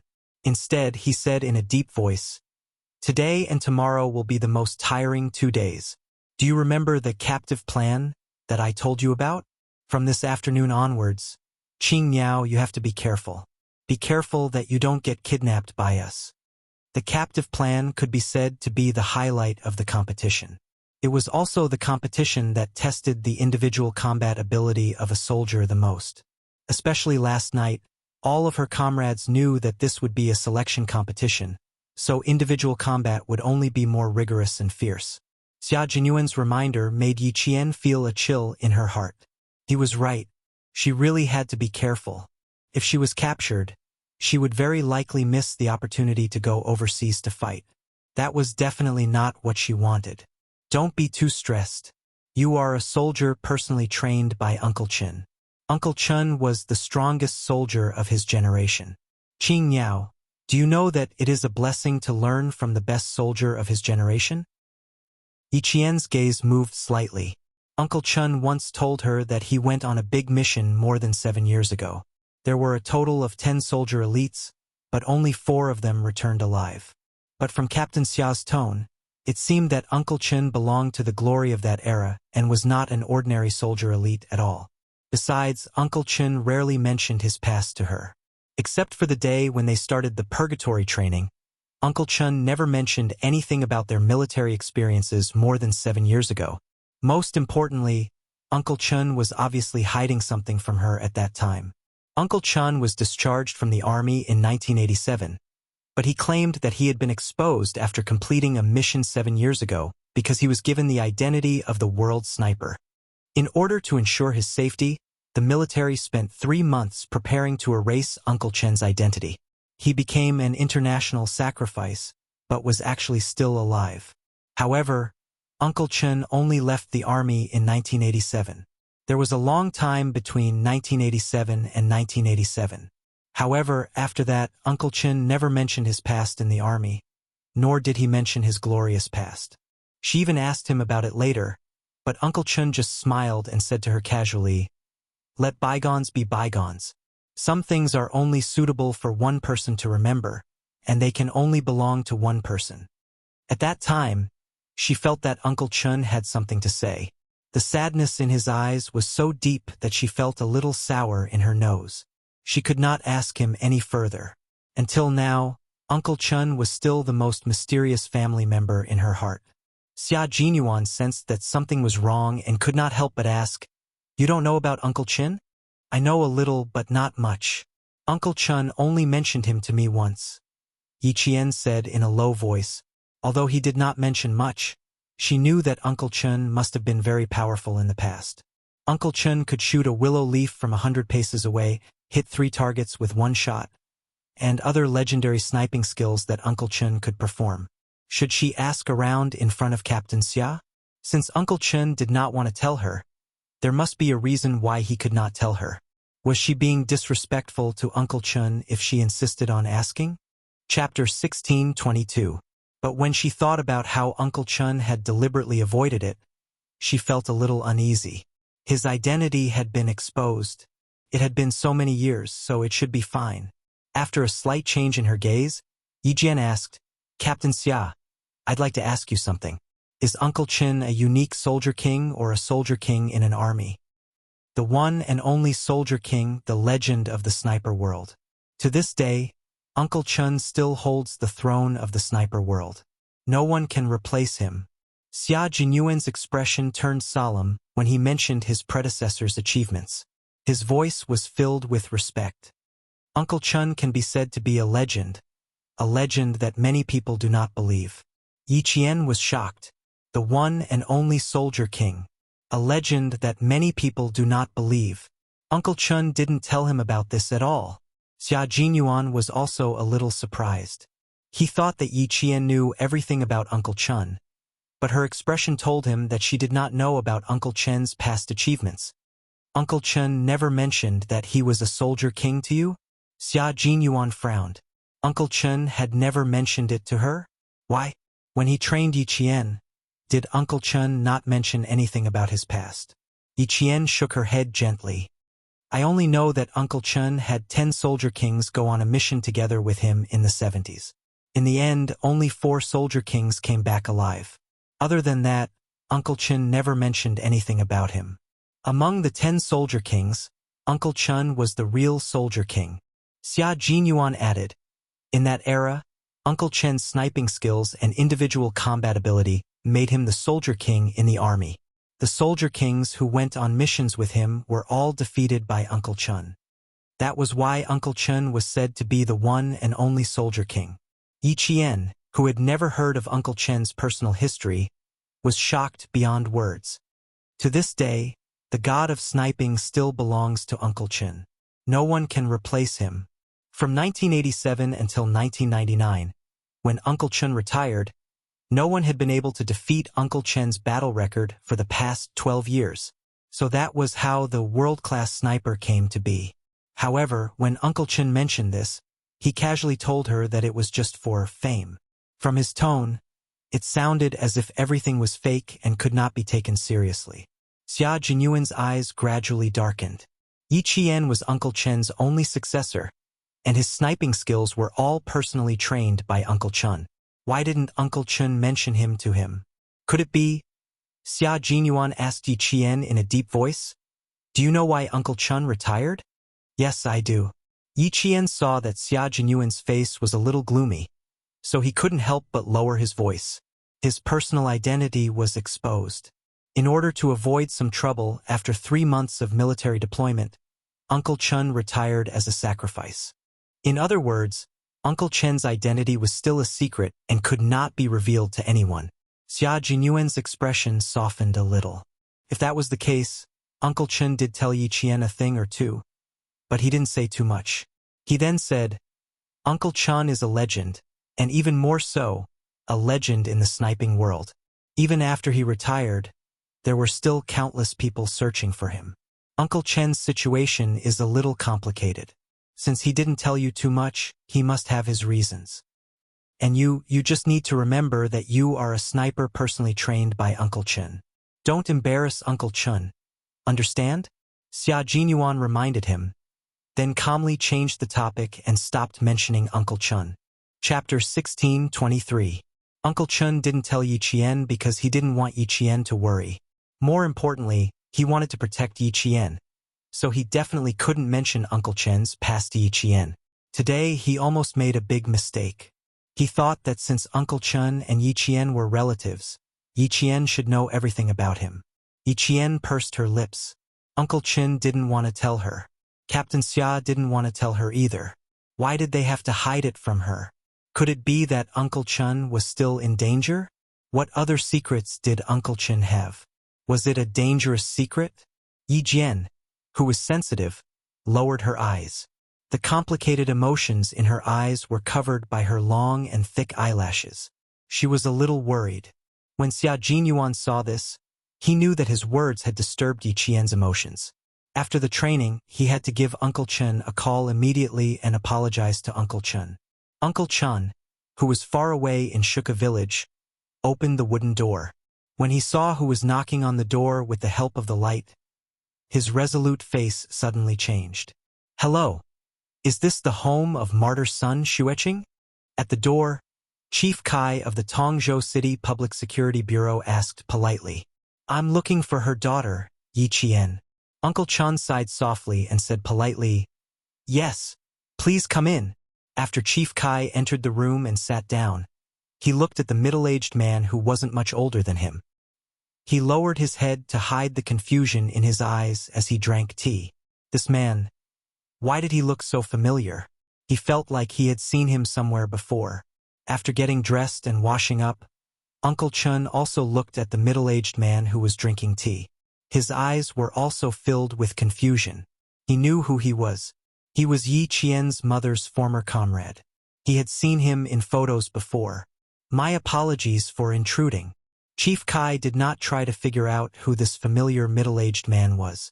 Instead, he took the initiative to state his intentions. I'm here to look for my comrade's daughter, Yi Qian. May I know who you are? Uncle Chen sat down and took a sip of hot tea before answering. I'm Yi Qian's uncle. My surname is Chen. What business do you have with Yi Qian? She's not at home now.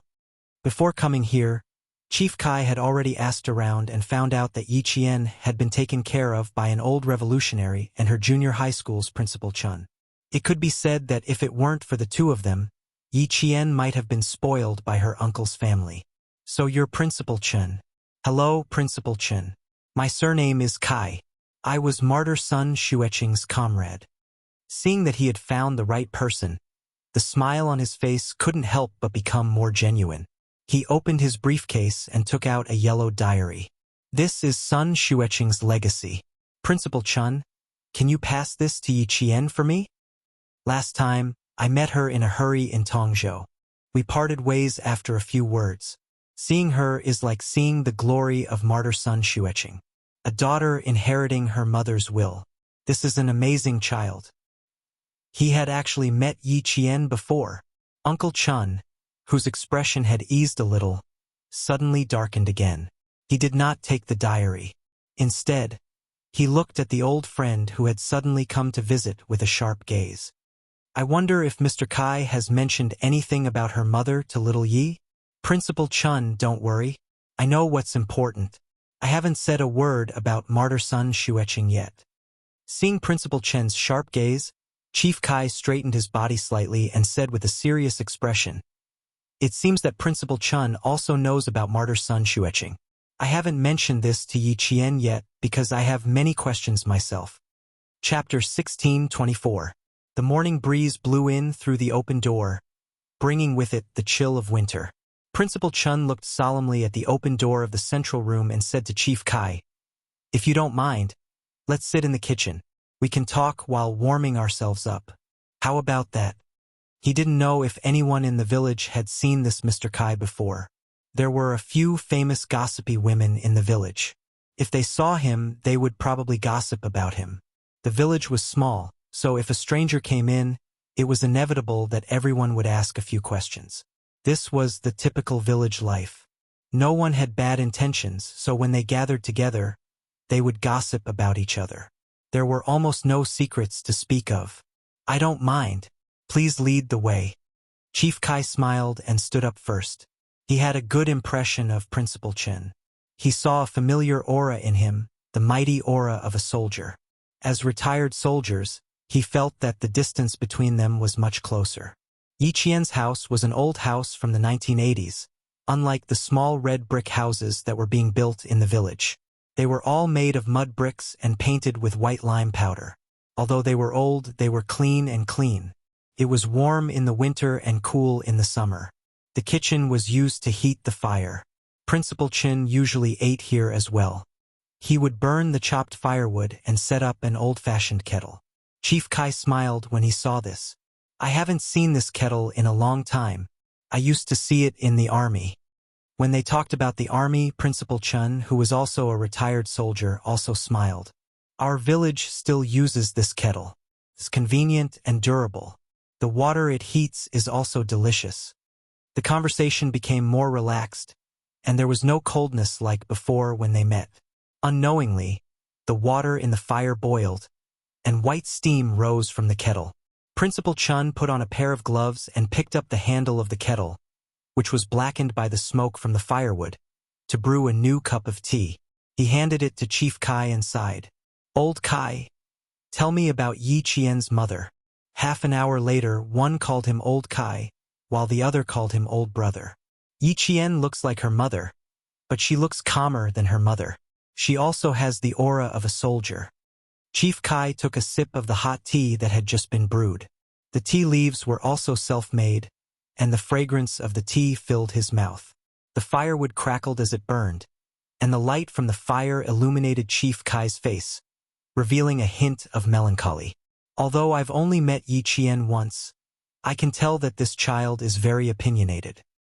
He's exceptionally calm when something happens, and he has the courage to make prompt decisions. Yes, this child is more opinionated and stronger than her mother." Principal Chin nodded. After talking for more than half an hour, he could tell that he used to have a good relationship with Yi Qian's mother. They had a very deep friendship. Therefore, when he mentioned Yi Qian, it was as if he was talking about his own child. He had the tolerance and love of an elder. Chief Kai recalled how he had interacted with his former comrade, and there was both joy and sadness in his eyes. With such an outstanding child, Hongmei can rest assured in the underworld.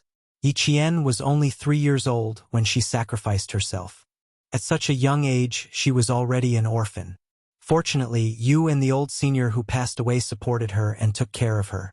Otherwise, this girl would have been spoiled by her uncle. Chief Kai's eyes flashed with a trace of hostility when he said the last sentence. Yi Qian is a sensible person. She knows clearly in her heart who treats her badly and who treats her well. Her uncle doesn't do things the right way, but Yi Qian is a domineering child who knows what's important. Chapter 16:25. She knows what's most important to her, what she can give up on, and what she can put aside for the time being. We took care of her because she's worthy of being taken care of. She's talented, responsible, and a child who can achieve great things. If she's really useless, we wouldn't have nurtured her like this. Principal Chen didn't have any intention of claiming credit. Instead, he spoke very calmly and wasn't afraid that Chief Kai would misunderstand. That was the case. Why did the first-rank Sergeant Major's uncle want to nurture Yi Qian? Firstly, it was because of Yi Qian's mother. Secondly, it was because Yi Qian had matured and was no longer as weak and incompetent as before. Thirdly, it was because of her ability and talent. It was the same for him. If it wasn't for Yi Qian's ability and talent, he wouldn't have risked his identity being exposed to nurture her. At the time, that was indeed what he thought. However, the more he interacted with Yi Qian, the more he felt that she had a rare and precious quality. She had a clear distinction between good and evil, and she had a righteous heart. She never complained about being tired during training. Even if her body hurt, she would grit her teeth and persevere. As long as one interacted with Yi Qian for a long time, they would know that she was a good girl who deserved to be doted on. After all, Chief Kai didn't know Yi Qian very well. However, her courage to solve the problem last time had left a deep impression on him. Therefore, when Principal Chen mentioned Yi Qian, he felt that Yi Qian was the real Yi Qian. He didn't know why, but he believed in her so much. It was probably the so-called, love the crow, love the crow. The pupil will surpass the master. She's better than her mother. This is also Hongmei's wish. Chief Kai laughed softly. There was a hint of gentleness in the corners of his eyes, but it quickly disappeared, leaving only a hint of sharpness. It's a pity that Hongmei didn't see it. If she was still alive, she would be so happy to see her child so successful. From the sudden change in his expression, Principal Chen could tell that something was amiss. He had never met Yi Qian's mother, but he had heard from his uncle that none of the girls in the surrounding villages could compare to her. After he joined the army, he joined an all-male unit. Outstanding girls would always be admired by the male soldiers. Just like Yi Qian, a few days ago, Lu Tuan even joked that one of the Shanghai veterans, who had been ruthlessly beaten up by Yi Qian, had been admitted to a university. He had specially asked Lu Tuan about Yi Qian's personal information and had even said that he wanted to pursue Yi Qian. What was even more laughable was that this Shanghai soldier's family actually supported him. They even called the military instructor, hoping that the military would help their son get a girlfriend. It was also a burden to keep the past in one's heart after so many years. Headmaster Chen couldn't help but pat Chief Kai's shoulder. Little Yi often goes to the martyr cemetery to visit her mother. She's very filial and stronger than we imagined. But she still has a lot of things to do, such as finding out the real culprit behind Hongmei's death. The sad conversation was suddenly filled with sharpness because of Chief Kai's sudden words. The middle-aged veteran, who was now the director of the Tongzhou City Public Security Bureau, looked at Principal Chen calmly. "Brother, I'm here to tell Yi Qian that her mother's sacrifice is true, but if it weren't for someone leaking her identity, Hongmei would never have been sacrificed." The firewood was still burning brightly, and the heat it emitted made people feel warm and comfortable. Occasionally, sparks would splash, and bits of stardust would flash across the sky. The red light would disappear after a short while. Chapter 16:26. Just like the fire in Chief Kai's eyes, because Principal Chen did not answer for a long time, it went from bright to dark and eventually turned into ashes. There was not a trace of light left. "Brother, you don't believe me, right?" Chief Kai sighed heavily, the corners of his mouth full of bitterness. "Yes, it's been almost 20 years. Who would believe me? If I don't believe it myself, who will believe what I say?" Chief Kai, who had retired from the military and relied on his own abilities to get to where he was today, sighed heavily again, as if he wanted to spit out all the pent-up sorrow in his heart. It's been almost 20 years. If it wasn't for Yi Qian's appearance, perhaps I would have been so muddle-headed for the rest of my life. Before Hong Mei left, she said that if she sacrificed herself, she asked our comrades in the military to take good care of her daughter. Brother, we didn't agree and even said that she was overthinking things. Who knew that she already had a premonition that she would sacrifice herself? The fire burned too brightly. Principal Chun used a pair of tongs to take out a piece of firewood and then used the ashes to extinguish the flames. Principal Chen's voice came through the subtle movements. When she left the village, she actually left with the thought that she would die. Because at that time, Yi Qian's mother already had a vague idea that she might not be able to return.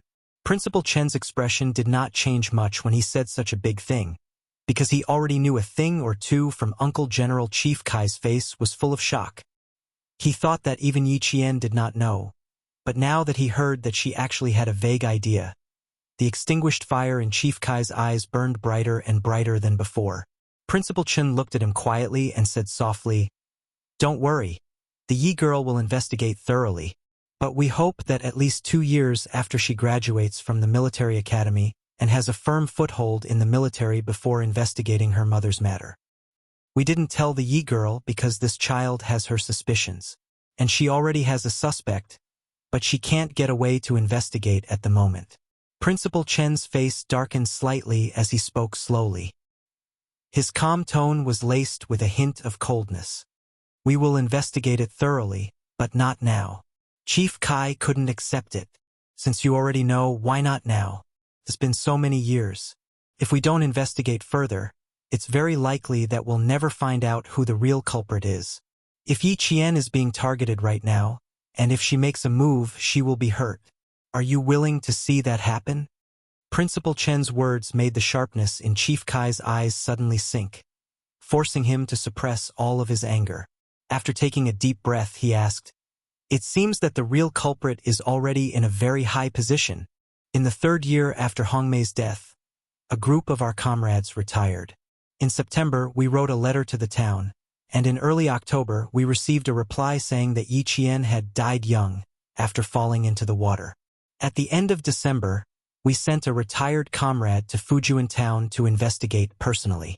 He also received news that Yi Qian had died young. After that, we didn't inquire further, and we all believed that the news was true. When I met Yi Qian in Tongzhou, she told me personally that she thought it was a miracle that she was able to survive safely. From that, I knew that someone had been secretly preventing us from inquiring about Yi Qian. They even bribed the comrades we sent to confirm the news, so that we would completely believe that the daughter of Hong Mei had died young after falling into the water. Then, brother, you said that Yi Qian is being targeted right now, and if she makes a move, she will be hurt. This is the thing that our old comrades don't want to see the most. The real culprit is preventing us from meeting Yi Qian, because they're afraid that we'll tell Yi Qian about Hong Mei's death back then." Chapter 16:27. The more he spoke, the colder Chief Kai's expression became. Principal Chun frowned as he listened. He didn't expect Yi Qian's mother's comrades to have come to Fujian town. He also didn't expect to receive news of Yi Qian's premature death. 3 years after her death. Wasn't that when Yi Zhifan was transferred to Fujian town's government office? Principal Chun couldn't help but say, "The situation is more complicated than you think. Someone tried their best to stop you from meeting Yi Qian, and at the same time, ordered Yi Zhifan's family to raise Yi Qian so that the truth behind Yi Qian's mother's death would never be revealed. If even the biological daughter didn't investigate the truth behind her mother's death, then who would? No one would pay attention to something that happened more than 10 years ago, and no one would deliberately investigate it. Even if it was Lao Kai, he probably wouldn't have investigated Yi Jian if he hadn't met her. After all, it had happened so long ago. Who would remember? Even Uncle Jen didn't want Yi Qian to investigate further. Otherwise, he wouldn't have kept it a secret for so long. But if Yi Qian insisted on investigating, he wouldn't stop him.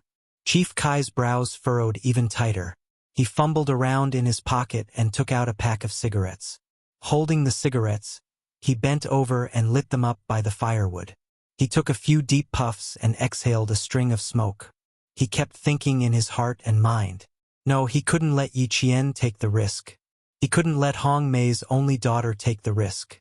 If something happened to Yi Qian, he wouldn't be able to answer to Hong Mei. Principal Chun didn't say anything. To investigate or not to investigate, he and Uncle Jen had the same idea.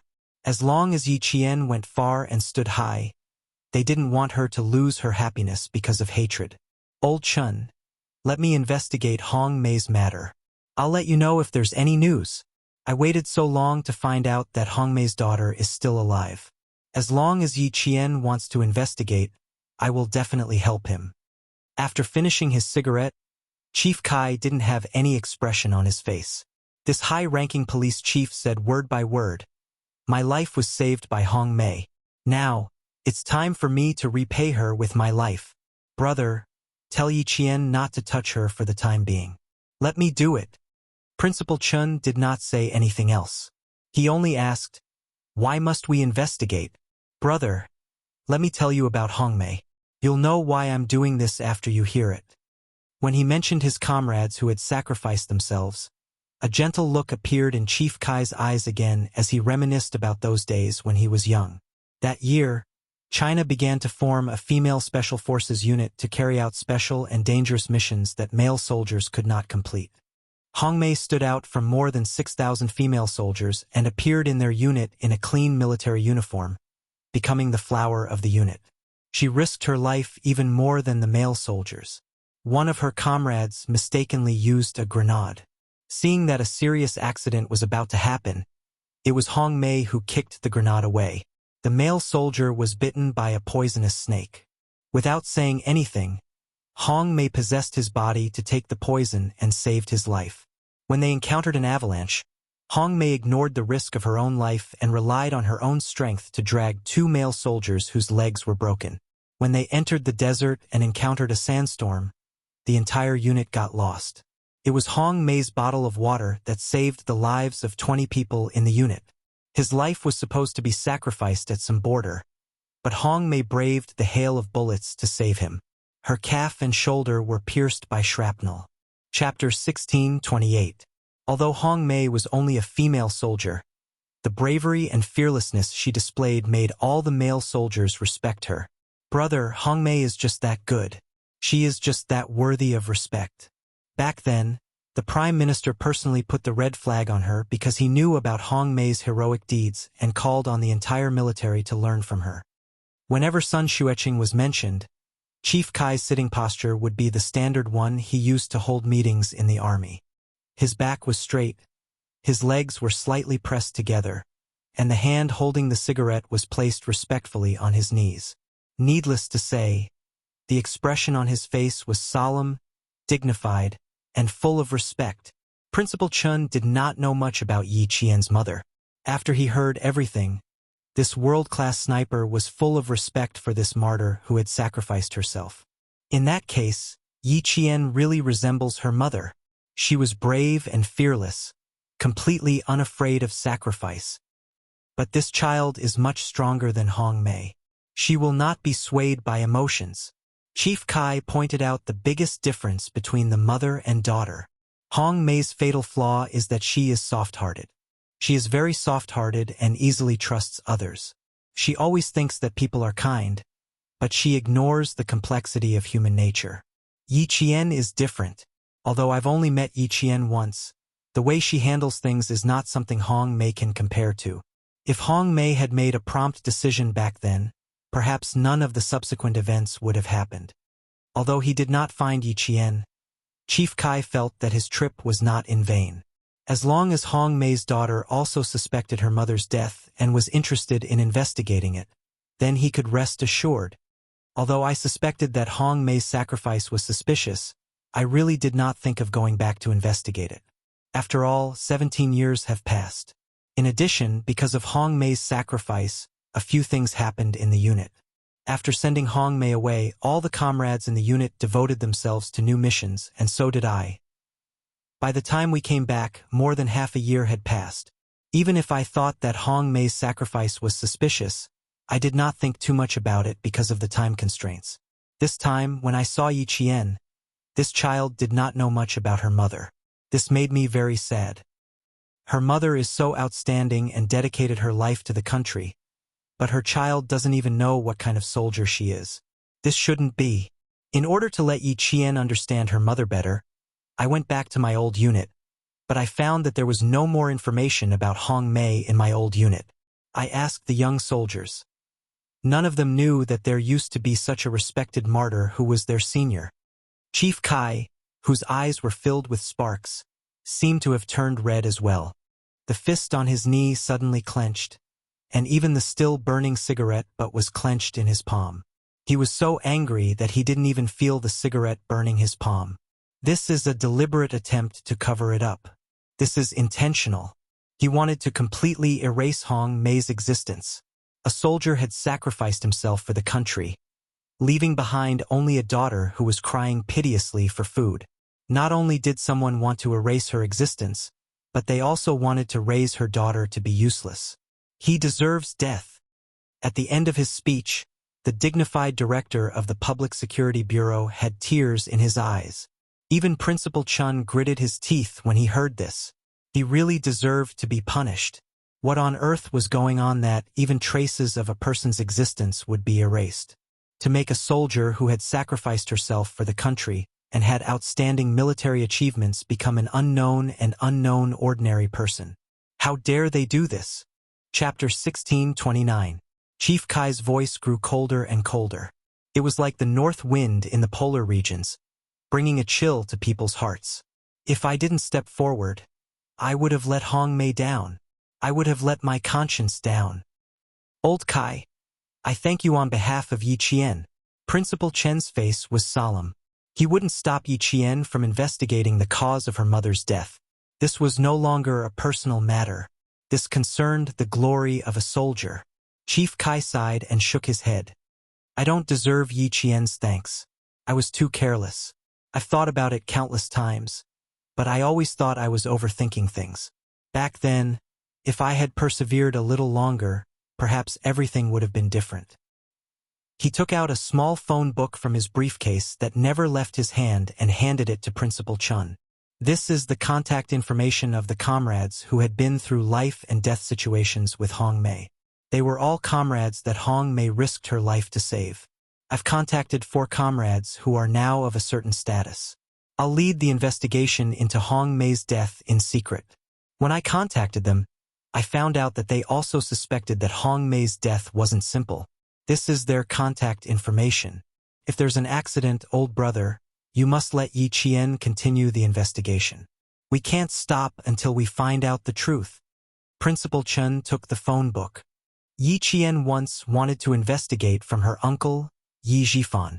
Later, someone warned him that there was someone secretly supporting him. Old Kai, if you want to investigate, you can start with Yi Zhifan. There's also old Madam Yi and her son-in-law, Sun Yaozu. You can investigate them. I think you'll find something. However, you have to be careful. We haven't done anything to these people yet because we're worried about them. We don't want to alert the enemy and ruin the girl's future. Chief Kai narrowed his eyes with a serious expression. Not only was his expression cold, but there was also a hint of murderous intent. This person's status is definitely not ordinary. His family background is definitely not simple either. He's either from the military or his family is in the military. Old brother, don't worry. We'll be careful. We won't let anyone find out. And I'm not afraid of any accidents. I just want to give Hong Mei justice. Give me the justice that a soldier deserves. Even her life's deeds had been secretly erased. How could she not be angry? Going too far was not enough, but it also exposed that there was indeed a problem with Hong Mei's sacrifice. The heavens were beginning to change. The dusty past, the delayed truth, would one day receive the best ending. Justice won't be late. It's all about perseverance. Winter was a cold season. It was a season where all living things slept and waited to wake up. After Principal Chun sent away Director Kai, who had come for justice, he stood under the eaves for a long time and didn't return to his room. He stared at the horizon until it was slightly pale. Only then did he let out a long sigh. "Uncle, I'm sorry, I have to go back on my words. She will no longer stop Yi Qian from finding out the truth behind her mother's sacrifice. And she will no longer hide the past from you. Yi Qian, she must know the truth. And she must help martyr son Xueqing regain the glory that a soldier deserves." It finally snowed in the mountains in December, ushering in the first snowfall of the year. It started to flutter around 5:30 a.m. and by 6 o'clock a.m. it had turned into a heavy snowfall. Yi Qian and the others finally put on the winter clothes and winter pants in their luggage. Originally, they had planned to travel with ease, but now they looked extra bloated and seemed to affect their agility. "Everyone, check your equipment, count your bullets, and confirm your shooting positions." Following the orders of the two team leaders, the bloated team members moved nimbly and quickly checked each other's equipment. Chapter 1630. Next up was the 300-meter time limit of 100 shots.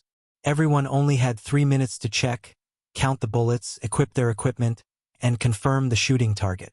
They had to complete this quickly. No one spoke. The north wind that blew over even contained a murderous aura that made people feel fearful. The forest was filled with the sound of click, click, click as they checked the guns. Yi Qian listened to the familiar sound that made her blood boil. Her lips curled into a faint smile. She liked this kind of sound. It was so bright and lively.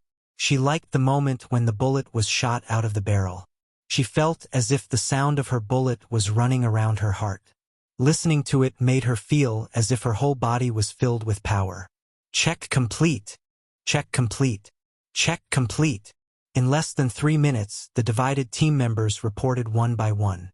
Li Jinyan, who was leaning against Yi Qian, lowered his head slightly. His cold voice melted the north wind and sounded even colder. "Synchronized with the front. Behind me, you have to finish firing 10 bullets before me.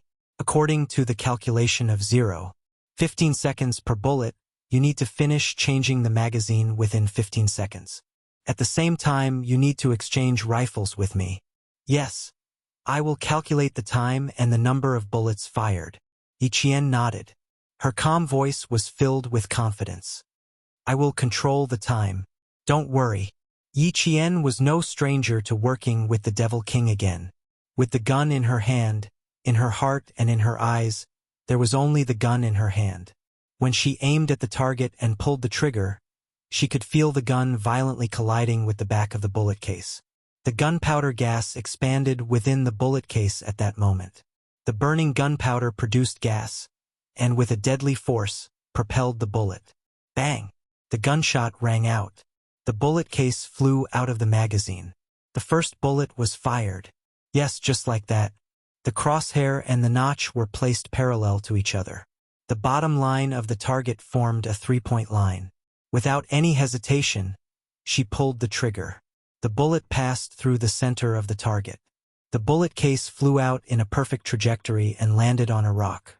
With a ding sound, the first bullet was fired, shooting at a distance of 300 meters. Some people said that it was a blind shot within the range of a light machine gun. It was a form of suppressive fire. But for a sniper, even if she was holding a rifle, she only had one goal: to shoot accurately. This was what Uncle Chun had taught her. A sniper's bullet should not be wasted. She had to ensure that every bullet was accurate. She had to complete the shooting mission with a 100% success rate. She remembered every single word that Headmaster Chun had said to her. She would never forget it, and she would carry it out one by one. And the second bullet has been fired. Li Jinyan knew that he would be stunned for a second. There was a time limit of 100 shots within 300 meters. He could complete the shooting while walking. Everyone knew that the further the shooting distance, the harder it was to achieve accuracy. She had only aimed at the target when she was checking the gun. Then she directly fired the first shot. Chapter 1631. Everyone was still pushing forward and aiming. She didn't even move a step and finished her first shot at 300 meters. The 5.8 mm rifle they were carrying was developed by China. The first time it appeared was when Hong Kong returned. The initial velocity of the bullet was 930 meters per second, the combat firing rate was 40 rounds per minute, and the continuous firing rate was 100 rounds per minute. The direct firing distance was 375 meters, and the effective firing range was 400 meters. The maximum firing range was 600 meters. A rifle with a combat firing rate of 40 rounds per minute would have amazing firepower if it was shot blindly. However, at a distance of 300 meters and without a scope, one would have to rely on one's own vision to complete accurate shooting. At the very least, one would have to have a preliminary aiming action. It wasn't like her, who directly lifted the gun and fired 2 shots. Did she have any aiming action? Did she have any aiming action just now? Not at all. She didn't even have any aiming action. Not only did she complete the shooting, she also completed the shooting accurately. Li Jinyan quickly caught up with her speed. The two of them pushed forward and completed the shooting quickly. This was a limited time shot. The rifle in his hand was an air-conductive automatic type with a rotating lock. It could fire in single and continuous bursts. The theoretical rate of fire was 650 points per minute, and the firing rate was 100 rounds per minute. The single firing rate was 40 rounds per minute. They had a single firing rate, and the ammunition was a 70-round magazine. Because they still had to exchange their rifles, they had to complete a 300-meter shooting within 4 minutes. Accurate shooting required fast hands and sharp eyes. The 70-round magazine had to be changed twice, and the rule was that they had to complete the change when they had 50 rounds. It had to be said that such a rule was extremely harsh. However, the training of the Special Forces was harsh. If you couldn't complete the mission, you couldn't be considered a Special Forces soldier. If you wanted to become an excellent Special Forces soldier, you had no other choice. Yiqian never chose. She would only face it. Facing the harsh training that could allow you to escape unscathed on the battlefield in the future, facing all kinds of seemingly impossible missions, she had no other choice. 40 rounds completed. Devil, it's your turn. Yiqian reminded Li Jinyan, who was beside him, as he advanced 20 meters within a minute. Next, Yiqian finished firing 50 shots. Yiqian quickly changed the magazine and loaded it with a click. Li Jinyan finished firing 50 shots and took the rifle from Yiqian's hands on time. There wasn't the slightest pause during the entire process. The two of them worked together as if they had been comrades for many years. Their cooperation was flawless. Yiqian took the automatic rifle from his hands and changed the magazine again, completing the recoil resistance and correcting actions. Then, he caught up to Li Jinyan's shooting speed and the number of bullets he fired. In the command center, the technicians handed over the data of the two men's reload to the senior generals of the two armies. The major general of the army took the data and looked at it. His furrowed brows relaxed a little. He turned to the Navy commander and said, "Not bad. There is only a 0.5-second interval. Complete control and complete shooting within 10 seconds. I didn't expect the two of them to cooperate so well. They can even calculate the number of bullets fired by each other to achieve consistency in their shooting." The smile on the Navy commander's face was not just a little deep. It was very deep, and he was also very satisfied. Looking at the combined data of the two men, the Navy commander laughed and joked, "They are so perfect that they are like lovers. They have reached the point where their hearts are in sync." 0.5-second interval. This is even faster than changing the magazine myself. Unfortunately, the devil had to adjust the first bullet after changing the gun, so there was a deviation. Otherwise, it would really be perfect. Chapter 1632. Major General Liu ignored the first half of the Navy commander's words and only listened to the second half. He nodded and said, "It's normal to deviate when changing guns, but it's already pretty good that he can continue to maintain his shooting speed and accuracy." Even so, the Navy commander still felt a little regretful. After thinking about it, he smiled and sighed. But compared to Qing Miao, he's still a little lacking. In the future, I'll have to let Qing Miao teach him. It's good for young people to interact with each other more and improve their relationship. Both of them are so outstanding, and they're both soldiers. They'll definitely have a lot of common topics to talk about. There won't be awkward silence when they're together, and they can help each other out. If they can get together, it'll really be a joyous occasion. After seeing how outstanding Yi Qian was, the Navy commander really couldn't bear to let him go. Last time, he asked Jinian to ask if she had any intention of staying in the Navy, but up until now, he hadn't received a reply. He might as well ask her himself after this. Major General Liu saw that the Navy commander was constantly trying to matchmake the two of them. Every sentence he said had such intentions, and this made him feel that there was no way to continue the conversation. He directly reminded him, "Old Dong, haste makes waste. These two young people don't even have horoscopes. You're too enthusiastic. Don't be hot-headed and end up embarrassing the two young people." This old Dong really knew how to climb up the ladder. There were many bachelors in the Snowfield Brigade who hadn't settled their personal issues. Xia Jinyuan was one of them. If he really wanted to matchmake Yi Qian with someone, Xia Jinyuan would have to be first, and Li Jinian would have to be behind him. The Navy commander smiled but didn't say anything. This kind of thing had to be pointed out. If he didn't, with Jinian's cold personality, would he take the initiative to pursue Yi Qian? That was absolutely impossible. As long as he was put on the fire and forced into a corner, he would take the initiative to make a move. Besides, he wasn't really hot-headed. He could tell that Jinian admired Yi Qian, so he was moved. Of course, this kind of thing had to be consensual. If Yi Qian didn't have the slightest bit of interest, he definitely wouldn't force Yi Qian to accept Jinian. Seeing this, the Major General could only shake his head with a smile. However, Old Dong did remind him that Yi Qian was indeed a likable child. If anyone in the team was interested in her, or if she was interested in someone else, he would definitely not interfere. Let's not talk about personal relationships today. If there's a chance later, we'll ask the parties involved for their opinions. As for me, I definitely won't mention it in front of Qing Niao. I'll only mention it in secret. After the Navy commander finished speaking, he spread the data in his hands on the table and carefully studied the series of data from Yi Qian's shooting. The Major General didn't know whether to laugh or cry. He was the one who brought up the issue of personal relationships first, and now he was telling him not to discuss it. This kind of thing is really not worth discussing. If you have feelings and I am willing, then we will hit it off. If you have no feelings and I have no intentions, then it will be useless no matter how I try to matchmake you. Yi Qian had known Xia Jinyuan for so many years. When it came to personal feelings, he felt that the two of them were more compatible. As for Li Jinian, although he was outstanding, he wasn't suitable for Yi Qian. There was no reason, but his intuition told him otherwise. The Navy commander looked at the data and pondered for a while. With a thoughtful expression, he raised his head and asked the Major General, "Old Yang, Qing Niao changes magazines very quickly. This speed is a little unbelievable. Have you seen how she changes magazines?" Chapter 1633. This.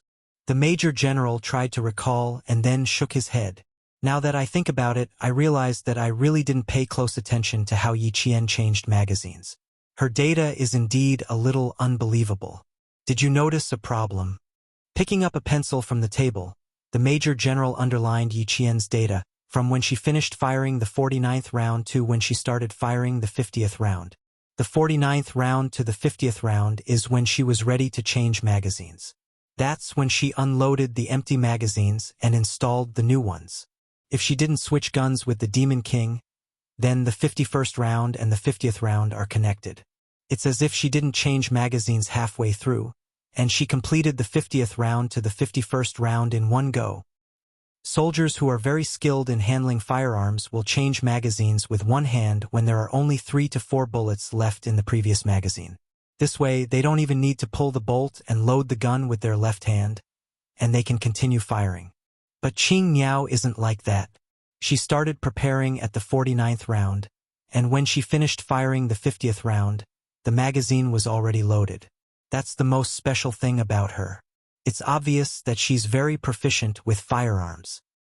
If she finishes firing 100 bullets in the 300-meter time limit, and she doesn't miss a single bullet, I think she can set a new shooting record in the army. Yi Jian could indeed set a new record. She hadn't finished shooting in the allotted time yet, so she gave Li Jinian an okay sign and carried the automatic assault rifle to the side to rest. After firing all 100 bullets, her shoulders were a little sore from the recoil. She waved her hand and walked to the designated area. She lightly shrugged her shoulders to loosen up her tense muscles. Bang, bang, bang. The sound of gunfire was endless in the forest. The 44 soldiers needed to finish firing 4,400 bullets. It was no less than a large-scale battle. If the civilians heard the sound, they would definitely faint from fright. In order to not disturb the civilians, the military chose the 4th Combat Zone to be closer to the center. Moreover, the area within a radius of a few hundred miles was no man's land. Over 4,000 bullets were fired. Even if she didn't see it with her own eyes, just thinking about it in her mind was enough to make her feel that it was a spectacular scene. As for her, as she listened to the continuous gunshots, her blood was still boiling. Xia Jinyuan, who had finished shooting, walked over with his gun on his back. He couldn't help but laugh when he saw that his girlfriend was still staring ahead after shooting. The little fox was definitely a hot-blooded soldier, even more ferocious than the male soldiers. When they heard the sound of bullets and cannons, not only were they not afraid, they were even eager to fight. This could be seen from the Pakistani side's battle. "You're still looking? 100 bullets aren't enough for you?" Hearing the sound of the bullets, Yi Jian, who felt that she was still in the midst of shooting, immediately turned her head. She saw Xia Jinyuan walking towards her with steady steps and a faint smile on his handsome face. Yi Jian smiled and replied, "It was addictive. I'm still savoring the aftertaste." When he got closer, Yi Qian narrowed his eyes and said softly, "But I still think that the 75-round quick reload drum is more satisfying. It's more enlightening than the single-shot one." This was his girlfriend, a bold girl who wasn't afraid of bullets or cannons. Major Xia raised his head and tapped on her helmet with his slender fingers. He said with a half-smile, "If you were a little more daring, you would be in heaven. You still want to reload the drum? Hold it in. I'll take you to practice later." Chapter 1634. Just a second ago he was lecturing her, but the next second, he was spoiling her to the heavens. Yi Qian pursed her lips and smiled. Her eyes were bright and sparkling as she looked at him. It was as if she had scooped water from a magical spring into her eyes, making her look exceptionally lively. "Okay, I'll be waiting." Sometimes Major Xia felt that his girlfriend was really worry-free. Every time he went back to the capital to have fun with his old playboys, the women he brought out either wanted bags or money. As for his own girlfriend, bullets could make her happy. No wonder old man Xia said that he was so lucky to have won Yi Qian's heart. If he didn't grab hold of such a good girl, he might as well not return to the family Xia or enter the house. Old man Xia was very perceptive and could tell that little fox was a good girl with one look. As for himself, he was even wiser than old man Xia. He had to act early to avoid any more complications. Now he could fight alongside her and discuss topics that they both liked. Who said that the love of a Special Forces soldier wasn't romantic? Could the love of a Special Forces soldier be as romantic as a normal person? No, they would never be able to experience the romantic love of a Special Forces soldier. It was a love that was intertwined with blood, a love that was filled with trust and heartfelt, and a love that involved life and death. Even the topics they discussed were not topics that normal people could join in on. As Yi Qian was talking about her shooting, Xia Jinyuan's thin lips curved upwards. "You finished shooting 31 seconds earlier. Looks like you've learned Uncle Chen's trick. This trick is very helpful in maintaining the firepower on the battlefield. It can reduce the time between bullets." As he spoke, he seemed to be deep in thought. After a while, he said to Yi Qian, "Next time, you'll be in charge of giving us a lesson. Once we've mastered the essentials of shooting, we'll figure out how to increase our speed together." Essentials? Yi Qian thought for a while, then shook her head. "There's no essentials. The main thing is that you have to know how long it takes for each bullet to hit the target. Then, you have to calculate how long it takes for you to change the magazine. You can directly change the magazine with one hand to achieve the continuity between bullets and maintain the firepower." It was easier said than done.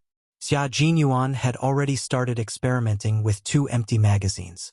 The first step of changing magazines with one hand was to hit the clip against the tenon to complete the magazine change. This was something that all his comrades in the Snowfield Brigade knew. The whole process took about 2 to 3 seconds. The difficult part was that he had to immediately calculate the distance between the bullet and the target and how long it would take to hit the target. At the same time, he had to pinpoint the point where he would immediately change the magazine after firing the last bullet. And this point directly affected the continuity of bullets. After Yi Qian watched his movements, he said seriously, "Yes, that's how I do it. I change the magazine with one hand, and my speed is about the same as yours. I control it within 2 seconds, and then I know when the bullet will be fired. I just have to keep the whole process going. When we get back, demonstrate it to us. We'll use a distance of 300 meters as the standard." Xia Jinyuan tried twice in a row and knew that he couldn't fix the point properly. He couldn't connect the bullets from the previous magazine to the next one in one go. This wasn't a problem, so Yi Qian gladly accepted it. The time was up. The gunshots in the forest instantly disappeared.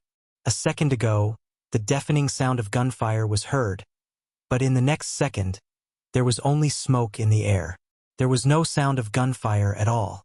It was so quiet that it was as if nothing had happened.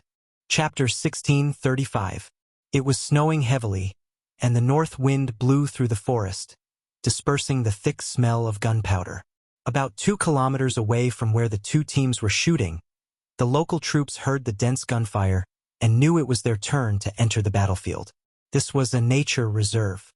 Although it was included in the temporary battle zone for the two teams, they still had to pay attention to the necessary things. The local troops needed to help collect all the bullets.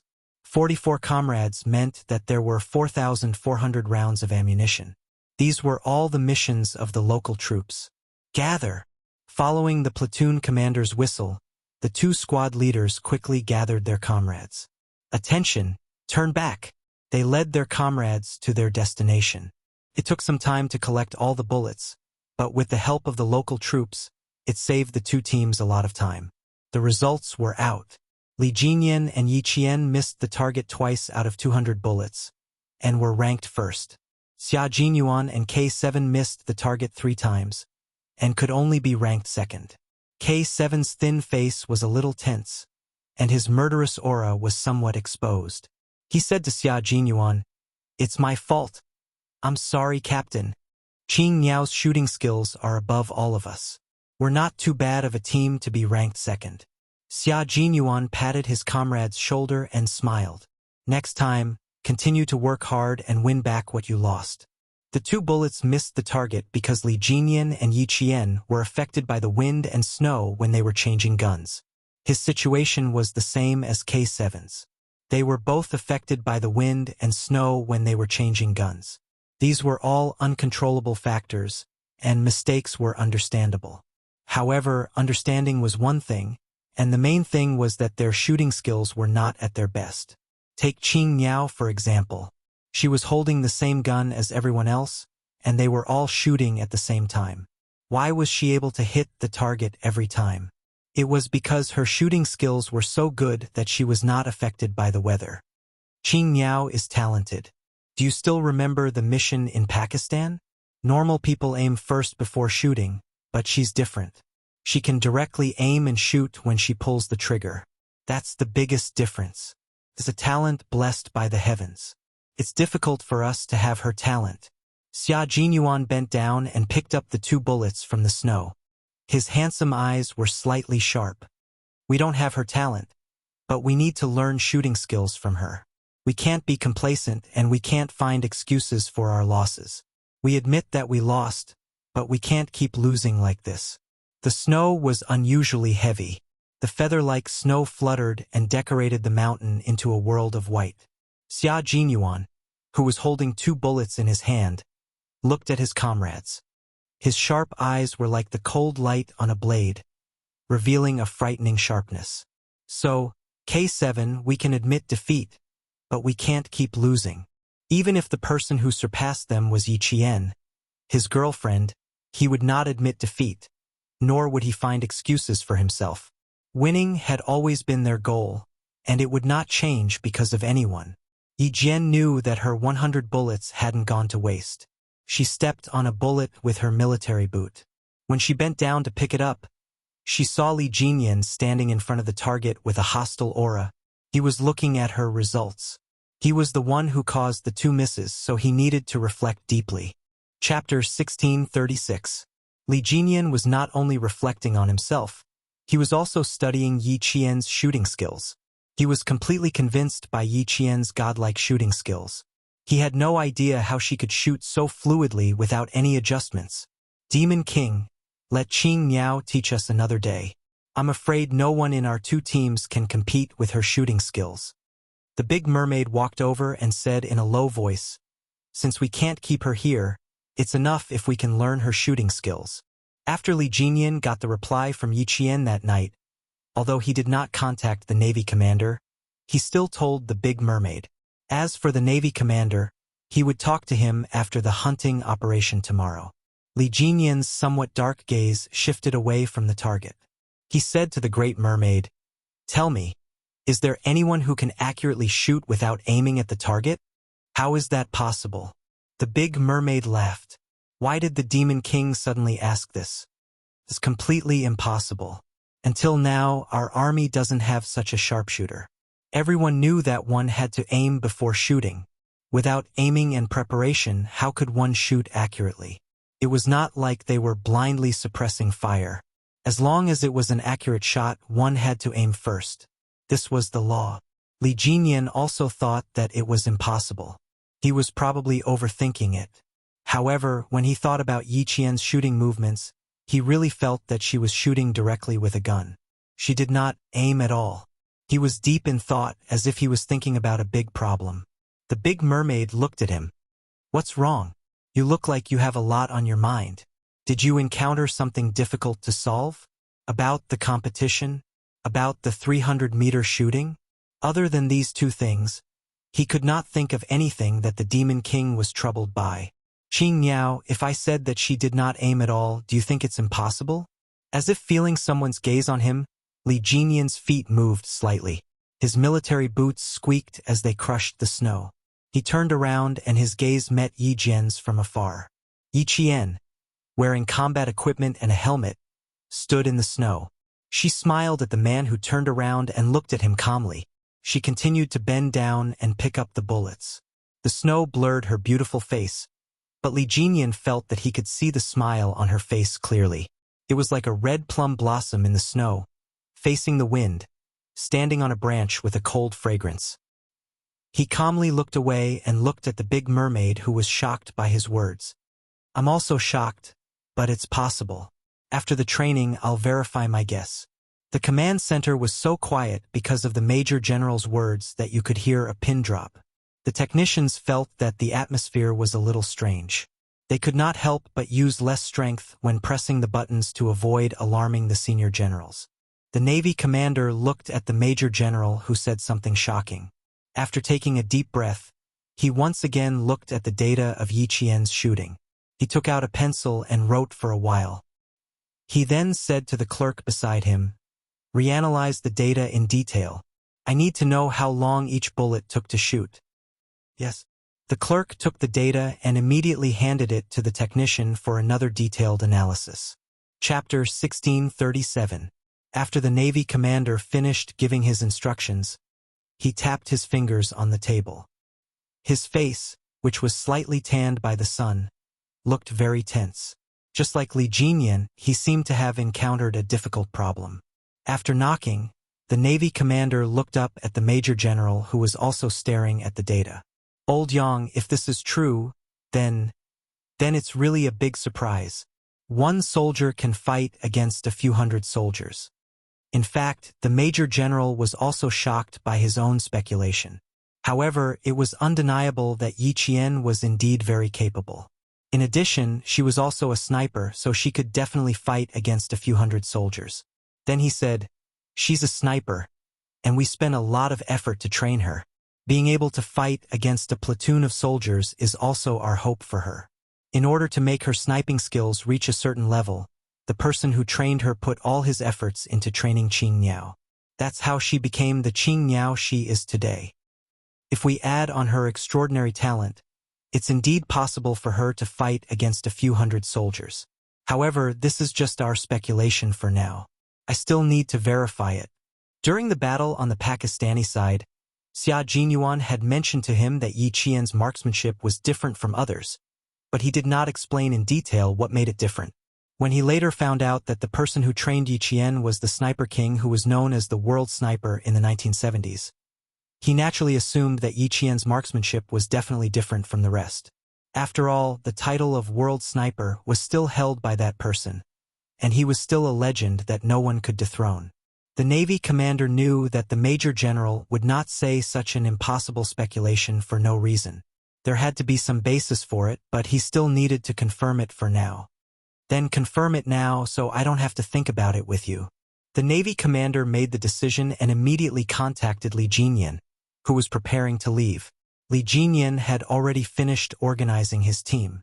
The local troops were waiting for them to leave before they started collecting all the warheads.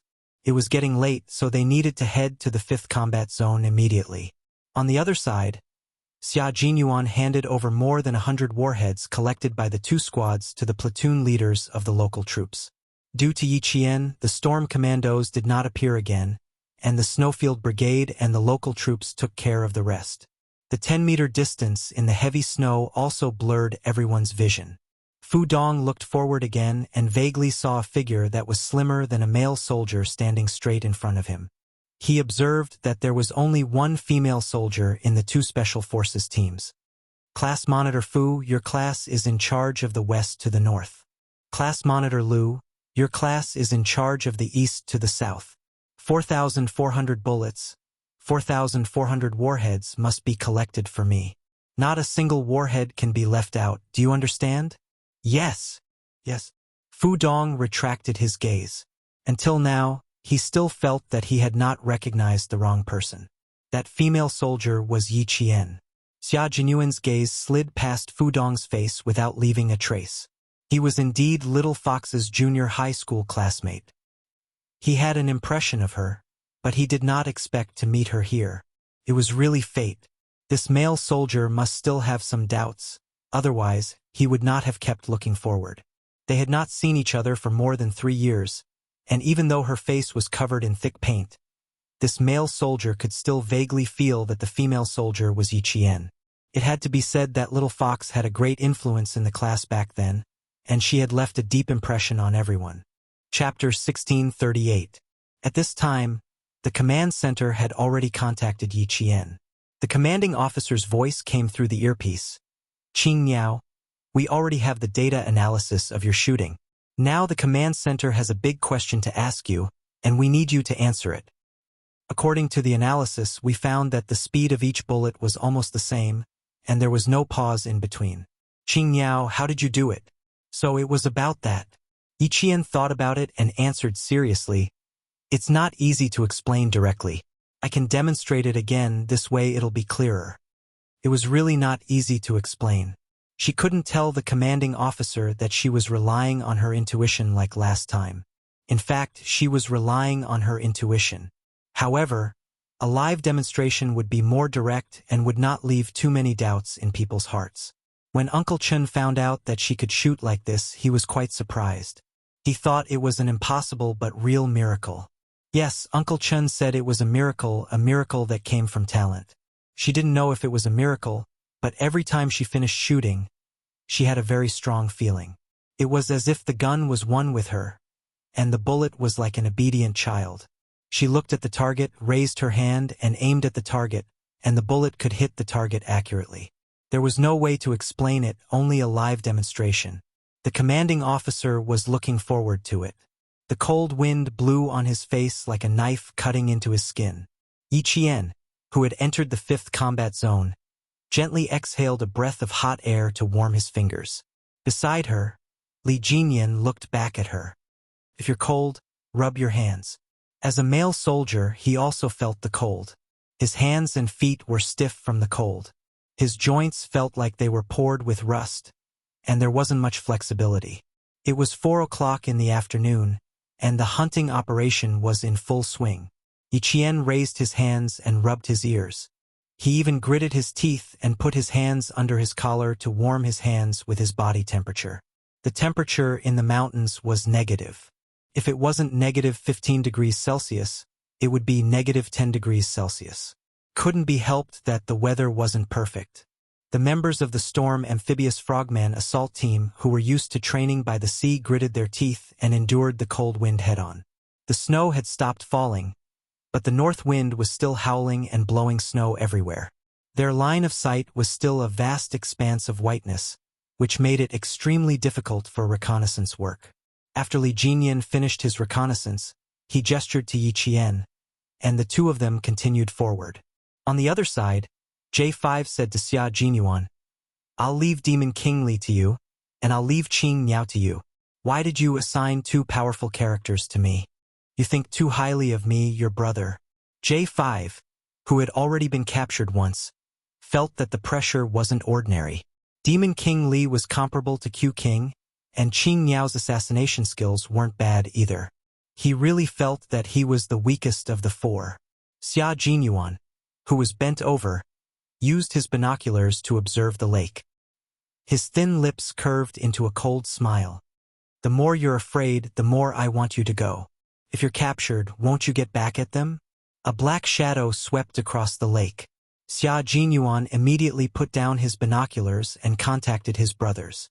"Team D, pay attention. The sentry is here. Be careful. Whoever becomes the first captive will run 20 kilometers with weights. Even if you have to die, you have to finish it." Chapter 1639. All the members of the Snowfield Brigade shuddered. Q King could be so ruthless that he could peel off a layer of skin. 20 kilometers was nothing. What mattered was how much weight they had to carry to complete the 20 kilometers.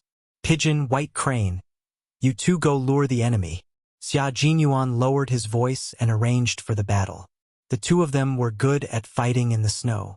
As long as they were in a place with snow, they would be no different from fish in water. Only they would be able to discover the enemy. By arranging the two of them to lure the enemy, Xia Jinyuan wanted to start the captive plan. After the two of them left, Xia Jinyuan spread the battle map on the snow and looked at it. He frowned slightly. The 5th combat zone covered a huge area. Why did he feel that the command center was going to do something else? Only 2 teams were allowed to complete the hunt. Wasn't this a little too easy? I'm afraid the command center will do something else. We can't spread our forces out for the time being. After Xia Jinyuan made his judgment, he immediately switched to the public channel and whispered to all the members of the Snowfield Brigade, "Stay in a triangular formation and keep our forces concentrated. Don't rush to the other side of the lake." Then he said, "The Major General won't act until he sees the hare. The commander of the Navy is the same. The 5th combat zone is so big that it's impossible for them to only arrange a simple hunt for both sides. Brothers, gather your forces together just in case." Just like the Storm Commandos, they also completed the hunt in groups of 2. No one stood still and waited for the enemy to come to them. Everyone was moving and completing the hunt in their own way. Li Jinyan was also spreading the battle map on the ground. His fingers wearing combat gloves moved across the entire 5th combat zone. Finally, he asked Yiqian, "Do you feel that this hunt is too simple?" It was so simple that it didn't seem like the commander's style. Yiqian didn't know how to answer this question. This was her first time participating in a competition like this. She shook her head and answered truthfully, "Sorry, this is my first time participating in a competition like this. I'm not too familiar with the combat styles of the 2 leaders of the command center, so I can't give you any advice. It's a little too simple. The commander style is to be more aggressive towards the end. Now it's a bit like boiling a frog in warm water." After Li Jinyan finished speaking, he contacted the whole team. "Gather the troops. Big Eel, stop luring the enemy." Fighting in the snow was the weakness of the Storm Commandos. They were much more cautious than the Snowfield Brigade. Looking at the red and green dots representing the 2 armies suddenly slowing down, the Marine commander sighed a few times. "These 2 guys are really a bit difficult to deal with. It's done, old dong. It's about time. Just tell them the battle requirements." Major General Liu saw the look of pity on his face and could not help but shake his head and laugh. A simple hunting operation is too simple. According to our training style in the past, they will definitely figure it out. Just as the members of the two teams were guessing that the command center might have further instructions, the latest instructions came from the command center. There was a final position in the 5th combat zone. Whoever could enter the final position first and finish off the two platoons would be considered the end of the competition. After receiving this order, the commanders of the two teams were not surprised at all. Instead, they let out a long sigh of relief. The final position was not in this area at all. There would be an intersection point when they were heading towards the final position. This intersection point was where the two teams would first exchange fire. Chapter 1640. Without further ado, the commanders of the two teams quickly adjusted their battle strategy. Xia Jinyuan immediately called back the White Crane and Pigeon, while Li Jinyan immediately stopped the baiting tactic and led his team to the final location. The final location was surrounded by barbed wire, and the wire was connected with high-voltage electricity. Other than the members of the Storm Assault Team and the Snowfield Brigade, no one else could enter. There were a few wooden huts inside. These wooden huts were used by the forest police to rest at night when they were patrolling the mountains. Now, they had been taken over as a base that needed to be taken down by the Snowfield Brigade and the Storm Assault Team. There were 2 platoons of soldiers inside the base and 2 platoons outside. Each platoon had 30 soldiers, so there were 4 platoons inside and outside the base.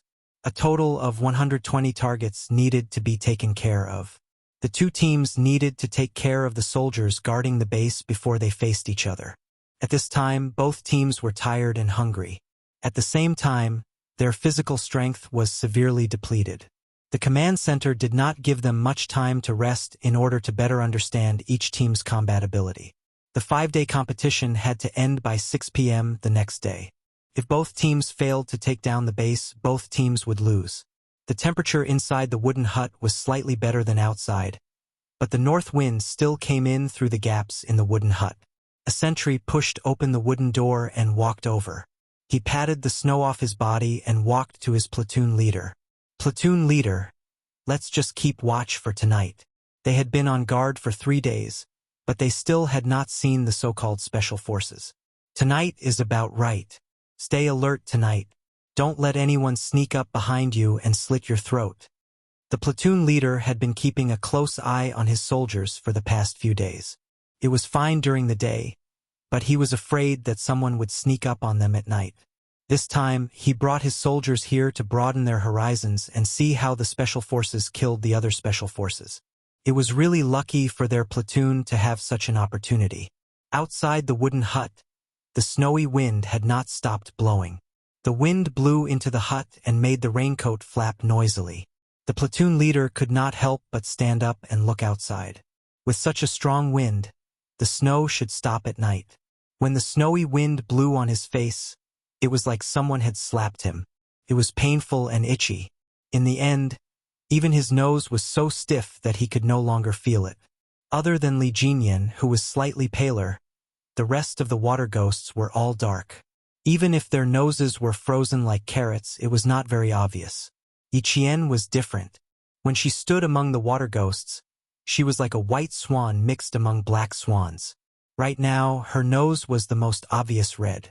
Li Jinyan couldn't help but want to laugh a few times when he talked to her, but he restrained himself very well. Yi Qian, who didn't feel cold even after walking for so long, couldn't help but cover his nose. His gloved fingers lightly touched the tip of his nose. He didn't know whether to laugh or cry.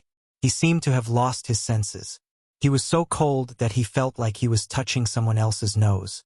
"Don't touch it, don't rub it. Go back and take a scalded radish. It'll be fine." Li Jinyan couldn't help but remind him in a low voice. He reached out his hand. They were climbing up the mountain path. The snow was too thick, so they had to help each other. Yi Qian reached out and grabbed it tightly. He pulled his feet out of the snow and walked up with shallow and deep steps. The female soldiers' hands were very small. They were obviously different from the hands of the male soldiers. Sometimes, Li Jinyan even wondered if he would break the bones in her hand if he used a little more strength. She was the only female soldier in the two teams. Facing such a harsh environment, she didn't complain at all. She didn't complain at all. This was indeed admirable. Chapter 1641. After climbing up the slope, Li Jinyan immediately let go of his hand. Then, he gestured to Yi Qian to crawl while he pushed aside a shrub covered in snow and slowly crouched down. According to the analysis of the battle map, the first exchange of fire between the two teams was less than 300 meters away from them. Li Jinyan used the snow and shrubs as cover and carefully used his binoculars to observe the situation in front of them. The mountain was quiet, and everything was silent. Occasionally, snow would fall from the trees, making a dull thud. In the blink of an eye, everything would return to normal. Yi Qian, who had crouched down beside him, said softly, "Q King will not let go of the opportunity to kill our forces. If he arrived before us, he would have already set up an ambush and waited for us to fall into his trap." The binoculars only saw a white world. There was nothing out of the ordinary. However, the more there was nothing out of the ordinary, the more it meant that something was wrong. Li Jinyan lowered his head and slowly moved his body so that he was completely hidden behind the shrubs. He crawled side by side with Yi Qian. "That's normal. If it were me, I would not let go of the opportunity to destroy the enemy's forces as soon as I occupy them." Turning on the communicator, Li Jinyan contacted the team members behind him. "Move forward in a dragnet formation. Each team will maintain a distance of 10 meters from each other. Deshao, 5 of your teams will head to the final stronghold. 5 of our teams will stay behind. 2 scouts will stay put." Then he said to Yi Qian, "You go with the scouts. Stay 1 step behind Deshao and the others." At this time, Qing Niao was the focus of the entire team. How could Q King allow a Qing Niao, who was familiar with their team, to stay behind? Their first target was definitely Qing Niao. Yi Qian also knew why this was the arrangement, but she also had her own thoughts. Since they had already been targeted, avoiding them was not a solution. Moreover, she did not have the habit of avoiding them. On the battlefield, offense was always the best defense. Yi Qian sighed softly and expressed his opinion. "Since it's a hunting operation, Demon King, I don't intend to avoid it. Let's face it directly." She rarely expressed her opinion when he was carrying out orders. Now that she had spoken, it was enough to show that she had thought it through carefully. Li Jinyan pursed his thin lips slightly. After a few seconds of pause, he said, "If you are not worried about being captured, you can continue to follow me." Previously, they had captured a member of the Snowfield Brigade. In this hunting operation, the other party would definitely want to get back at them. Qing Niao was undoubtedly their target. Yi Qian did not hesitate. He chose to take action. On the snow, a few sparrows were jumping around happily. Their light bodies became the only vivid scenery in the snow, leaving a string of small paw prints. Xia Jinyuan used a tree branch to pick out the snow stuck to the bottom of his boots so that it would be easier for him to take action later. "Q King, there's a situation." Baihe's voice came through the earpiece. It was low and contained a hint of excitement. "There's movement. We didn't wait for half an hour in vain." The Snowfield Brigade had arrived at the first crossfire half an hour ago and had set up an ambush. "J5, I'll leave Qing Niao to you." Xia Jinyuan threw the tree branch lightly into the bushes. The military target swept through the bushes, and the snow fell quietly to cover up his tracks. A few camouflaged figures flitted through the pure white world. They were as light as birds flying in the snow and disappeared silently. Yi Qian, who was leaning against the tree trunk behind her, panted lightly. He turned on the communicator to contact his team members. "It's about 5 minutes. It's about time to start." Baihe and Dove were scouts. Xia Jinyuan had told her that as long as they were in the snow, they would be like fish in water. It would not be easy for her to slip past under their noses. Chapter 1642. The Snowfield Brigade's target was her, and her goal was to finish off either White Crane or Pigeon. She did not have that much confidence in finishing off both of them at once. Li Jinyan was about 5 meters away from Yi Qian. He had already readied his combat dagger and was just waiting for the Snowfield Brigade members to arrive before he could make his move. The wind carried snow with it and blew against his goggles, blocking his vision. White Crane, who was wearing a white camouflage suit, moved carefully. His military boots did not make any sound when he stepped into the snow. He was mainly responsible for scouting and reporting everything he saw to his comrades so that they could carry out their mission. There are no abnormalities ahead. Brothers, be careful of traps. White Crane carefully passed through the crossfire and hid behind a tree. From afar, his figure seemed to blend into the white world. Push left and avoid the point of abnormalities. As a scout, White Crane had entered the range of the Storm Commandos. His main mission was to infiltrate the enemy's rear and scout their military movements. He also had to capture enemy captives to obtain information that would be beneficial to their side. White Crane and Pigeon did not directly hunt their targets. They only needed to provide useful information to their comrades and scout the enemy's movements. Therefore, they did not have any offensive missions. On the contrary, they had to avoid running into the Storm Commandos. Therefore, White Crane and Pigeon had to be more careful and cautious than any other member to avoid being discovered by the Storm Commandos. Li Jinyan agreed to let Yi Qian directly participate in the hunting operation. At the same time, he assigned Yi Qian the mission to kill or capture a scout from the Snowfield Brigade. After some observation, he realized that Yi Qian's anti-reconnaissance ability was quite good. Just like her shooting skills, they were on par.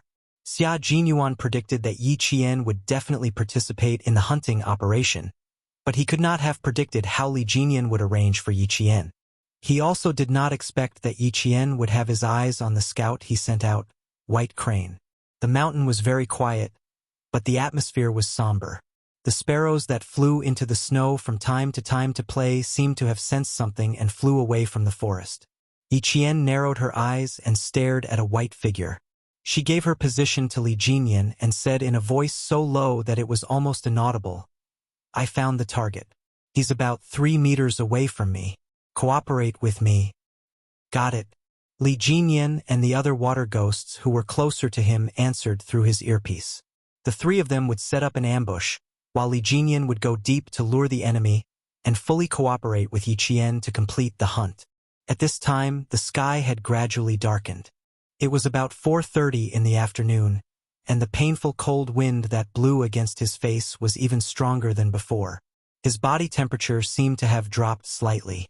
Yi Qian, who had become one with the snow, was silently waiting for the right moment.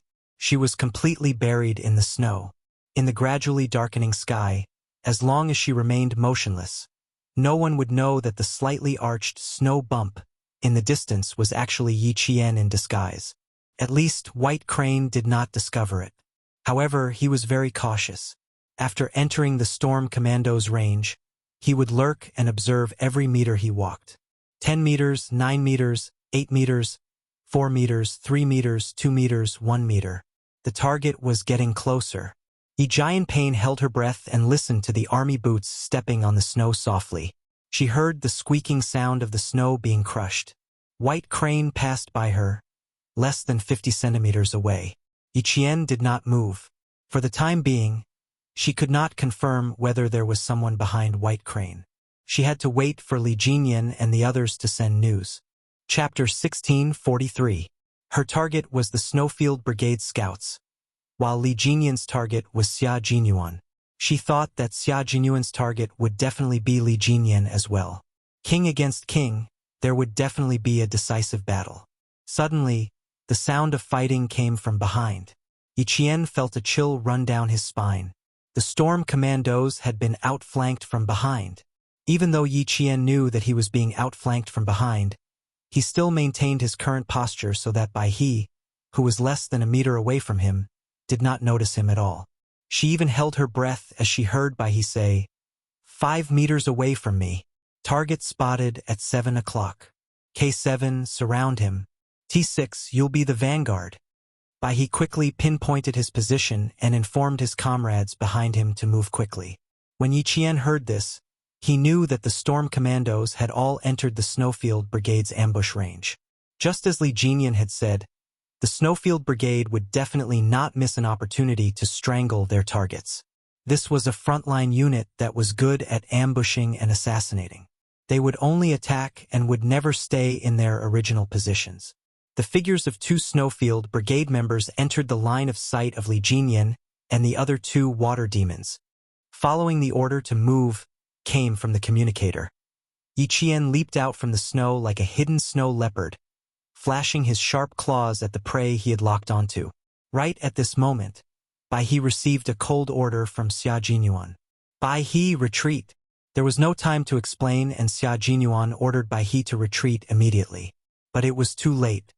Hearing his captain's order through his earpiece, Bai He felt a murderous aura coming from behind him, causing him to quickly leap forward and narrowly avoid the murderous aura coming from behind him. He turned around and saw clearly who the person who had ambushed him was. J5, where did you run off to? Qing Niao has her eyes on me. When Bai He saw that it was Yi Qian, he immediately felt that something bad was about to happen. He had never seen Qing Niao's strength before, but after working with her once, he felt that she was unfathomable. J5, who was about to stuff a ball of snow into his mouth to quench his thirst, choked violently. He contacted Xia Jinyuan, who was far away from him, and said, Qing Niao targeted Bai He. She's really ruthless. She directly gouged out our eyes. Let's take a gamble and see if Bai He kills Qing Niao or if Qing Niao kills Bai He. Seeing that his comrade was still in the mood to take a gamble, Xia Jinyuan raised his thin lips and said with a faint smile, as an instructor, if you get captured a second time, J5, you won't be able to escape a 20-page self-reflection. J5's body shook violently. Although he was an instructor, he was also afraid of writing reports. When he had applied for a transfer, one of the reasons was that he was not good at writing reports. If he was captured again, he would slap himself 50 times. Stall the devil for at least half an hour. Xia Jinyuan approached Bai He with his rifle. The devil had ordered Qing Niao to kill his scouts, which gave him the opportunity to capture Qing Niao. J5 did not stay any longer and immediately went to stall the devil. He knew that Q King wanted to kill or capture Qing Niao first. How could Yi Qian be so stupid as to wait for the Snowfield Brigade to come to Bai He's aid and kill her while they were at it? After her first failed sneak attack, she pounced on Bai He again. She came with the wind and snow, carrying a murderous aura, and directly blocked Bai He's path.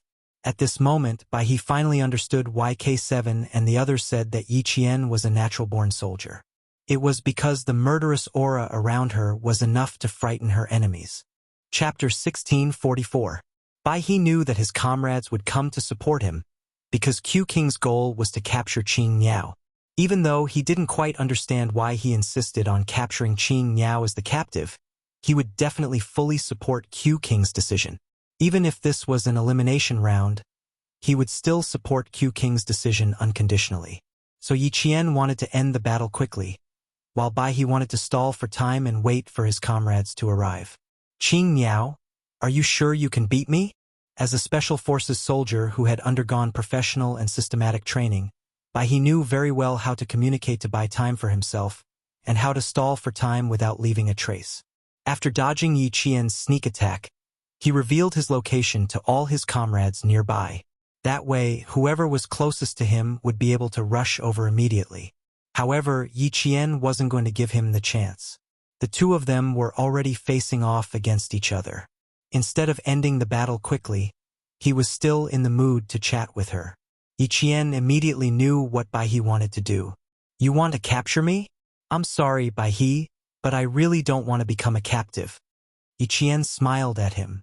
The unsharpened combat dagger in his hand flashed through the snowy wind. The dark sky couldn't hide the cold gleam of the dagger as it flashed through the air. The lightly armed Yi Qian made his move once again. Combat was something every member of the Snowfield Brigade had to pass. Even though Yi Qian wasn't officially a member of the Snowfield Brigade, her combat skills weren't bad. Against Bai He or any other member of the Snowfield Brigade, Yi Qian wouldn't be afraid. This was a competition, but it was also a war. As for her, how could she be afraid when she was on the battlefield? Soldiers were already on the battlefield, and horns were blown on the battlefield.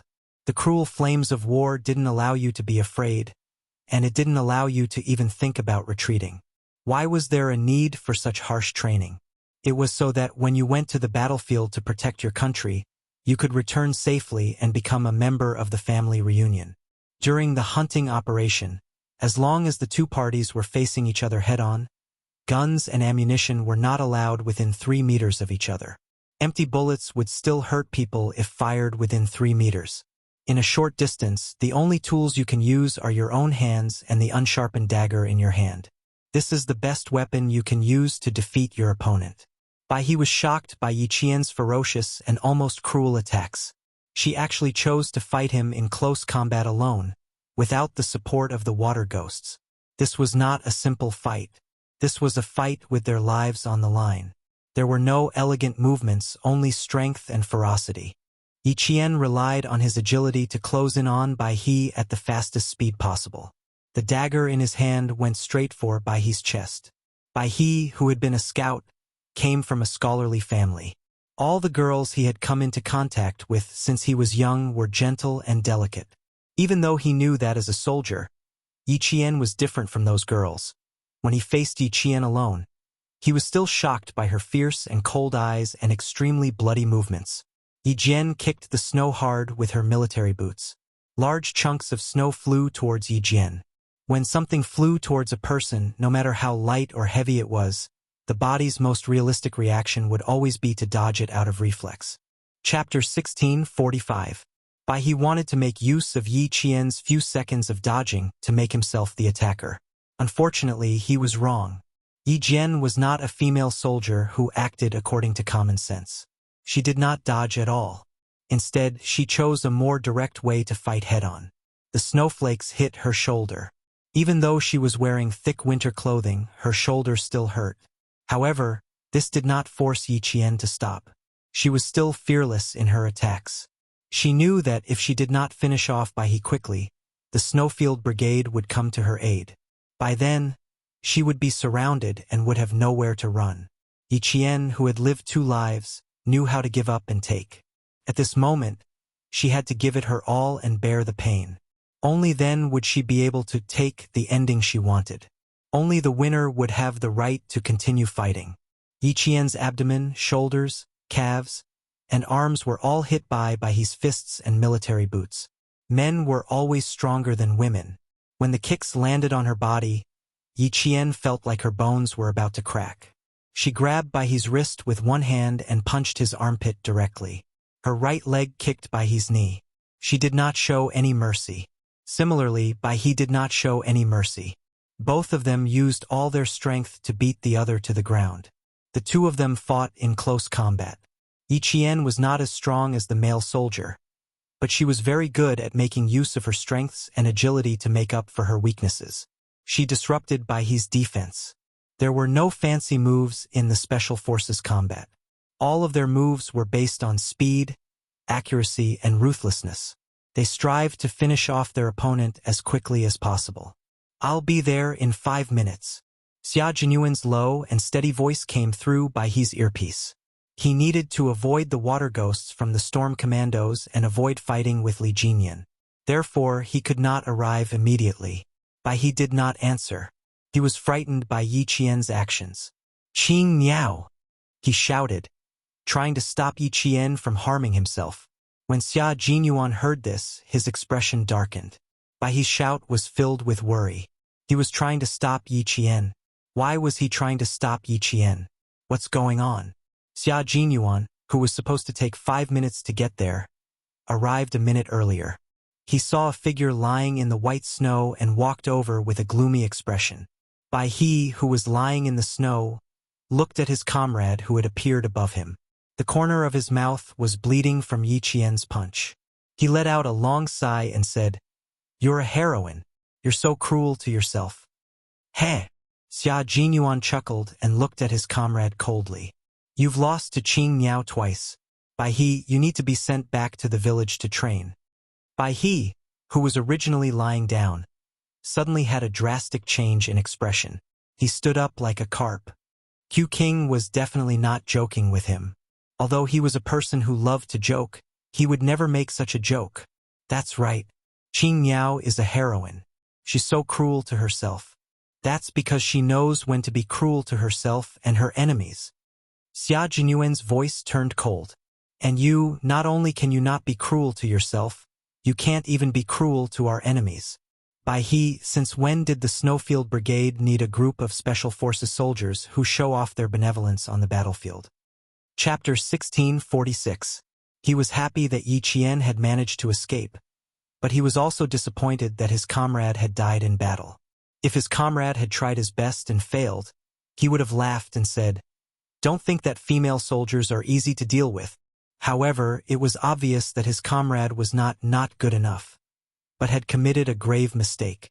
It was true that they were familiar with Qing Niao, but at this moment, Qing Niao belonged to the Storm Commandos. In this competition, she was standing opposite of them. Faced with the young captain's criticism, Bai He did not refute and accepted it humbly. After Xia Jinyuan finished criticizing him coldly, Bai He reflected on himself seriously. I will accept any punishment. I will always remember today's mistake. I will never make a similar mistake again. A mistake was a mistake, and there was no excuse for it. After the scolding, Xia Jinyuan looked at the row of footprints that disappeared into the depths of the forest. He couldn't help but smile and turned to ask his comrade calmly, "What did Qing Niao do just now?" I grabbed her shoulder, and when the dagger was about to touch her neck, she actually sent her own neck towards the dagger. Although the dagger wasn't sharpened, the force of her collision was quite strong. I was shocked and I shouted. Naturally, my hand movements slowed down. Bai He still had a lingering fear when he mentioned what had just happened. He sighed deeply and said, "She was too ruthless. She was so ruthless that it scared me." When Xia Jinyuan heard this, he was not frightened at all. Instead, he laughed. If she hadn't been ruthless, she might have been the one to die. Xia Jinyuan admired his girlfriend's dangerous behavior. His little fox was indeed smart to fight back from the brink of death. But she was too smart. Bai He seemed to want to say something, but Xia Jinyuan did not listen. It would be against the rules if he continued to talk about the same comrade who had died. After successfully escaping, Yi Qian hid well and sent his location to Li Jinyan. He adjusted his breathing while waiting for Li Jinyan to meet up with him. There would be no more hunting at the first crossfire because both sides knew that the other side was active in this area. In order to seize the last position, they would not waste any more time and would choose to move forward. For the time being, Li Jinyan didn't ask Yi Jian how she managed to get rid of the scouts from the Shuiyu Brigade. He entered the public channel and told all the members of the Storm Commandos the news. Instantly, the sound of fingers snapping could be heard from his earpiece as a sign of praise. Killing one of the enemy's scouts in one move was really good news. When the J5 of the Shuiyu Brigade couldn't contact White Crane, he knew that something was going to happen. When Xia Jinyuan told them that White Crane was dead and the one who killed him was none other than Green Bird, they all held their breaths. Was killed by a bullet? If he was killed by a bullet, it wouldn't be a shame. G3 said. Everyone knew how fast Qing Niao could shoot. No one in the team could compare to her. It would be great if he was really killed by a bullet, but unfortunately he was not. He was killed by close combat. The cold reality was said by Xia Jinyuan calmly. His comrades all sucked in a breath of cold air. He smiled lightly and said, "The target of the capture plan has not changed. Last time she killed Pigeon and Bai He with a sniper rifle. This time she continued to kill Bai He. Brothers, you have to bring Qing Niao to me." K7 and G3 were together. Hearing this, the two of them quickly looked at each other. Q King really did not want to show mercy. Since that was the case, they could not show mercy either. They had to capture Qing Niao whenever they saw her.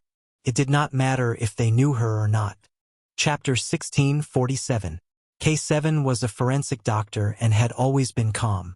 He turned off the communicator and said to G3, "Q King wants to use this competition to train Qing Niao's individual combat experience. It seems like he is determined to send Qing Niao to the Snowfield Brigade. That was his plan from the very beginning.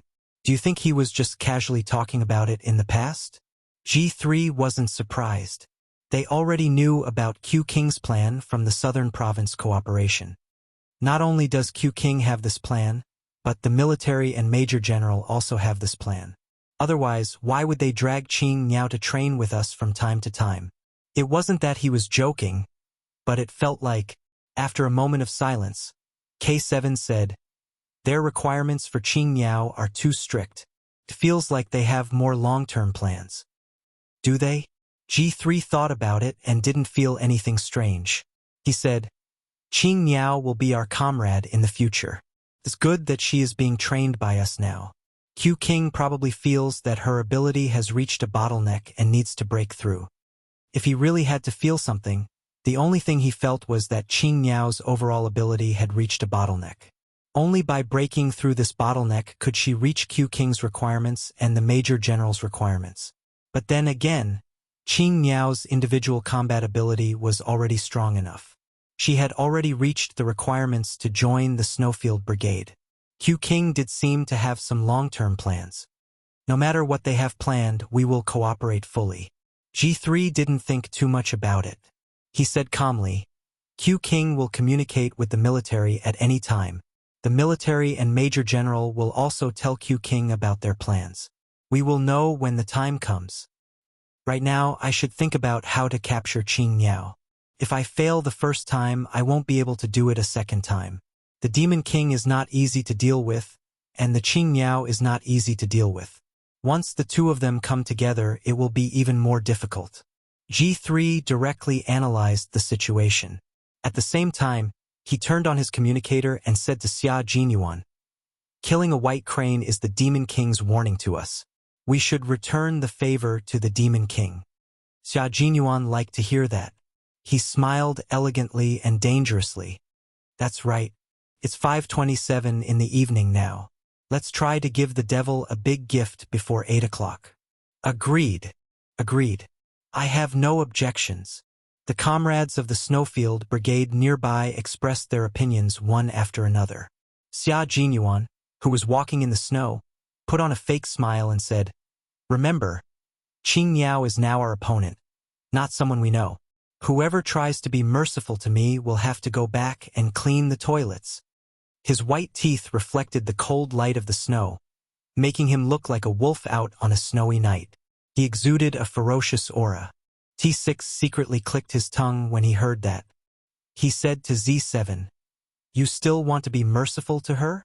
Q King won't be happy about that. Looks like when we see Qing Niao later, the two of us will have to come up with a plan to kill her.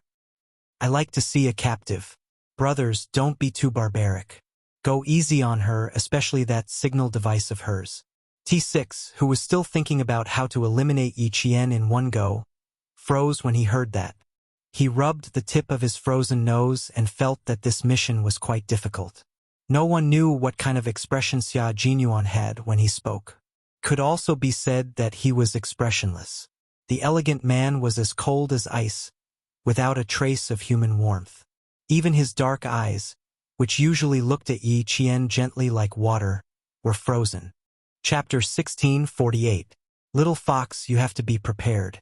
If you want to join the Snowfield Brigade, I have to tell you that it's not an easy task.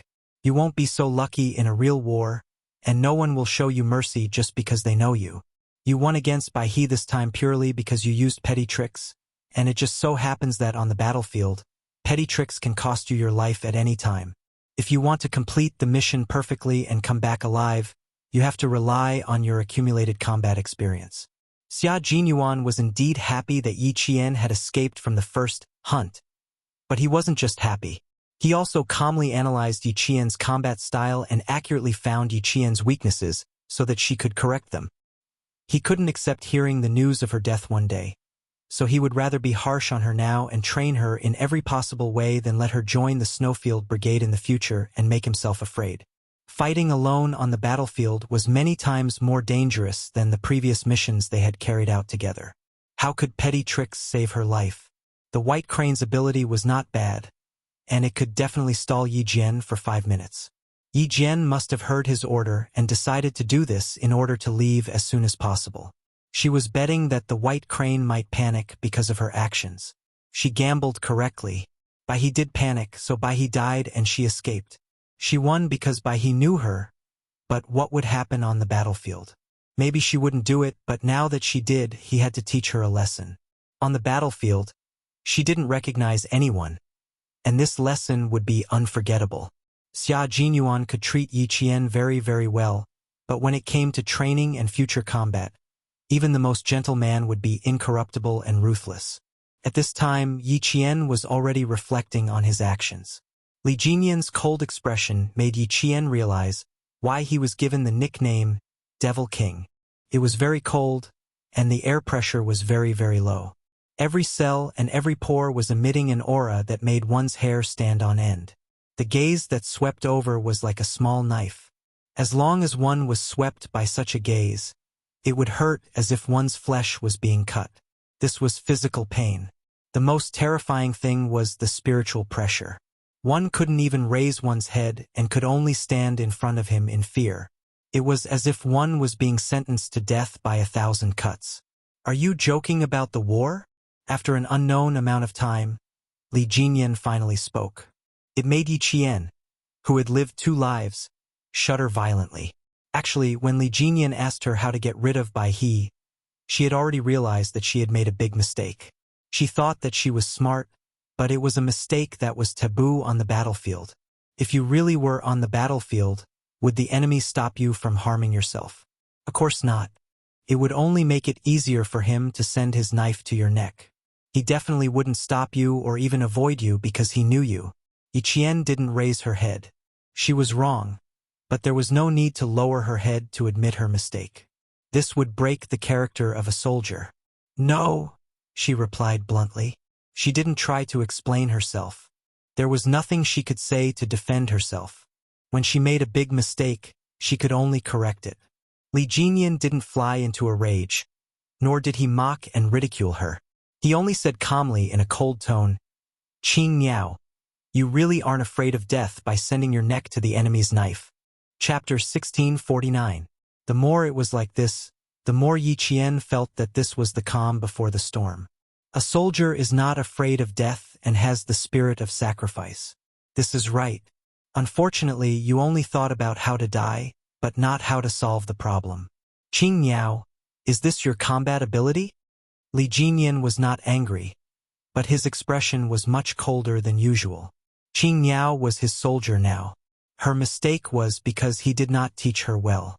She made a mistake, and as her captain, he was also at fault. Yi Qian pursed her lips and answered seriously, "I made a big mistake. I did not protect myself well, and instead put my life in the hands of others. I thought that they knew me and would not really hurt me. On a real battlefield, what I did just now was suicide. Not only was I rushing to my death, but I also implicated my comrades behind me." Snow drifted into Yi Qian's eyes, and the cold sensation stimulated her tense heartstrings. She could feel the evil aura coming from the Demon King, and she could not help but shiver. This was the Demon King that all the Storm Commandos feared and respected. It was as if a king had descended. His tone was calm, but all you could feel was a bone-chilling evil aura. "Very good." Li Jinyan only said these 2 words after listening to her, and then he walked away. Yi Qian, who was standing in the snow, was slightly stunned. "Very good? What was very good?" She said, "Very good? Impossible. Then why was it very good?" Yi Qian, who had just taken a few steps, suddenly stopped. She understood why he said very good. Very good. Committing a crime knowingly was an additional crime. That was what he meant when he said very good. Yi Qian, who had never made a big mistake in this life, knew that she had finally made a big mistake today. This time, she fell so hard that her nose was bruised and her face was swollen. Not only would she be taught a lesson by Demon King Li, but also Xia Jinyuan and the Navy Commander, Major General of the Army, and maybe even the military. She would pay the price for her mistake. For a moment, even the usually calm Yi Qian felt gloomy. His expression was as cold as ice. She was terribly wrong, ridiculously wrong. However, there was no medicine for regret. The only thing he could do was to never make the same mistake again. At the same time, he had to use his true strength to defeat his opponent. By this time, the wind and snow in the mountains had stopped. Yi Qian, who had been following closely behind him, let out a low sigh that reached Li Jinyan's ears. The corners of his mouth involuntarily tightened. This kind of mistake actually represented a mistake that occurred when things went too smoothly. Thinking of her personal resume, it had to be said that she had indeed gone too smoothly, so much so that she had made a big mistake.